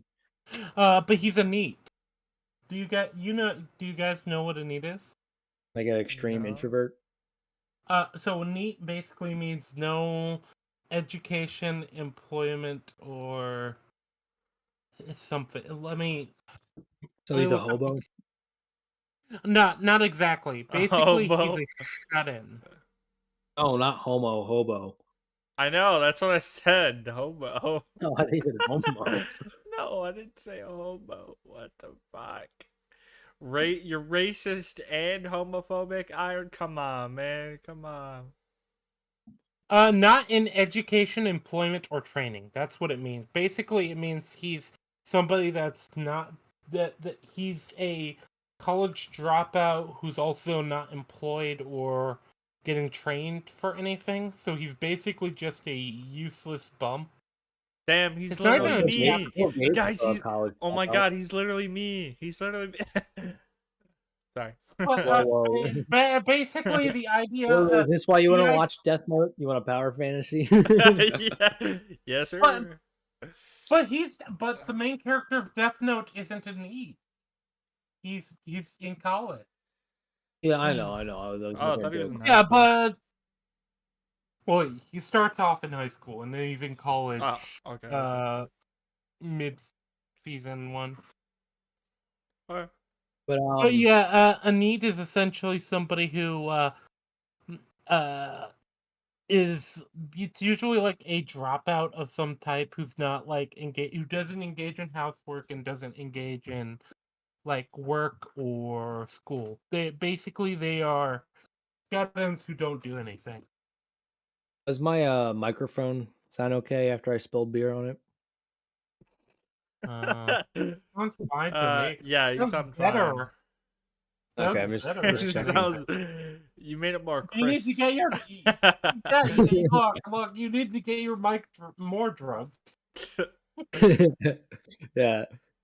But If I yeah, get my mic drunk, I'll sound better. At least in my Yeah. head. but yeah, Yep. basically, so technically, I don't think we get the full background of this character until the end of episode. Well, No, do you get it at the end of this episode? I think you kind of you don't do at get the end his of like you don't get his like final background until 12 though. Yeah. you don't get his final It's background, like but you get bits. kind It's of like Yeah, you get 9. bits each episode. Yeah, 9 we're introduced to him, and then like 10 we see why he's an asshole, and then 11 it's just him being a dick, and then 12 it's like truly why he's an asshole. yeah. 9 Yeah. is kind of Even just though his reasoning yes, was like but- freaking retarded. Like, it's like Yeah. basically he's the the meme from like Meet the Robinsons where it's like they always hated me. It's like, hi Goob, you want to come over to my house? Like, hey Goob, you want to like sign my journal? Like, it's literally the meme. He's like, I always hated them. They hated me, and they're like, hey, grab like breakfast or lunch with us, and he like runs off in the other direction. It's Yeah, like, yeah. why don't I have any friends? Yeah. Well, it's interesting too because I think this three-parter. I think what we really needed for the first half of it before everything goes to shit is I think what we really needed and could have used is more Beatrix stuff with her dealing with like the traditional Like a Japanese stuff. like a You're just Beatrix salty that your solo favorite character episode. didn't get more screen time. Yeah, we could have used that, and this would have been a perfect like sort of setting to do it in. Dude, I'm telling you, she was meant to get more stuff in season 2, and we just never got it. That's why we haven't got a lot of her. Yeah, yeah, because like, are you telling me that the ultimate Japanese fangirl or the ultimate fangirl of Japanese culture is not going to be fucking loving this whole village and maybe Oh, she like does. changing She stuff? geeks out over it with Kensho and Yeah. Shizuka in a couple scenes. Yeah, in a Also, couple scenes, but she doesn't get anything. I think one of the more interesting things might have been, and maybe they wanted to do this. Maybe her engaging with I don't know, like a local shrine or something. hey, she doesn't engage with stuff. They show her Chekhov's circuit breaker. True, they do show her check out circuit break. Yeah, because I'm like, yeah, dude, I'm like, there's like they why the hell would you be showing me a circuit breaker unless it's gonna be meaningful? No, I mean that's like Yeah, that's like that the was most that was obvious funny. Chekhov's item ever. I do feel like there'd be like a hey, this is this important thing. Don't fucking touch it, okay? Well, Yeah. that's what they did. It's like it Yeah, literally that said, is "Do what not they're touch on doing, it." and I kind of understand that. But it is also like, Well, look, like don't get you me get that wrong. scene, and you're like, okay, well somebody's obviously gonna fuck with this. Well, because that's the thing, right? That's Yeah. the problem with it. Because like, it's hard sometimes because obviously it's better to have it than not because like it's more of an ass pull if it's just like they introduce to you just out of the blue, like, oh, by the way, there was an electric fence we turned off. Like, you have to establish it. But when you establish something like that, it's like, Well, you know, it's obviously going to take place later because it's hard not to. Like, the shit pit actually was a better example of how to do it, like, organically. Because, like, yeah, the test at book. first it seemed just like a gag, but then it was actually Chekhov's shit pit, which is like, I did not expect. Whereas the circuit breaker But was obviously Chekhov's circuit breaker. the explanation for it being there also makes more sense because Kensho's a city boy. Hmm. So it's like a Yeah. cesspit. Why? Well, an actual cesspit, and the guy's like, well, yeah, because in Japan the rains wash away the soil, and so we need this in order to basically make stuff grow. Yeah. I mean, no pun intended, but it was a more organic scene. Yeah, but yeah, so you get kind of multiple plot lines going on with the village and kind of just as with each character. Well, I mean, it's really all that's just set up each boss fight. Like each character does their own thing, which is going to play a role in their boss fight in Yep, the that's next two true. episodes. And like I said, Beatrix is kind of the most wasted one here. Yeah, they literally gave her Chekhov's circuit breaker, and like, yeah, that's good enough. Yeah, But yeah, so she gets Chekhov's circuit breaker. You get you get Shizuka dealing with with episode 2. You get Shizuka dealing with the old people and Mhm. having to help out with a lot of the medical stuff because while she's not Oh, a dude, doctor, she has a red that dot scene on cracked it. me up. It's like, they heard the word doctor and they all came in with their old people problems. Like, "Are you a doctor? Are you a doctor?" You're a And she goes, doctor? You're a doctor? it's like the Nemo Yeah. scenes, like, mine." Oh, that was funny. What? Oh, so you guys kind of go into what your thoughts are on this while I'm gonna step away again just real quick. Okay. So we're I'm doing hearing something episode going on like downstairs. So We're on, 11, 10? no, we're on 9 or 10. I've We're on lost track 10. because that's the problem with these episodes is since it's all one continuous story and we're jumping around, like I'm losing track of like which exact episode we're supposed to be on. Whereas before, it's like you kind of know when we're on which episode because like they're all self-contained more or less. But are we officially on 10 now? Is that what Yeah, we're we're on on? 10. Yeah. Okay. Yeah, I had in Um. my notes Higurashi is I before I figured out his name was Higurashi, I was calling him the anti-Akira because he's basically like Akira's Yeah. philosophy flipped on its head.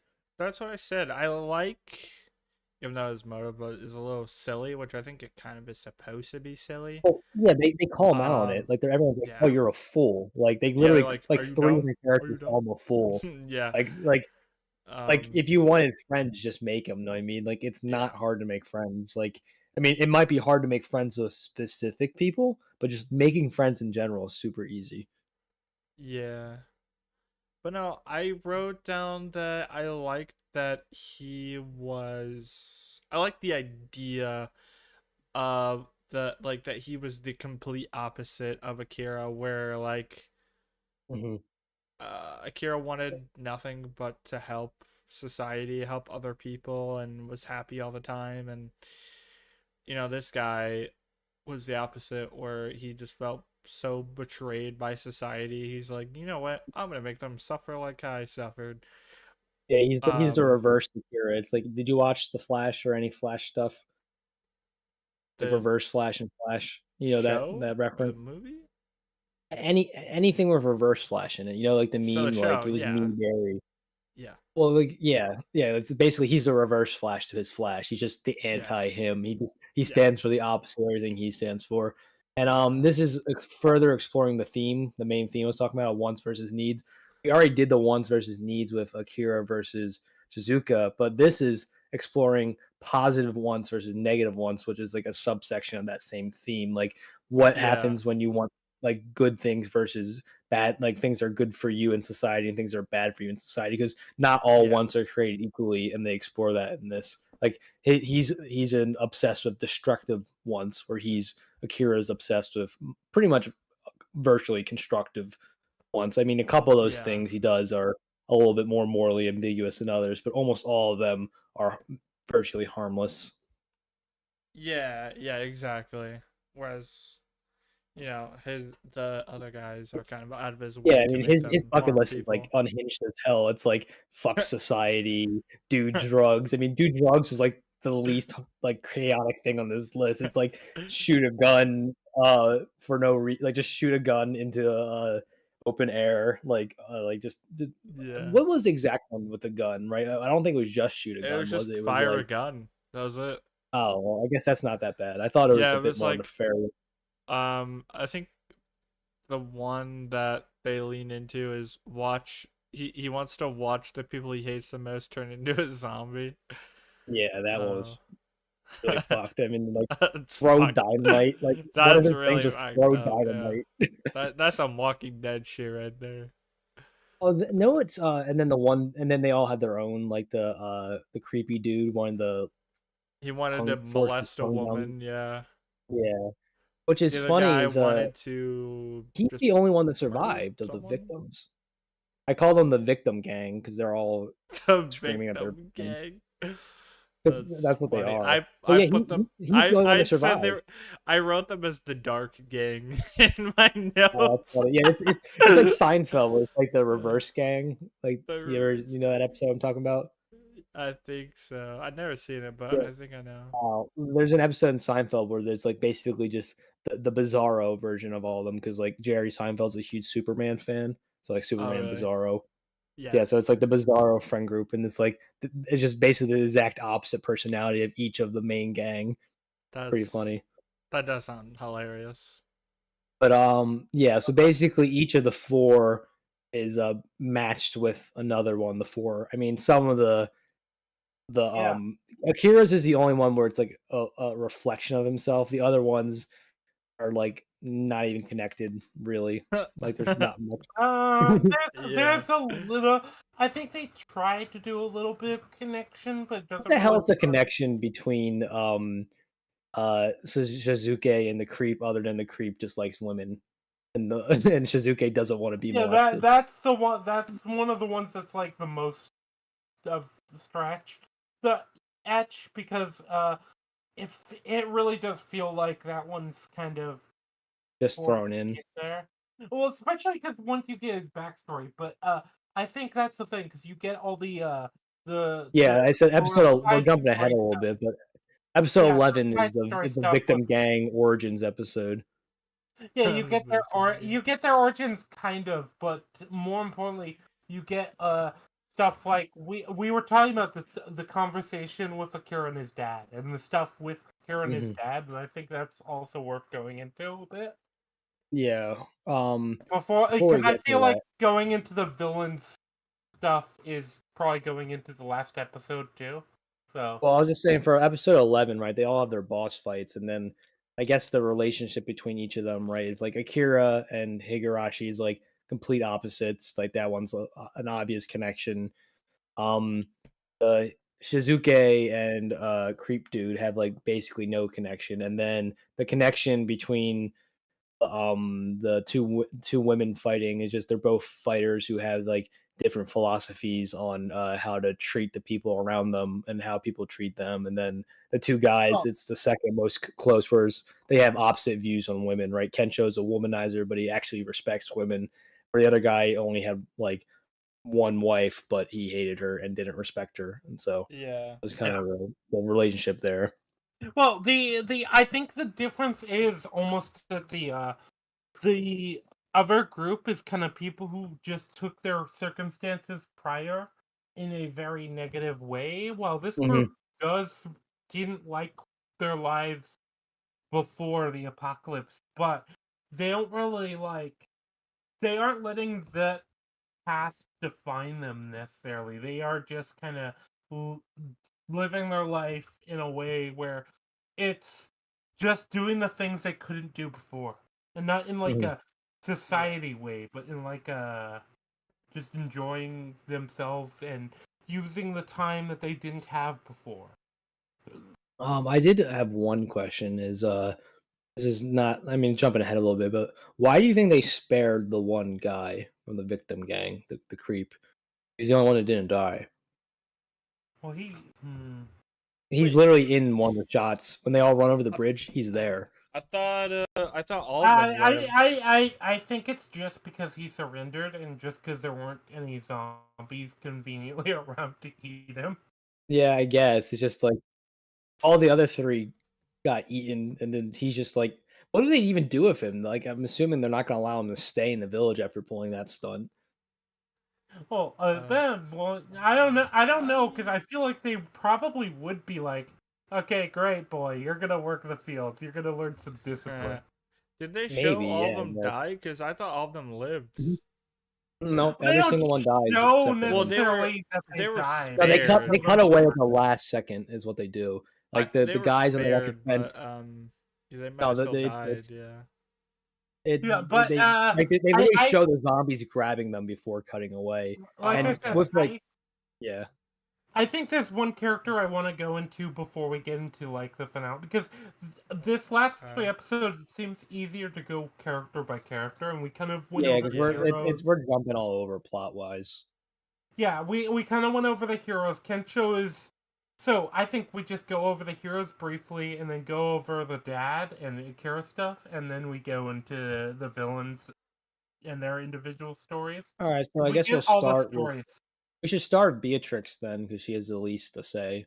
Yeah, So, yeah. Basically, Beatrix is like she's super interested in helping like restore the village and helping out with the village because she's super into Japanese culture, and it's a very clearly a very traditional, very old-fashioned area, obviously.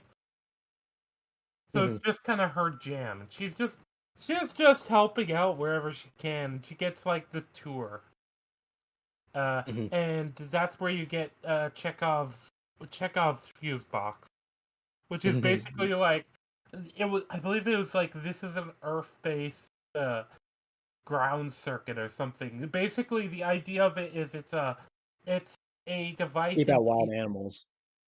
Well, yeah. So you get the electric fence, and then you get the fuse box thing. It's essentially meant to make sure that people don't that the voltage doesn't go over a certain thing because they don't turn off the fuse box; they turn up the electric fence. Yeah, because it's Right there. basically there to keep out animals, but not harm the people who accidentally touch it. Yeah, and basically, what the bad guys do during that is they turn it up. Yeah, they create a saw trap kind of in the village, like, there's no escape. Yeah, but Yeah. So then, yeah. Beatrix Does she then get anything else? she gets to save the day. She uses the wheel to literally break the fence open, but that's about Yeah, it. well, that's in the finale, yeah, but she doesn't. This is a Well, problem. that's I really like Beatrix as an idea, and I really like her character design, but she's so clearly why wasted do you a like the lot of it. character design, Rangy? Is it because she has big tits? It I is, actually isn't it? I actually prefer women with smaller tits, but Yeah, I do appreciate. okay, buddy. Sure, sure, sure. Me too, but No, sure, but sure, sure. I like the idea of somebody that was super interested in working, especially given that a lot of the main characters, it's different angles on what you work for and what you're working and the type of job you're working and your satisfaction. She was Yeah, working on behalf of getting to a goal. Like she wanted to move to Japan. yeah, That's Mhm. what she wanted to do, and she So wanted to she's like. technically the only one who, like, achieved her dream outright. She got to see Well, Japan. well, no, because the moment she got the goal is when the world ended. So she's probably the only one that isn't like freed by the apocalypse. She's within the main group. Yeah, it actually got in her way because she got to her goal yeah. pre-apocalypse. She worked her whole life to save up to see it, and then Yeah, I didn't even, the apocalypse got in her way. yeah, I didn't even think about it that way. Yeah, true. Like, she's Yeah, the only one the apocalypse, like, didn't allow them to chase their dream, is that actually prevented them from chasing their dream, and she had to do her best to chase it despite it. yeah. Uh, and I think that's why I really like that idea and that angle, especially with this group. But unfortunately, it doesn't feel like it's fleshed out because Rangy, did you watch Ahsoka? Or uh, do you know the memes? Like, I like the idea of it, not the weakness or the hypocrisy. I'm vaguely aware of Ahsoka, but I didn't see it myself. But do you know the memes? Like, I like the idea of it, but, like, not the weakness. Like, you know that meme? So, Not that meme specifically. oh, well, I Uh, think it applies here with you and Beatrix. yeah, You like the well, idea, but not the flaws that come with it. yeah. Well, it literally just feels like she needed more time and development because, uh, It's almost like they're gonna have basically a second season. yeah, and that's what it feels like. It feels like either they were gonna have a second season or they were gonna have a longer first season. I think the first season ended on, like, a pretty clear note. I just think they plan on having a second season. That's usually what you do with a season ending. You end the arc of the season and then set up for the next Yeah, season, which yeah, they and did. that's kind of why I would actually like to get her views on the whole thing because she does seem to be like still kind of grinning and bearing it and like still working to like embrace this culture that she's lived her whole life idolizing. Uh, but it doesn't feel like she's like down about it. You know what I Yeah, noticed? The Japanese seem to have a weird obsession with, German culture. I wonder why that is. Well, do you know who they sided with in World War II? Yeah, I was about to say. 'Cause I was about to say the other one they seem to have a weird obsession with is Italian culture, which again, we're seeing a trend Yeah. here. Well, I just love when they depict Americans because the way they depict Americans is really funny and over the top. Oh, dude, it's Yeah. I think everyone should inspire to be the way the Japanese see Americans. Like, be the American the Japanese think you are is a great meme. Yeah, basically. But yeah, there's not really that much to her because she doesn't really have a lot of character. So I we think have we move on 10 to we have 10 characters Kento. to get through. So before we get to Kensho, we should talk about the little girl he's with. Well, they both tie together, so Yeah, we'll that's do why her and then that yeah. Kensho. Yeah. Well, I was gonna say that's why it's easy to do Kensho while doing her Yeah. uh because their side stories are tied together. Same with Shizuka and the old people. Yeah. So Uh so that little girl, all she has left is that that was a weird looking dog. Well, what species of dog was that? I couldn't tell. I know that's a real dog, but I don't know what the It name of just the looked species funky is. looking.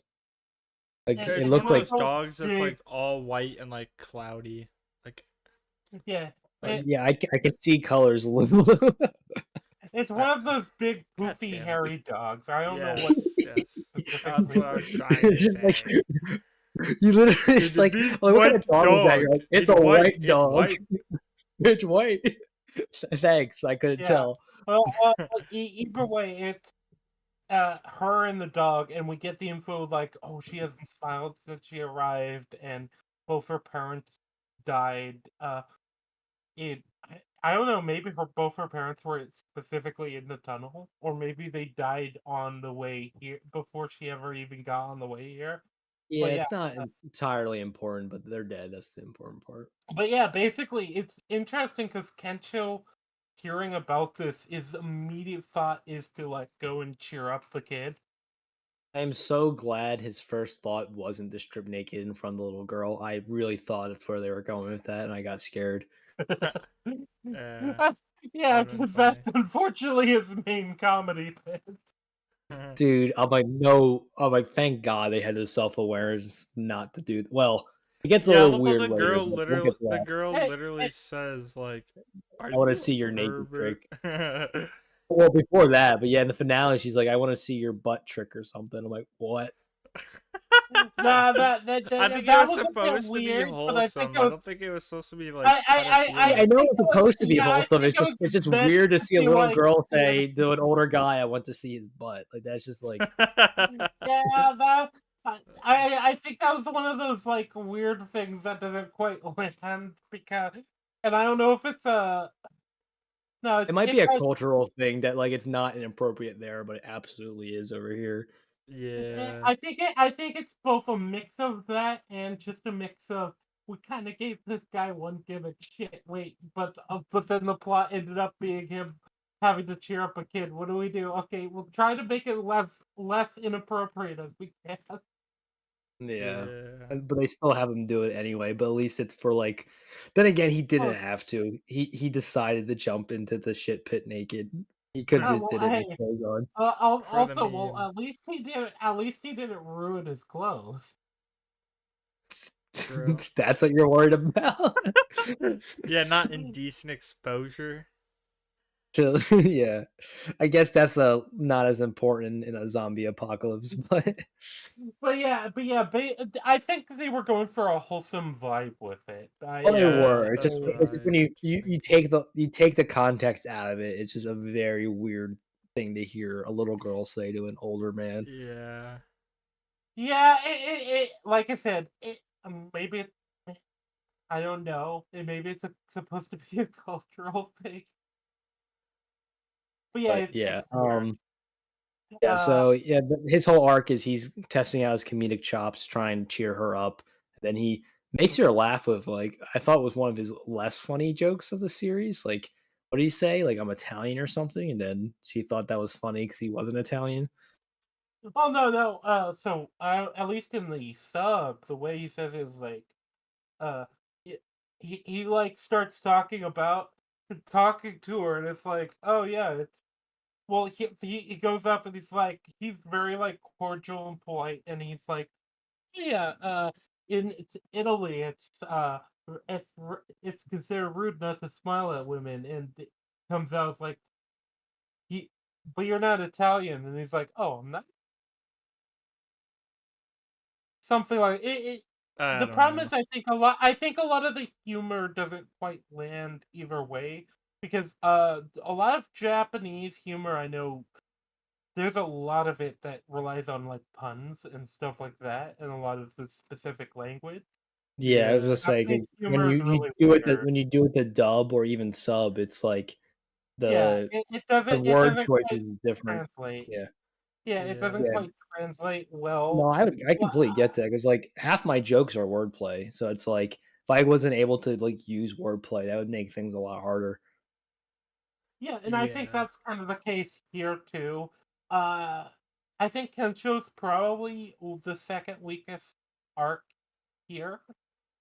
Yeah, I 'Cause, mean, yeah, because Akira's is obviously the strongest because you get him yeah, and and his then dad Shizuka's and is the all second that. strong. Even the dad's arc's probably stronger than Kensho's, Yeah. even though he's only in it for a couple episodes. Yeah. Uh, yeah, but Kensho's kind of just comedic best friend, and this is probably the best you could do with it. Is like him Oh, kind of when he gets serious against briefly against the his boss fight with Yes. the woman hater. The yeah, the woman guy who hated. hated his Well, that's what the he guy was. who It's like he well hated his wife. That he was his had his only wife. trait. Yeah. So it was basically Right? the wife hater versus the womanizer who actually respects women. Like that's Kensho's whole like thing. Yeah. Yeah. Well, yeah. Kensho's uh, there's actually a line with Kensho talking to him, and I felt like this could have been really stronger in the narrative if they did something with it, but they don't. But he's like, oh yeah, he's talking when he's talking to the guy who's all he does is complain about his like ex-wife, and he's just like, what did you do for her? What did you do for the woman who's supposed to be the center of your universe? And He's like Yeah. you yeah, treated what her like your mother. I'm like, Yeah. what's Yeah. that mean? Yeah, What do you well, mean by no, that? this is a thing that relationships are very much supposed to be give and take, and it's not just a give and take on the oh well this person provides for the family and then the family does all the chores or whatever. There's a lot more. Basically, the guy didn't do any of the like emotional work that he should have done for his family, and that's why his like relationship with his wife and the family fell apart. Yeah. Because What was I gonna say? We did skip the fact that for some reason one of the bucket list items was Akira wanting to get dreadlocks, and he just looks utterly ridiculous in them. I think it was just for yeah, comedic purposes. uh, Oh, it I was. It's just like well, it was all it these also very kind serious finale moments, and he's wearing dreadlocks for all of them. It's like when you do a video game and you pick a goofy skin for like the serious cutscenes. Yeah. well, I think it was also there to establish that group of women because Yes, that's that the group main of women purpose is because very much there yeah, for well, the only finale. one of those three girls is actually relevant. Yeah. Yeah, because she actually worked on like zombie makeup and stuff. But Dude, uh, honestly, I forgot about the zombie makeup girl. I just assumed he just like rubbed blood on himself when he did that because like I knew it was a fake out. But Yeah. we no, could jump no. into I it a knew bit. too. Yeah. You actually get a little bit about her, and yeah, they were basically they'd done like a zombie. I don't know if it's a zombie movie or a zombie like music video. I think it Yeah, it was. was no, it was the theme song. They were making the theme song Yeah, Yeah. on the basically yes. show. Yeah. Yeah, And it's I like kind of like that. yeah, it's meta, but it's really fun. Yeah. Yeah. Yeah, but it's like, What's yeah, Dystopia Song of the we were Dead, I making think. this, yeah. we were Yeah. making the sequel, to it when the Mm. zombies came. You don't expect zombies to attack with a zombie apocalypse, and you get the impression she is very traumatized because she saw like all of the crew that she Mm, seems to have been close to, and these were people yeah. like she cared about to an extent, all Yeah. died. Mhm. What was I gonna say? I think there's a little bit of meta commentary that they knew there wasn't gonna be a second season, so like it's like the second movie or like song or whatever got canceled, Yeah. like whereas their second season got canceled I do think that was them signaling it, like, yeah, sorry guys, there's no second season here. because it seemed like they knew. Like that's like the vibe I was getting because like you said they were a lot of this was like as like it took weeks per between each episode and like you said in the Yeah. first episode that like they were referencing that the company they were working for was pretty shitty. Like, can you say that or something? One of the multiple studios that were involved ended up having a lot of controversy where basically they had very bad working conditions. Studio Shaft, I believe it was, which Well, isn't that's uncommon ironic. in the animation industry. But yeah, uh I wouldn't be surprised if it's a meta thing. I don't know, because I'd have to read the manga. Mm. And so the But wrap up Kencho's arc, he jumps into the shit pit, which predator well, logic it somebody works. Well, it's funny because somebody actually says, like, I guess maybe this is like a weird urban legend, but somebody actually mentions earlier that it's like a jump in the cesspit will set you up for success, and maybe that's just a weird, obscure Yeah, I don't Japanese know. urban legend. I don't know. The guy is but I feel like the guy is also just fucking with Kencho. Yeah. Probably. One thing we did skip that I thought was really funny was at the end of episode 9, I believe, or maybe it was in episode 10, when Kensho grabs the fence and electrocutes him. You That's see the end of the episode 10. yeah, Yeah. you're right. It was 10. It you see the little squiggles on his butt when he like it's like shocking in and out of his like skeleton. Like, we still put the squiggles there, which is I thought was pretty funny. That's funny. Yes, they did. I was glad they They, remembered to do that. they have to censor his assets. Hmm. Nice one. So then should we do because we have Shizuka? what we have left is Akira, Shizuke, Akira's dad, and the victim Yeah. squad. Who do you want to do next? The victim squad will probably be pretty easy. They're kind of shallow, so So do you want to we do could them probably do them next, then last. do No, Shizuke, what? then do the dad, then Akira? I think we can do them last because their backstories all come out during their like little fight, so it's a good thing to do as like the finale anyway. All right, so we'll do Shizuke next. Yep, yep, Shizuka next. And with her, a lot of it is, yeah.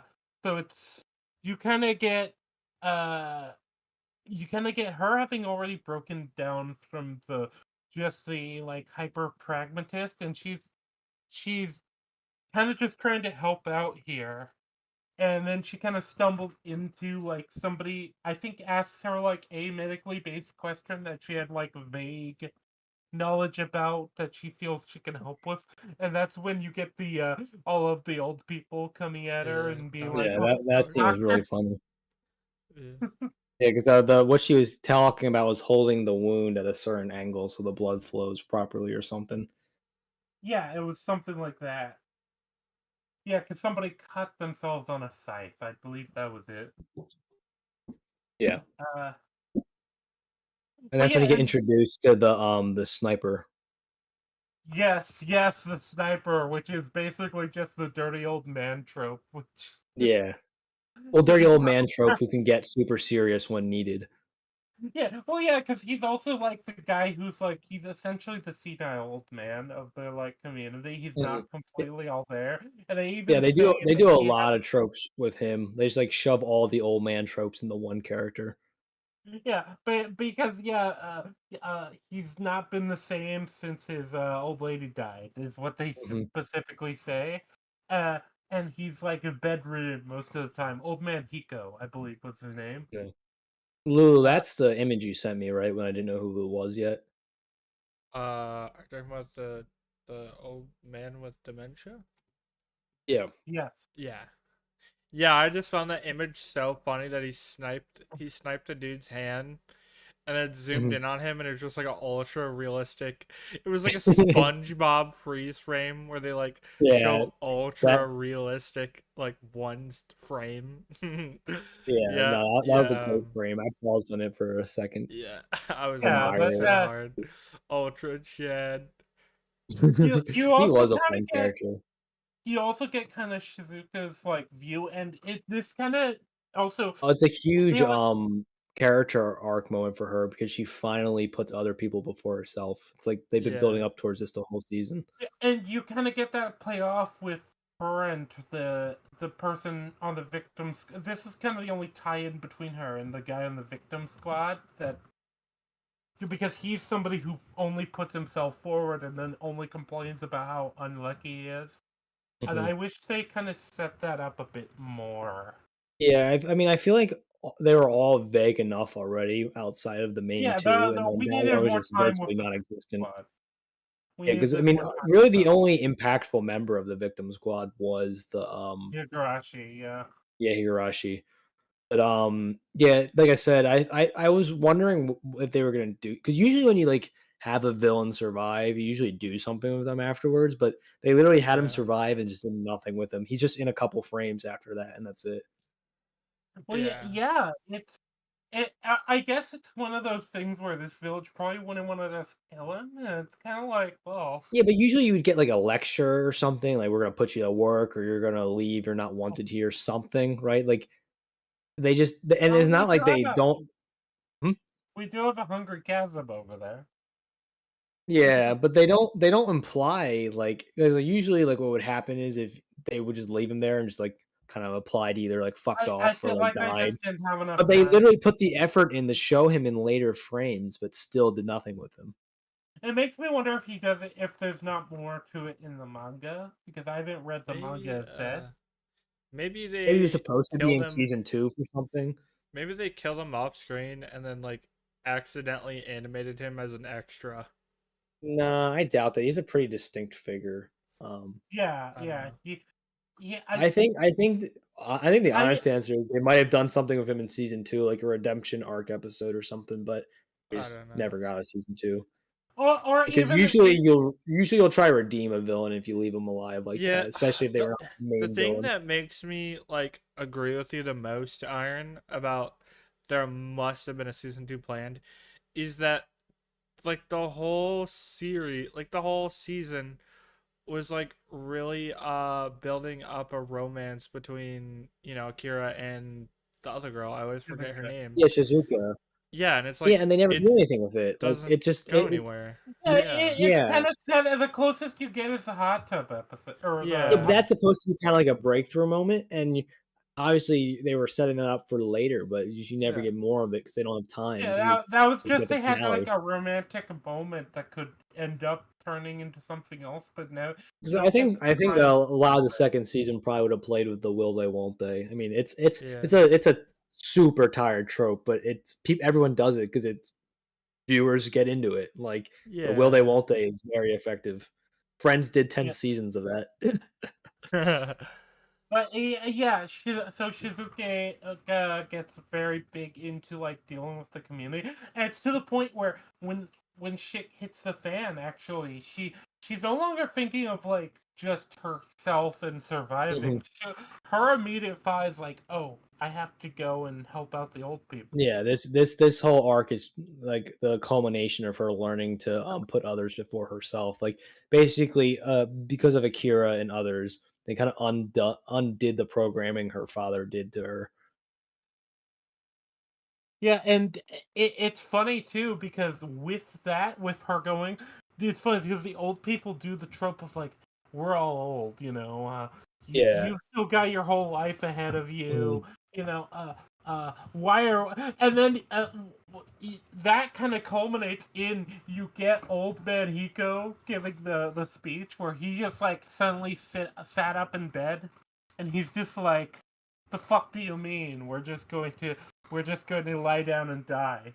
Yeah. I like Yeah. how Well, he was the all, one all that the gave them the pep talk. I like that. I thought it was poetic. Well, yeah, it feels like almost like the stress of the situation almost snapped him out of like his sort of like His fucking not. Alzheimer's, yeah. Yeah, I don't know if it's basically like necessarily Alzheimer's, but it's definitely put him into like the serious mode where it's like, yeah, Yeah. no, wait, what the fuck? You guys are all giving up? No. Yeah. What the amount of things we survived in this land, the amount of hardships, and you're just gonna be pussies about it now on my fucking watch. Because we also got the information he was the best hunter in the village. yeah. That you knew that was gonna.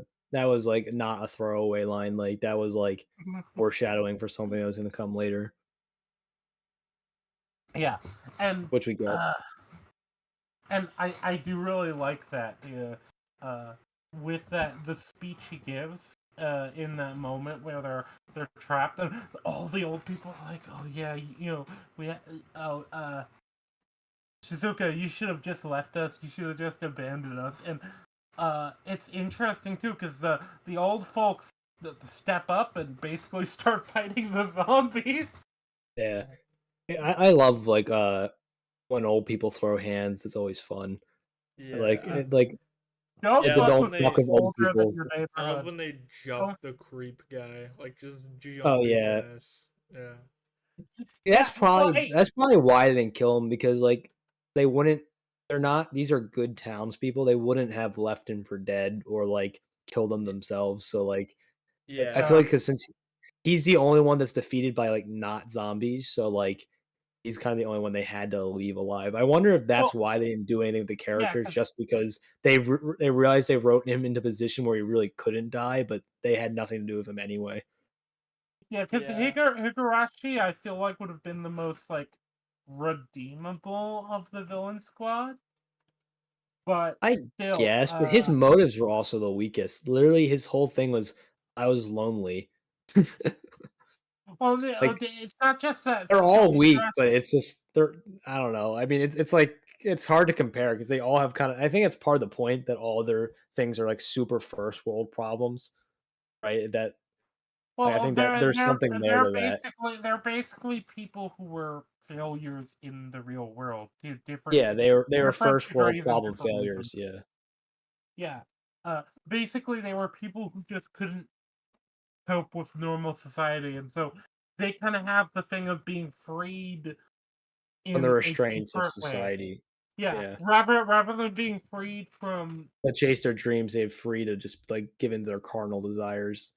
yeah, that is kind of the thing, and that's why I feel like I would have liked a bit more with that. It feels like there's something there. That's the annoying thing with them. There's Well, I think they definitely some. did. I think they did enough, honestly. I think like they did a pretty good job of exploring the needs versus one theme and then the subsection of positive ones versus negative ones. Me and Lulu were talking about this when you left for a bit, but Yeah, I I can feel hear like you when I leave. Don't worry. oh, okay, well I don't usually. Sometimes I'll take my phone with me, but most of the time Uh, is I'll catch up later. I have a wireless headset, so I can hear Oh, you there you better. go. But yeah, so I think obviously you could always do more, but like I don't think I was left wanting more. Yeah, little pun there. Yeah, well, yeah, it's not like I was wanting more. I felt like there needed to be. Felt like it would have been Need. stronger if the. Yes, I felt like it would have been stronger if we had more of a. I feel like especially we probably could have gone just to rather than, for example, you get like the host club narrative in like that one That episode was earlier. weird that they introduced that character and did nothing with him again, except for he has like a singular frame in like the post credits. Like he's like walking with the girl for like 2 seconds. Yeah, you get like stuff like that, and you get uh honestly a few other. I feel like you could have probably introduced them in the aquarium group, for example. Oh, Higurashi? Yeah, or at least one of this like I group think of Higurashi should so. have been in the episode 3 flashbacks. Yeah, that probably that Uh, too. wait, who are That you would have guys been the talking most about? organic. What? Yeah, Higurashi, the main villain. Yeah, but Because he uh, knew Kensho and Akira. What you could have done was have like a scene, like 3 different scenes, right? You have the scene where they meet in the season 3 flashback, but like it's like kind of irrelevant to what's actually happening. It's just kind of like they bump into him kind of thing, and they go back to the or relevant just season 3 Yeah. yeah, thing. even Or just have a brief interaction during a flashback where they well, that's what I was talking where about in episode okay, 3, yeah, like when they did the flashbacks between Kensho and Akira.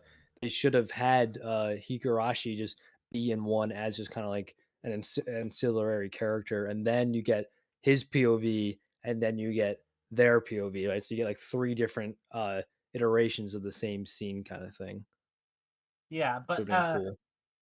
either way, moving on, we have probably the most important character journey of the show because I think we've talked about Shizuka enough. Her whole thing is like community, and then she's like learning to like care about this community and all the old people, and they kind of almost rise up because of her, and then that comes Mhm. back also with them saving her when with old man Hiko getting the badass scene of sniping the gun out of the guy's hands.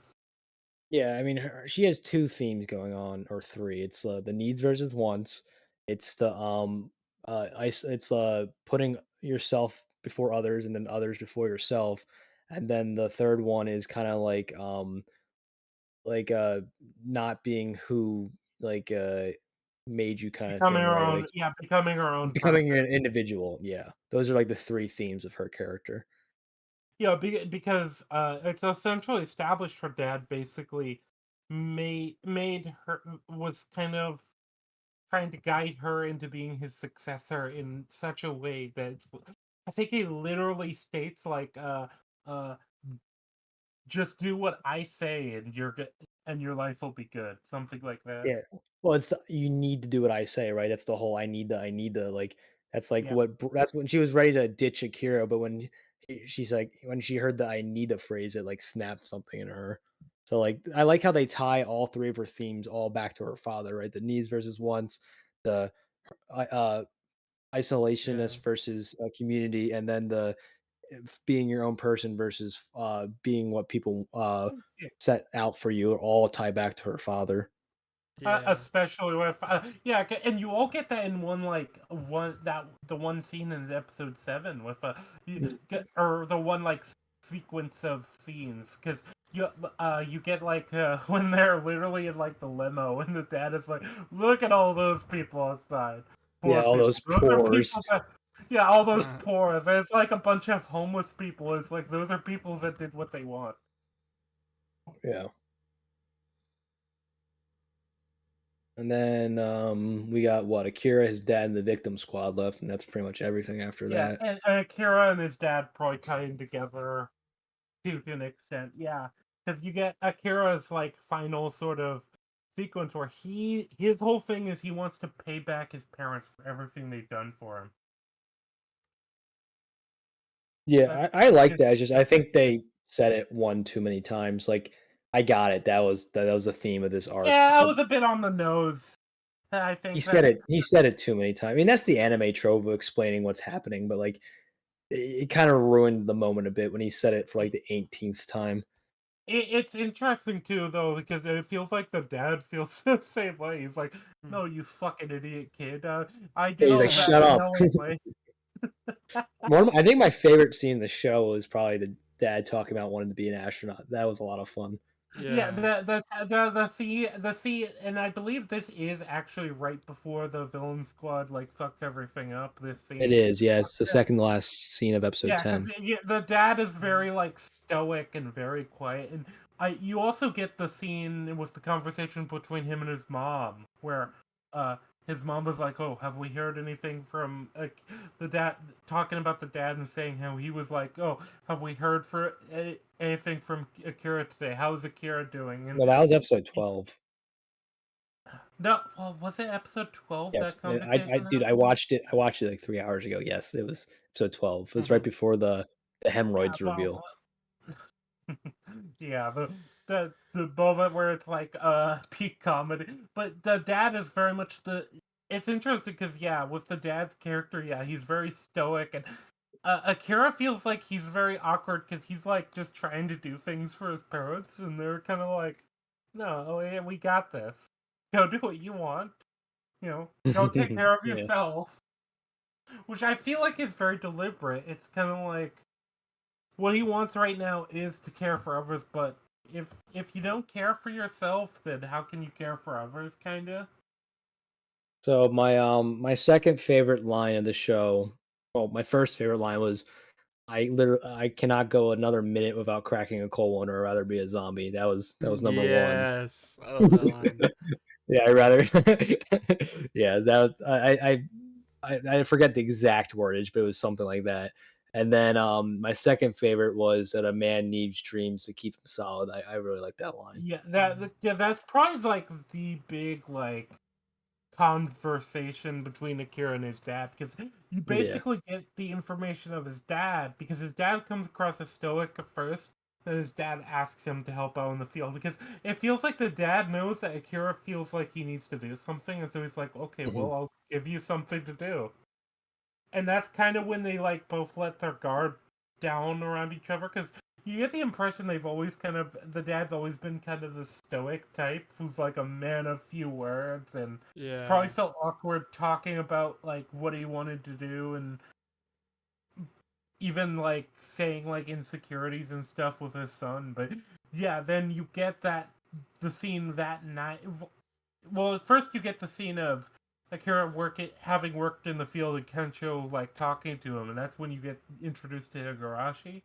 But you Mhm. after that you also get like the scenes with the dad, and the dad's clearly kind of hiding the fact he has some kind of medical issue. I Because Dude, thought like I thought he they was were bit. implying that was cancer so I thought he hard. was bit at first. I thought that's I where it was thought going. I thought it was Oh, you some thought he kind was of bit? heart. Yeah, It yeah it, I actually thought, yeah. See, that was my I thought it initial was a thought, heart but then I condition. realized that there would be no way that it was a bite because they He's hadn't had any zombies in such a long time, and we already know it takes uh only yeah. reasonably minutes other than that one Yeah. episode. So I Yeah, assumed he had true. like tuberculosis or something. Then when she said a lump, I thought it was cancer, but it Yeah, was hemorrhoids. that's Which, funny. funnily enough, the only other time that a character almost dies of hemorrhoids in a show is Don't say it. South Park. No. Kyle almost dies of hemorrhoids because Cartman Oh and my gets god. $1 million and buys an amusement park of it, and then he doesn't let Kyle and Stan in the amusement park, and then Kyle has hemorrhoids, and then he pops his hemorrhoid trying to sneak into the amusement park, and then he just loses his will to live because he has hemorrhoids and Cartman has an amusement park. What? Okay. Okay, then. I'm not gonna ask for any more All context, but right, moving on. yeah. But Anyway, you get the impression that Akira's helping his dad in the field, and he's kind of getting closer. And then yeah, you get the conversation about dreams, and the line at least in the subtitles is. You gotta go for your dreams, the biggest one you've got. That's what it's the separates us same in the from dub. animals. Yeah. Yeah. It- Yeah, biggest one I you mean, can find. Yeah. yeah, and it keeps a man solid. That's the other important part. Yeah, yeah, because the dad is very much. It's interesting because the dad is very much a traditionally like masculine guy. He's the old stoic farmer, but it doesn't punish him for that necessarily. Well, except the bird stoke, but To be fair, being an astronaut's also pretty like masculine. Like yeah, that's yeah, a that pretty that yeah, you it's a get pretty the like Chad like but profession. But also, at least with me, I've had this experience with my dad once I was an adult, and like I kind of got that like first time just hanging out with my dad and like cracking a cold one, and like you're an adult with talking to your dad for the first time, and you see a completely different side of them versus when you were just a kid.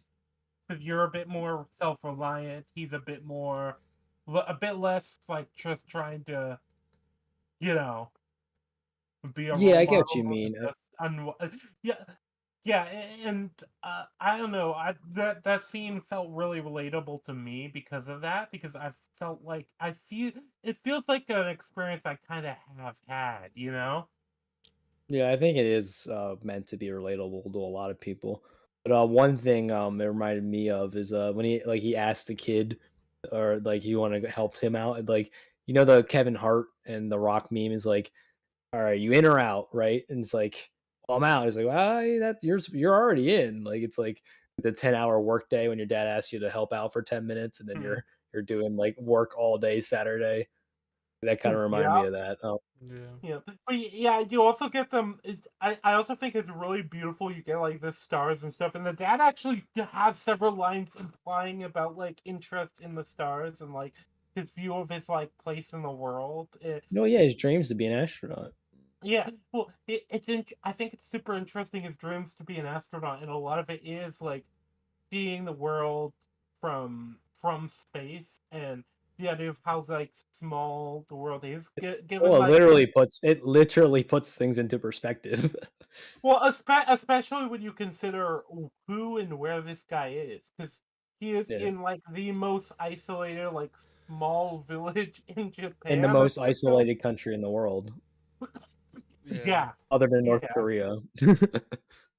yeah. The basically like um, it almost like ties into his perspective of the world already, if you know what I Mhm. mean. Yeah. And it's super interesting because this is a dream that he obviously like. Well, he says like the reason he didn't follow his dream was he's not smart enough, but he doesn't seem bitter about it. He just seems like, well, yeah, it's a nice dream. It's a dream I have, but obviously it's like I can't really pursue it. But you know what? I don't have regrets for not pursuing it. So Mhm. it kind of ties back into like the thing with a lot of these characters where uh there's a lot of different aspects and approaches to dreams with different characters, and the Yeah, dad dreams is and regrets. It's probably yeah the the second dad biggest theme after needs and wants. Yeah, the dad is very clearly the guy who didn't follow his dream but didn't regret it. Mhm. Yeah. And then that leaves the Akira and the Yep. victim squad. Do we want to Yeah. do the victim squad then Akira or Akira and then the victim Well, squad? Akira ties back into his dad anyway. Uh, I think we can kind of cover just the stuff up to his dad, and then when we get to the victim squad, we'll deal with all of Do that with the finale. do Akira, victim squad, Akira, and then wrap up the stream. Mhm. Yeah, yeah, probably a good idea. All right, who wants to start with Akira? Yeah, I thought it was super interesting with Akira. Like we said, a lot of it, his thing is it's tying into him reconnecting with like this rural community, and he even like says when he first showed up in the village, like he used work to not visit them. It's very clear he feels bad, but it was also very much he had dreams outside and like ambitions outside of this village, which it's interesting to see how that kind of worked out for him. But still, he feels bad because he does feel like he kind of neglected his parents, and he's trying to make up for it. But the dad's kind of like, no, you're being an idiot. Don't waste your life trying to pay back me. Yeah, you're my son. That's my job to worry about you, not the other way around, basically. Mhm. And with Akira, you get like him. Yeah, he and his dad do like reconnect, and he gets closer to his family, and it's very wholesome in that way with all of this. I actually think that he has like it's weird. He has the most interesting arc, but his arc is also the less least like thematic, I guess. In this Who's Akira? part, at least in this part of the show, because I feel like his stronger arc was 6 and 7. You know? Well, yeah, I mean Yeah. that was the main arc for him. This is kind of like an ancillary arc after he already Yeah, did his main Yeah, arc. it's like the epilogue arc. Yeah. Yeah, it was yeah, like he had one more thing. It's like the last thing that was on his original bucket list yep. before But they added like up to 100 at the end, where they were all just shouting out ideas they wanted to do. Yeah, but yeah, and you do get he does do the dreadlocks thing, which just seems like I think it's mostly there to get him talking to those 3 women that come back in the end. Oh, it Uh, absolutely is. It's just like I said, it plays off like the silly cutscene thing where like you're wearing like a chicken costume when you're like confronting the final boss. Like it's just it Oh, doesn't where really your match up with the customized series. character in a cutscene like Exactly. meme. Yeah. Yeah. Yeah, it's Yeah, it exactly was what I felt like. goofy. It's like where you're like Arthur Morgan I in like Red Dead 2, you're like you're like yelling at Dutch while wearing like a Viking costume. It's like it takes the seriousness out of the scene. I Yeah. was gonna say I also think about like when you're playing like a fantasy like RPG and like you're Mhm. wearing really mismatched armor because you're just wearing stuff for the best stats. Yeah. It's just Yeah. completely mismatched, silly outfit, but it's like I think I saw a meme once that was like, "What are you wearing? It's my ass kicking outfit." But yeah, Ooh, the how's the dreadlock, headache? yeah. Uh, I, why do you ask? yeah, I was just checking up on you. You had it for No, a few hours ago. Do you still have it? it's pretty bad. Like that's why I've been quiet. I'm not even gonna lie. That's why I've I been quiet figured. because I'm it's like clouding my ability to think. Like words are not coming out very well. Yeah, I think I had Akira a we feeling can. there was a I reason you were appreciate being you guys, quiet. you know, like carrying this one. So No problem. thank you. Ah, no Drink problem. some of that nasty tap water. It'll help. Yeah, I will. I'll give in. So what are you saying, Ryan? Yeah, I was gonna say we could probably wrap up Akira pretty quick because yeah, a lot of it comes down to him talking to his dad, and you do kind of feel like Akira. A lot of it is kind of just understanding more of the theme because a lot of the theming of the whole show is dream. You know. Yeah, I would argue that's the number two one. Like dreams and regrets is the number two after needs versus wants. Yep, yep, and that's kind of where Akira is connecting here because it and most of the characters are probably connecting here Hmm. is their dreams. And with Akira right now, he's kind of learning and understanding his dad in a new light, and what Well, I his mean, dad. you actually do get a version of each of their dreams, right? Kenjo makes that girl laugh, those comedic stuff. Beatrix gets to see like authentic Japan with the village. Um, Shizuka gets to be like kind of like a village doctor and help people, which is what she wanted to do. And then Akira realizes his dream is to save the world, which is as Mhm. big as a dream as you can get, which is what the dad always told him: dream as big as you Yeah, can, which is which is doesn't get bigger than basically that. Yeah. which Yeah, I think that also ties in with the fact that Akira couldn't really remember what his original He never dream had was, a and dream. then Yeah. That was yeah. And yeah, and then yeah. then well, and well, it then was when to he be a did, it was like, superhero, which oh, really like superhero. what Ryan you said in the last stream is like that was basically an unrealistic dream until the zombie apocalypse happened, where you can Yeah, feasibly be a basically. superhero. Yeah, basically, Yeah. because a modern like normal society does not appreciate you showing up and beating random people up, Yeah, regardless like of whether they're criminals or villains yeah, or no, not. like that's the thing, right? Like people don't like vigilantes in real life where they do in media because in real life it plays out much differently. It's just some crazy Yeah. guy in a costume just beating up random people they know nothing about. Yeah, but like obviously in the apocalypse, like saving people has a lot different meaning, and I like that kind of comes up with the new dream he decides on is yeah saving the world. He's gonna and whether that's just saving a bunch of people and stopping zombies at every turn, or actually trying Well, to stop the zombie wait, so apocalypse. that kind of goes back to his original dream of being a superhero. That's kind of the same thing. Yeah, Yeah, saving the that's world and being a basically what it superhero is. kind of go hand in Yeah. hand. Well, Yeah. this is the thing, and it would have been interesting to see a second season. I'm not. I Well, know. I I'm not. know. I wasn't. I think I said Exactly. before I wasn't super unsatisfied with it not Well, because I do feel it's like this what they at ends least had the in a grace to conclusive do way. is like not end the season on a cliffhanger, which sometimes does happen, right? Like Yeah, I hate when a that's show kind of gets my Yeah. canceled thing. after a cliffhanger ending, but there's still a lot of stuff unresolved, right? Like the saving the world, the zombie cure, the romance stuff between Shizuke and Yeah, Akira, and even smaller stuff like further exploring the character of Beatrix. yeah. It feels like it's one of those things where I don't hate what we got. I would like more, but I don't feel like we needed more because I've seen so many anime end with like a cliffhanger ending, and then it's just like, oh, what happens in the end? I don't know. Go read the manga. Yeah. Go read the manga. Well, there's no more manga either in this case, right? I haven't read the manga. I don't know. Well, I might pick up the manga just I'm if there is a continuation. That would be interesting to pick up because I know the manga was continuing. I know it wasn't past season one when season one came out, but that was like a year ago. So, Because if there is like a good bit more of the manga, that could be a future stream idea. I agree. oh, oh, uh, And the movie, you know?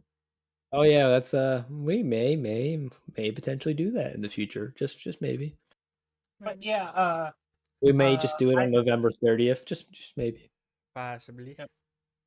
yeah, wait. Actually, before we commit to that, I need to check what day that is.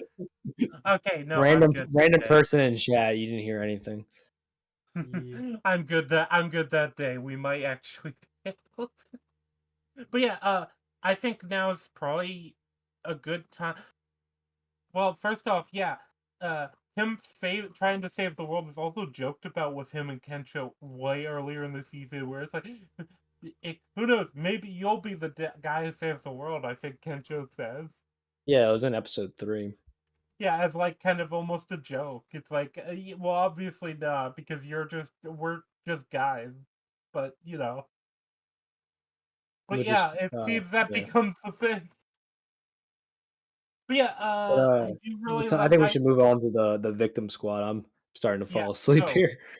I was gonna say, yeah. Yeah. Let's go on to the victim squad and then just like briefly Just touch on the final resolution. thoughts Yep. on just the overall Yeah. season. Yeah. Yep. So the victim squad whole thing. You got Higurashi, who was a NEET who feels like he was Well, abandoned. He's let's do actually him last. yeah. No. I'm just going through a brief thing of all of them. Okay, yeah. You've got the pervert who talks about himself as chronically unlucky. You've got Is he the retarded? Is the pervert retarded? I feel like I was like alluded to it. well, Yeah, I don't think he I was don't he like think got they all state he there. has the that, tism. but He has the tism. Yeah, I think I he did. don't think they state that, but Well, I don't know. I maybe. think something you imply, like the way he like talked, sounded like a retard, especially with the dub voice God. actor. Like he had like a silly voice. I don't think Iron, I don't think you can say that. Ah, damn! I'm getting our stream demonetized already. Nah, it's okay. Lulu's just offended because you're attacking his own identity as a retard. Yes, exactly. I know I'm a retard, okay? Uh, But yeah, you've got him, you've got bossy woman, you've got Higurashi, and then you've got divorced, depressed man. Dude, I thought that was Tendo's dad at first in the flashback. The Me character models look pretty too. similar. Yeah. Thank you. Like Well, Yeah. it, Tenno's dad it, is a bit more tan.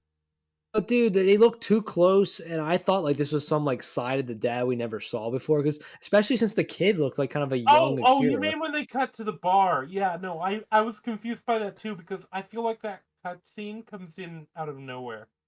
Yeah, and It is random, I yeah. felt like it's like weirdly placed, and there's not a lot of like context that it's like one of the victim squad members because it looked because especially since it's a younger one too, I just assumed it was Akira's dad going through like some midlife crisis that they were gonna go on more about like how he like hated his family briefly, but then learned to love them because the kid looked like it could have been Akira as a kid. Yeah. Yeah. Yeah, I agree. So I think we go through the least substance to the most substance, and that's probably the quickest way to do this because they all don't have that The much. least substance one was the woman. They gave Yeah, her like a yeah. So 20-second flashback. she's basically Karen. That's Yeah, she's do you know what she reminded me of? The homeowner president from Over the Hedge.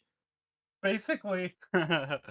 Yeah. Like, dude, like she like even talked like her too. It's like because I watched that Yeah. movie recently and I'm like, oh my god, it's the same freaking character. Yeah, but basically she's the hyper control freak. I think everyone's worked with somebody like this Yeah, or it's a like dealt with Karen. Like somebody like we all this. know Yeah, Karens. it's a Karen, and it's interesting too because she's the type that basically seems to believe that everyone has to adhere to the way she sees. And the way they try to tie it into Beatrix is the fact that she's very much the type that falls into like this is the way everything should be, while Beatrix is kind of the person that idolizes a different culture from her own. Yeah, so it's kind of Yeah. like I want everything my way versus I like how other people do it kind of thing. Yeah. Yeah, but the problem is there's not a lot of there's not a lot of substance at all to it. Well, She the uses like only there's only a one of them that have substance, and that's Akira and Higurashi. All the other boss fights have like no substance yeah to them. yeah that's true.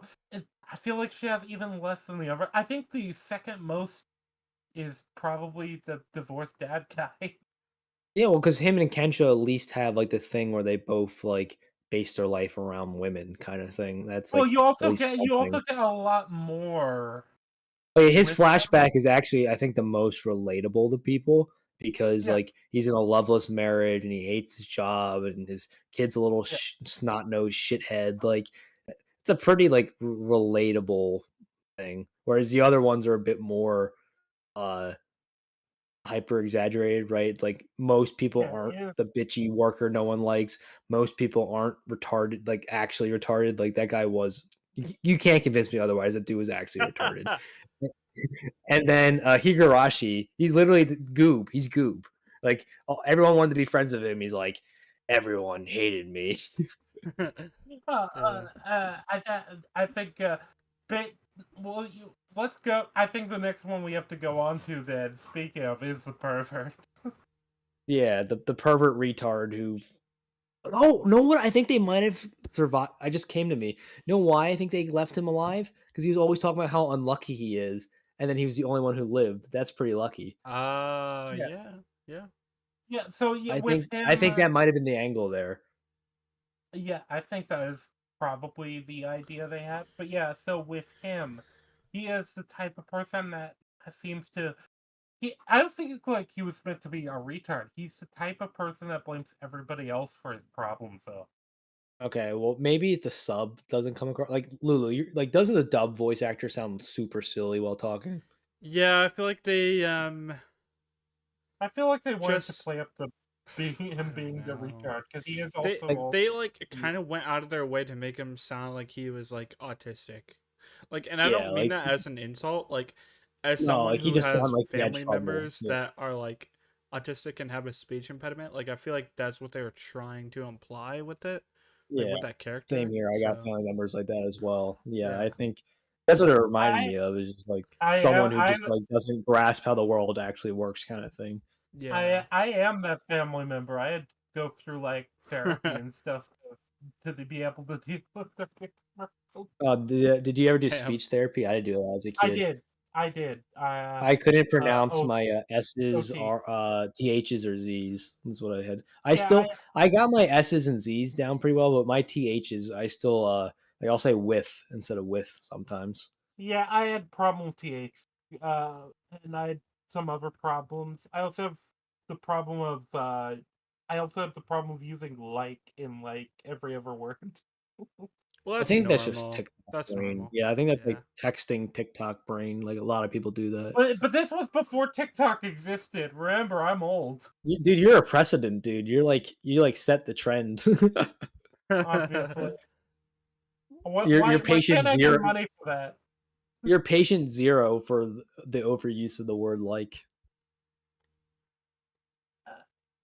But yeah, so the perfect guy, he feels like the type of guy that's just supposed to be like hyper self-centered and hyper like nothing is his fault. He blames everything on luck, and But to be fair meanwhile, though, it all you can comes really down to apply what that he to does. all the victim squad. They're all Yeah, narcissists who think that's everything's true. society's fault. Yeah. That's true. They all kind of are. But he like he was I guess assistant chef, or he worked in a kitchen. Um, because he didn't dispose of a cigarette right, it burned down and stuff like that. And he was talking about the chefs being angry. Everyone else was angry at him because they lost their jobs. Basically, he's just a He's like, loser. I lost my job too. Yeah, no shit. Bro Mm. committed arson. He's like, I lost my job. Well, no, it's not arson because arson requires it to be intentional. He Intent. just Oh Yeah, yeah, true, true. started yeah. He committed what's it called? I taken a couple law negligence. classes. Negligence. Thank you. Criminal negligence. Negligence. Yeah, But yeah, but so yeah, basically he doesn't. Well, it's hard to. I don't want to say he doesn't get much because all most of them don't get much. I feel like Higurashi is the closest to well, basically. Higurashi's decently fleshed out. I'd say Higurashi's more fleshed out than Beatrix is. Yeah, he is. Uh, but yeah, he doesn't get much. He's taken down by the end because the way they frame it is his immediate. He only cares about the immediate and what he can immediately get out Mhm. of things, and that applies to even his approach to pursuing women. Clearly, because he's like Yeah, the yeah. breaky guy. And then, so then, yeah, he gets the gunshot out of his hand by the sniper. The old people beat him up, and then she lectures him about his worldview. And then, because like she's like, what's because she talks about luck too, right? And then she talks about the Yeah, scientific theory that she always does, and then she compares it to her own life experience. And then the meta take is that like in the end, like the unlucky character is actually lucky enough to have lived through that experience. yeah, yeah. That's basically it because she has this view on luck that's like, luck is equal to your immediate act, your concern for others, and your long term worldview, She literally turned luck into a math equation. which is very much in character for her to do. Oh yeah, for sure. But yeah, the so the last character is divorced dad man, and then we get her garage. Yeah. Divorced Dad Man was definitely the one I feel like they put the most effort in other than Higurashi because like I said, he's probably the most relatable of the victim squad, right? Because like I feel like I mean we're too young to really go through this, but I feel like a lot of like middle-aged men kind of hate their life because of they didn't chase their dreams and they're stuck in a loveless marriage with a snot-nosed little brat and Yeah. just like Well, they just kind of lose sight of things and then like what Kensho points out is like they did that to themselves by like not appreciating what they had. So like if he would have appreciated what he did have, it probably wouldn't have been as miserable for him. it feels like a lot of it is like he is the guy who was in a midlife crisis, and he's in the loveless marriage. Uh, he talks about how he would just spend his nights at the bar just to be able to like get not have to deal with His family. his family, his nagging wife, and that stuff. And there is a level where I feel like the way they challenge him feels kind of cheap. I feel like you could have done more, but I feel Like like the you needed physical more challenge or from the verbal challenge? the verbal challenge. Yeah, Uh, I mean, I feel like if, it's basically just gave him like basic therapy advice that like a marital counselor would give. yeah. Well, also I'm plugging my channel in the chat. Don't mind me. But Oh, I was gonna uh, let you guys at the end, anyways. yeah. I figured I might as well. Uh, yeah, you know what I mean, though. I feel like there's something there. Like you said, he's probably more fleshed out than Beatrix, but I feel like there is a degree where he talks about like how he's working all the because you get I got the impression at least that he probably I wouldn't shut I feel like you could have introduced this character as one of the people at Akira's work. Yeah, It probably would have fit he in. I mean, he definitely seemed to be like the most reasonable for why he's depressed, right? Like, kind of seemed like a similar kind of zombie esque vibe that Akira was giving in episode 1, whereas the other 3 were just kind of terrible people for no reason. He's also a terrible person. He's trying to chuck an Well, no, innocent no, all guy in a 4 are terrible water. people, but I'm just saying his seemed like the most reasonable why It he was it's broken. yeah, it seems like you can understand why he ended up being a broken person. Yeah, I Uh, Because agree. the other 3 were like, "Oh, that's it?" Like, that's why they're this Yeah. terrible like, his was the only one I'm like, I can see how that would break a man, even though when, like, Kensho, like, reframed it, it's like, "Well, maybe it was your fault." So yeah, and it probably was to an extent. I don't feel I feel do it does well, feel it's a like two-way street, right? Like, yeah, his wife exactly. probably didn't do a good job either, but if he did a better job, she probably would've did a better job in return. Yeah, That's kinda, like, how I took it. well, it feels like one of those just relationships that just would have tragically ended. But the fact of the matter is, like, yeah, he is dedicating all of this time and all this work and effort in his life to a family that doesn't give a shit about him, and he doesn't, in turn, because of that, doesn't get. It's essentially he got trapped in a cycle. Yeah, That's what it felt like. he basically he was like a hero. He felt lost in life and just kinda gave up.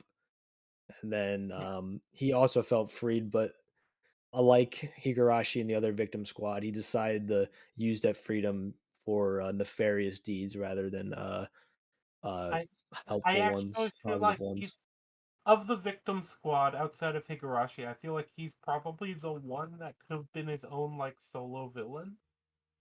Yeah, I mean, like I said, I mean, 2 of the victim squad characters are barely even characters, like Yeah, they feel like they literally exist to be like one shot lackeys. well, they were Essentially, there like just to have so they were they had 4 just so each character had a boss fight, even though they yeah, really only had a clear yeah, message with 2 and a half of them. but, Because I Yeah. get but you can we made up kind of a reason for the retard character with the luckiness and surviving. I don't know if that oh was the no, intended read, the show very much makes it clear that was kind of supposed to be the intended thing. Because but but that yeah, was the intended read that they left him alive for that reason.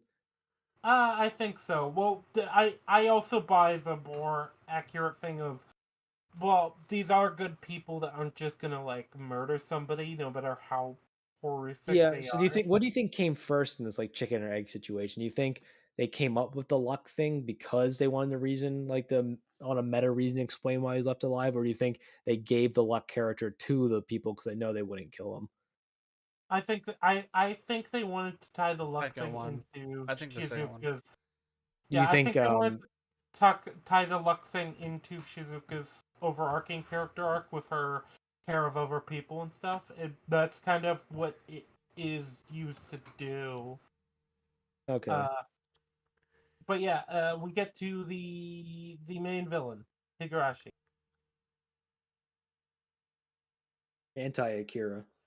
Yeah, he Mhm. is anti. Well, okay, so Higurashi is basically set up to be a NEET. So we know that he says that his view is he peaked in elementary school, going and hanging out with his friends at the pool in summer or break. He's basically the type of person though that uh the way they explain his background is he was able to get along more with people when he was younger, but then he found himself drifting more and more apart.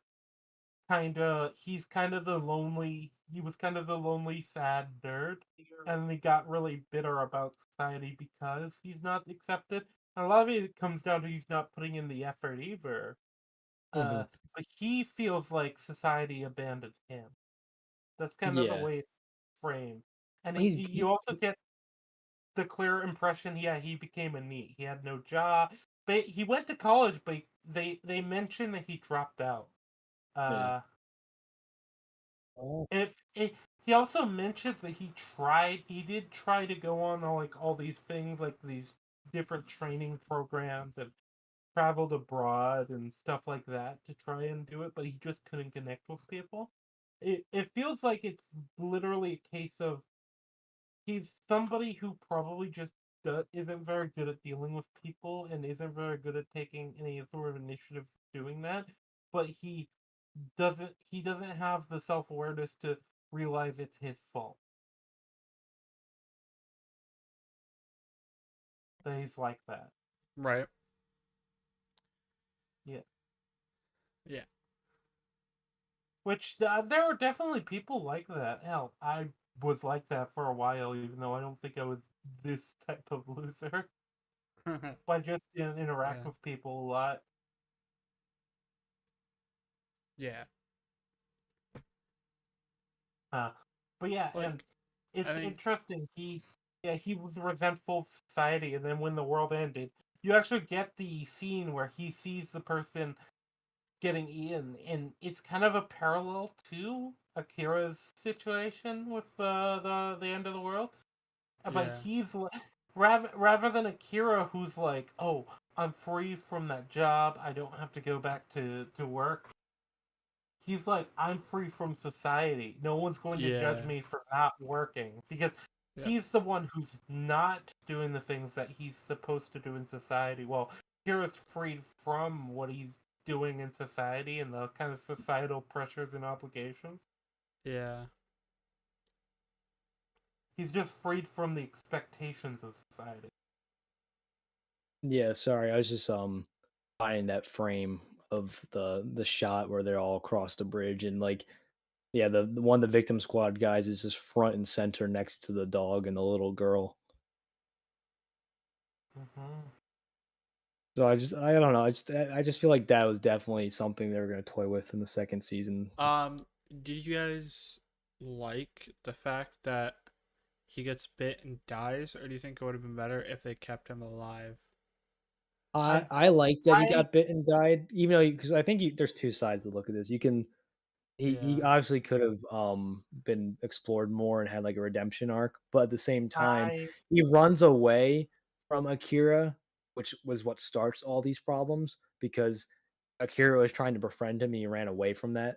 And then Yeah. I here, him running away actually like helps everyone because he draws the zombies away from the villagers. So Oh, it's like, yeah. Didn't even yeah. think about that. So Yeah. yeah, so it's kinda I like he yeah. basically him running away is what causes everything in the first place, and then him running away is kinda him putting things back together. So it's Yeah, kinda and come full circle. as far as him getting bitten And then he too, runs to the I pool, which or the water, which is what he always wanted to return to, is that childhood pool where's the last time he was happy. Yeah. Bro yeah, literally peaked in elementary school. yeah. Well, Relatable.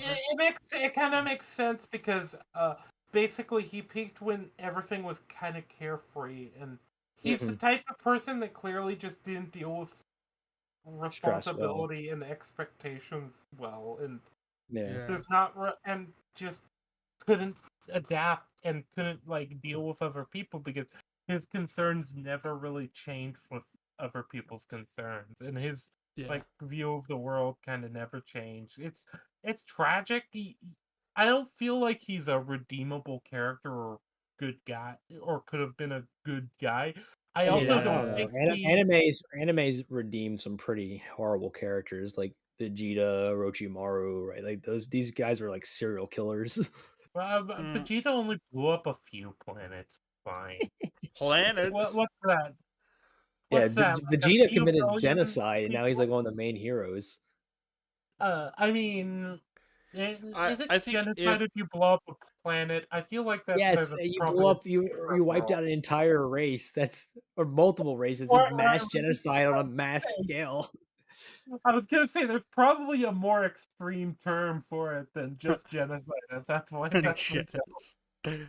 It's an extinction level event. He just casually caused several extinction level events. Yeah, but either way, But don't worry, he's with one of the this bros guy, now I because I I don't think that the villain would have real. I think the villain would have just turtled himself, like basically when it comes to like his views on things. If he didn't die, I I think I think he only I really think the did it death because was a yeah, good death. Good he gets thematic bit. death.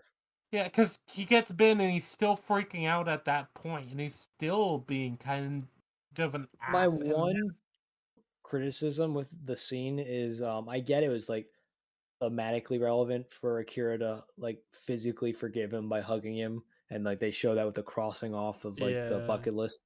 But, like, you should not be hugging someone who just got bit. Like, I'm sorry. Like, that took me out of the scene completely. Oh, I didn't even think about that. Yeah. Like, he was mid-transformation when he gave him a hug. Like, bro was really risking his life for, like, no reason. Like, you don't I because you can don't know forgive it exactly.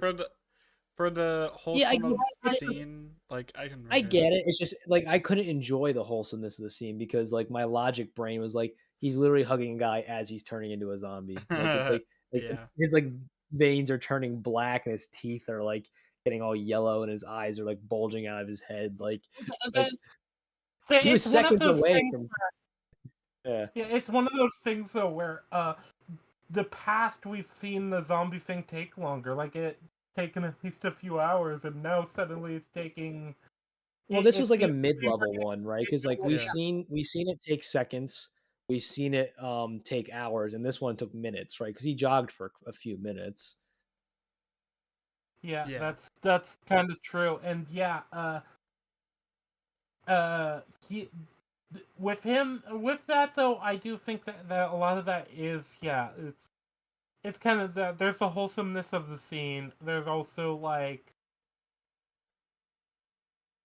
basically I feel like you kind of need that to give like real closure on Higurashi's character because it would probably be feel cheap if he just kind of got killed off or if he was just defeated by Akira No, and like like thematically, it worked really well. It's just logically, it was Yeah. pretty dumb.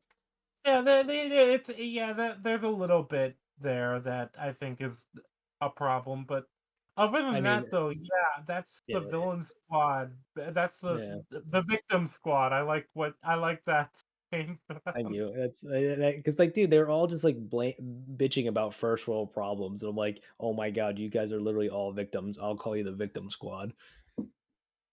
Oh yeah.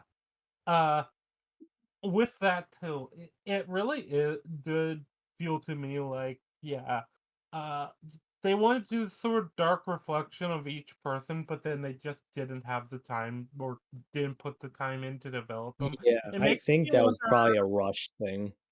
I actually feel like because you get like that scene where he's like, okay, let's see which one of us finishes our this first, but then he's killed in the next episode. I feel like if they had a second season, but Higurashi probably would have just escaped the village and then like come up I later. don't know if I agree with that. I think in a show that's as short as this, right? Like 4 episodes is a good amount. That's a third of the show That's or true. a quarter, What it, a third. we also get the Yeah, victim third. squad list because we did talk about the parallel with lists before with the 100 things needed to not become a zombie, 100 Yeah, things to it's do. like yeah, it's the instead of needs versus wants is the positive wants versus negative wants, right? Or like beneficial wants versus destructive wants, right? Like Social versus antisocial. Yeah. Well, it almost feels like Akira applies to the essentially just yeah he wants to do what he wants to do, but he doesn't want to hurt anybody. well, yeah, well, because what you want to do can be a positive thing, right? Like there Yeah. wants can be positive or negative, whereas needs are typically neutral, right? So as you have positive, Yeah. It's neutral, and negative, and we explored all three. like for example, who does it actually hurt Akira going to the watch shop? For example, it doesn't really hurt anybody. I mean, basically, the only thing Akira does is like shoplift, but that doesn't matter anymore. Yeah, like there's no like commerce economy or money at this point. Yeah. So like I feel stealing is like really not even yeah. stealing is not morally wrong in an apocalypse. Well, is it even stealing? I think everyone involved with it, the watch is Yeah, I dead. guess it's yeah, I guess I don't know what you would call it. Just taking? I guess it's just, and even then, it's kind of Looting? Looting? It's looting, right? That's what it is? I guess it is technically looting, but even then, it's like it's not like he's looting it to like steal. He wants to like pose with the watch, and then I guess like it's like kinda like finding like lost treasure. It's the same kind of yeah, thing. and Yeah. that's the thing. It's one of those things where I don't feel like it's morally wrong looting, probably just because of the extent of how this is an apocalypse level. It's not like he's grabbing it so that he can like resell it in Yeah, when he or gets he's like taking like stuff out of someone's camp, right? That's like he's not he's taking back. something from an abandoned I, place. I was gonna say I'd almost argue that these watches' value has dropped to basically zero within this Oh new yeah. world dynamic.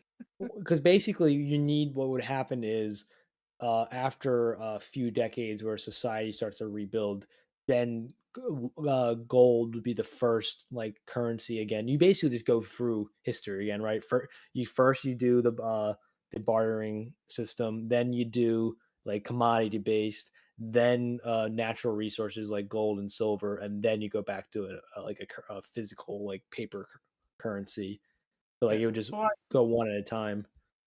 yeah, like that, or like what's the harm in them going to a hot spring? You know, it really isn't really much harm other than the potential risk to themselves, Hmm. Or the and they're all embarrassment if there's no girls' hot spring. Uh-huh. yeah, but there's no like risk to them to others. Like Mhm. they're not gonna screw over people while the other list is like, uh, well, I feel like it's supposed to be sinister. I don't feel like firing a real gun is that sinister, depending on Well, what you're that's what doing. me and Lulu were talking about earlier. Is like, was there more context to it, or is it just like, because like, do drugs and shoot a gun aren't necessarily bad things. It's just how you do them. You know what Asians treat drug stuff? No. For context, several in at least Singapore, I believe it's actually the death penalty if you get caught smuggling drugs in. Oh wow. I know in Singapore Yeah. chewing gum is illegal. I think that's what I Yeah. heard. I don't know if that's exactly true, but No, it uh, is. You're not allowed to chew gum in Singapore. They will arrest no, you. no, I mean what I said. But Oh. basically, Asian countries are extremely serious about drug Well, no, why? problems. It's because the British hooked them all on opioids. Yeah, Like but that was like there was literal opioid wars where the Asian countries would try to shut down their ports, and then the British would invade with their navy and then force them to take opioids. yeah, but then also with guns, well, the Japanese banned all guns in like Yeah, I basically think only like police are allowed to have them. yeah, uh, but I feel like that's like the less sinister of those. They have like one on their thing that's like fuck up One literally society. says "fuck society." Yeah. Yeah, that's the one that gets crossed off when they unleash the zombies on the village. Yeah, and then their last ones they each have to complete is turn the villagers into zombies, and then make it up to my parents. Right? It was like a race to see who could complete their goal first. Oh yeah, Yeah, person I yeah. hate the You most also turn you into a also zombie. had the Yeah. guy who was like uh slap my bitch of a wife. Uh, uh, Yeah. Yeah, for the pervert was forced his tongue down a girl's throat. and then what was the woman's? I don't know. Uh, Dude, she was so forgettable, even though she had a chainsaw. yeah, I don't believe this woman would get along with these other losers. That's the Well, she funny was also thing. a loser. She had no friends. Everyone at work hated her. Yeah, she's also a loser, but she's a loser because she tries to force her views and beliefs on how she should act onto Yeah, others. that's a good point. I feel like she wouldn't be okay with not being the leader of that group. Yeah. Oh yeah, yeah. That's Like kind of my. It's like you'd probably. Igarashi was the leader, but like she feels like she'd be the type of character like I deserve to be the leader kind of thing. I almost feel like you could have put her into Gonzo's little thing. I mean, she's such a basic character. You could put her into anything. Like there's not really a whole lot there. You could put her in any situation really. Hmm, Like, she could have Yeah, been in I don't. episode 1. She could have been one of the toxic people at Kira's workplace. Know what I mean? Like you could put her there too. Yep, that's true. Um, In fact, I feel like she would fit her. The backstory flashbacks we get with her could have fit in. You could have fit in. Outside of that, what else do we have to say about the finale? I think the big thing, other than that, is you get the fake out with Akira's death with uh, the zombie yeah, makeup and him yeah, kind which of. everyone saw coming. If you watched like any TV show ever, you knew that was gonna be a fake out. Yeah. Well, yeah, you didn't think. Also, just the dad like yelling about like if you give your life for me, you're no longer a man and shit like that. Yeah, I he's like, like "I'm gonna that. kill. I'm gonna kill." It's like the "I'm gonna kill you if you die" thing. Yeah. But that with that, and then that's just like yeah, Ikira gets the jump on Higurashi, and then Higurashi gets banned. I think we're pretty much done actually covering the events. Yeah, This basically the only last other thing is episode. they get stuck at the ravine and they think all is lost, and then Chad Carpenter Yeah, Man's like, rescues "I'm everyone. here," and then yeah, and Yeah, then he like throws the bridge across, and then yeah. they all run across, and then basically they all agree to go chase their dreams, and then save his dad from dying of hemorrhoids. Well, the villagers also like reclaim the village. This is something Yeah, I actually they do the rebuilding thing, which is in a lot of anime, because like a Yeah. lot of times the village gets destroyed and they do a rebuilding arc, and like well, yeah. this is the other thing though. Because this is something a trope I hate in zombie things where it's like the community falls and they just like completely have to abandon their what they've built, and it's like Oh yeah, this one is they like don't abandon it, which is nice this time around. Yeah. yeah. Because like in The Well, Walking Dead, how many times did they abandon like a pretty that's why realistically I Yeah. good kept sick base? of The Walking Dead because it was Yeah, for like they 3 or 4 seasons. It was just until Alexandria, which they keep throughout the rest of the show. yeah, Yeah. yeah. But Yeah. before that, it was like it's the fork of They had the Christ. RV camp, and then they had Wait, the farm, camp, and then the prison. CDC, farm, prison, Woodbury. So like 5 before Yeah. No, Alexandria. you also had Terminus. What? Terminus is kind of another one of Terminus, yeah. yeah, yeah. 6. That was like the place that was like at the end of like the railroad or whatever. Yeah, Yeah, so it yeah, took them 7 bases to find their permanent one. yeah. Yeah. What was I gonna say? So yes, and then that's they pretty much go off to tease a second season, which we're never getting, and then that's that. So, what do you guys want to just say about the show as a whole? It's time to wrap this up. I Um, really liked it. Anyone want to go first? I think I will. I really liked it. I think I've said before, this is probably one of those anime I can definitely recommend to people. And it's still got a bit, especially in the second half, it's got a lot of like animatisms, but I still think it's very approachable as an anime. Hmm. Uh, I guess we'll let Lulu go last since he's the host. okay. I really liked this anime as well. I mean, I've seen more than Lulu, significantly more than Lulu, but significantly less than Rangi. So I'm like a good middle ground. Like this is like my 22nd or 23rd anime or something like that. Okay. Yeah, so I've seen enough to be aware of the tropes, but I'm not like fluent in it like Rangi is. But I liked it. This was probably maybe in my top 10. I would have to think about it, but it's definitely up there. For it, I think it does a lot with how little time it has, right? Like 12 episodes of 20 minutes is not a lot, yet I feel like it achieves a lot more than a lot of like animes in general's worst problem is pacing. I've seen so many oh yeah, horrendously Oh, paced really? anime. Oh especially a lot of yeah. like shonen anime Shonen because Shonen in particular is so bad at pacing. well, it a lot of it comes down to the Dragon Ball Z problem where it's like let's have like 10 episodes for them to do like half of a fight. Yeah, like Rang, you know the meme of like the third Hokage and Orochimaru having tug of war on that sword for like 7 episodes straight. Yep. Uh, Yeah. So yeah. like it's there's a lot of repetition and like terrible Well, pacing. they're the reason it exists too. Because usually what is happening is because they want to fill as much time as they can because Yeah.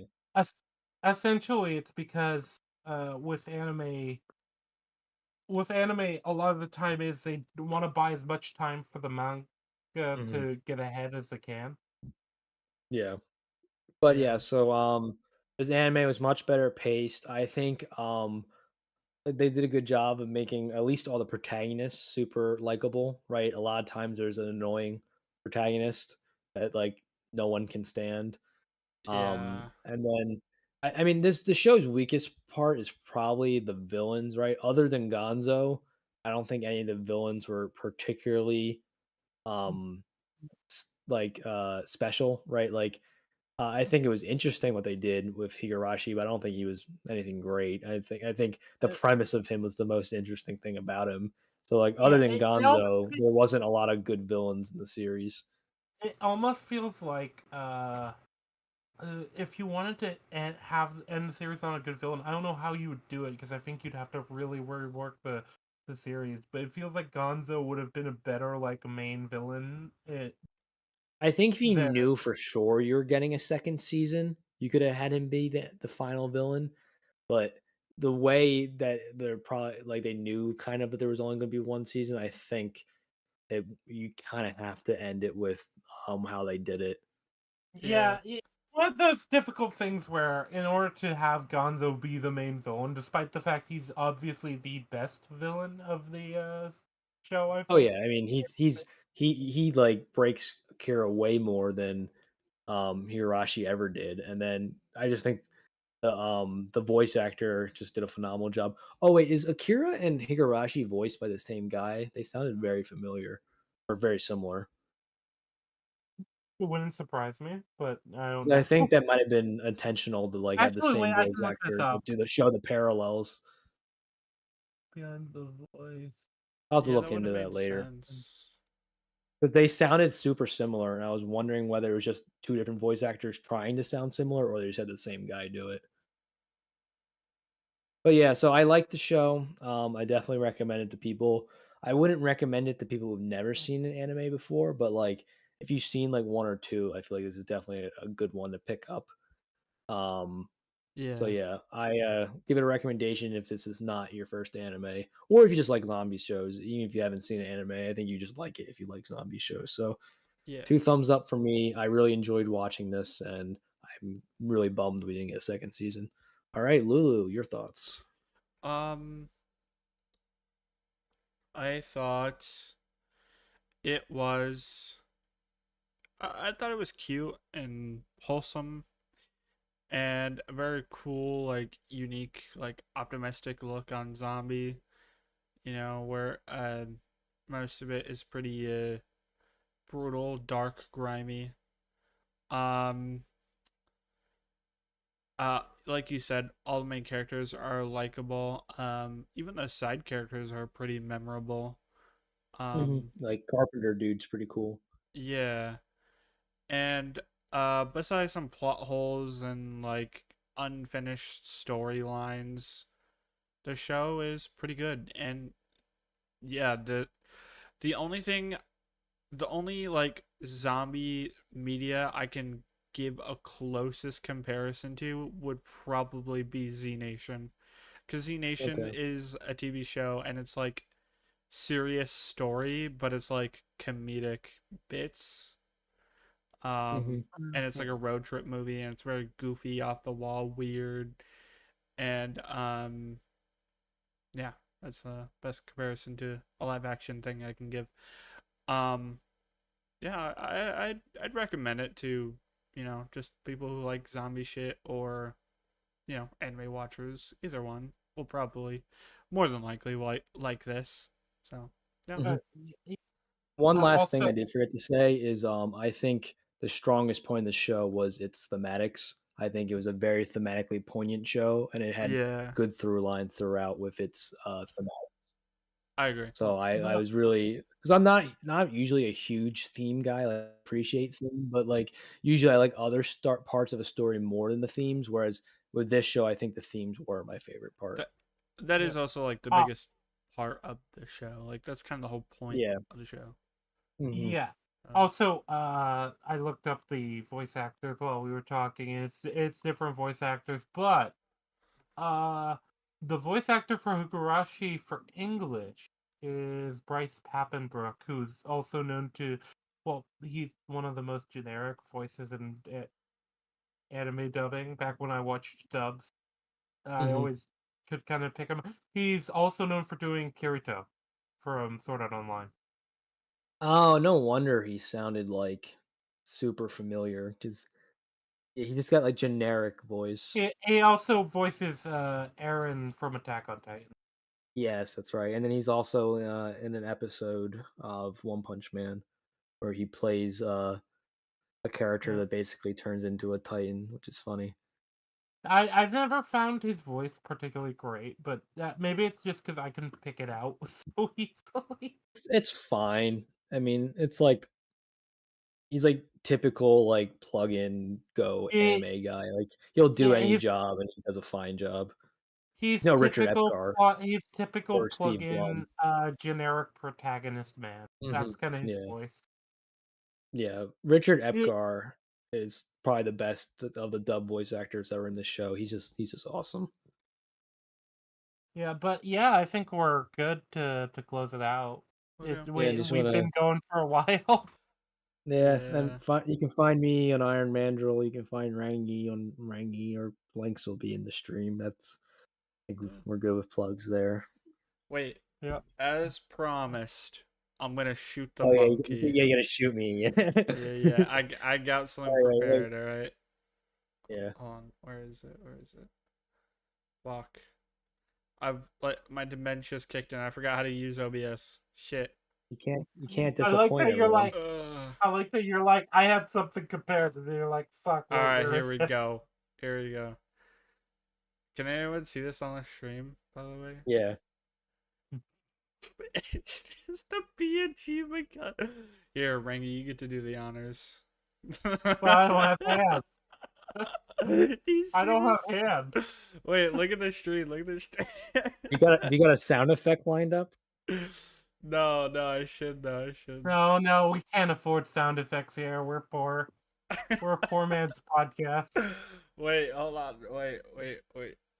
Gunshot. My PC's lagging, bro.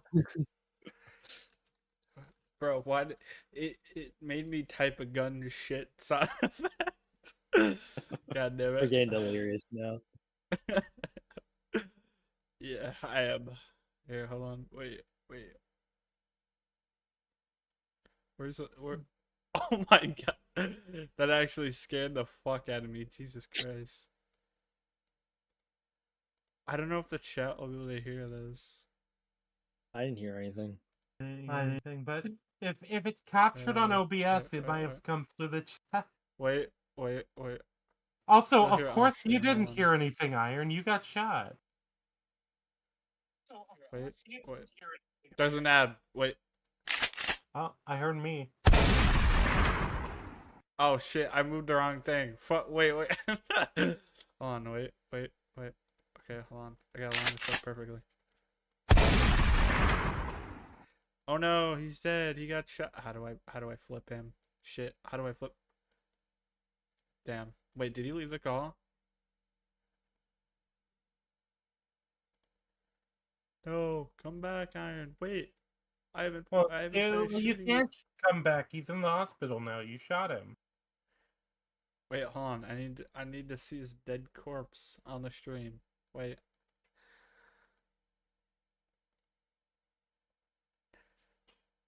Oh, there we go. I see the gun. I'm Marvel Jesus. There we go. I see the gun. I turned your character to the side right as soon as you left, so the joke was just me looking stupid. Yep, bang. So every day then. I did the bang, and then I like threw your character to the side, and then you just left, so it didn't even show up on stream. But yeah, anyways, the monkey's dead. I'm ending stream. The end of this Thanks for stream is watching. just so chaotic. Thanks for watching.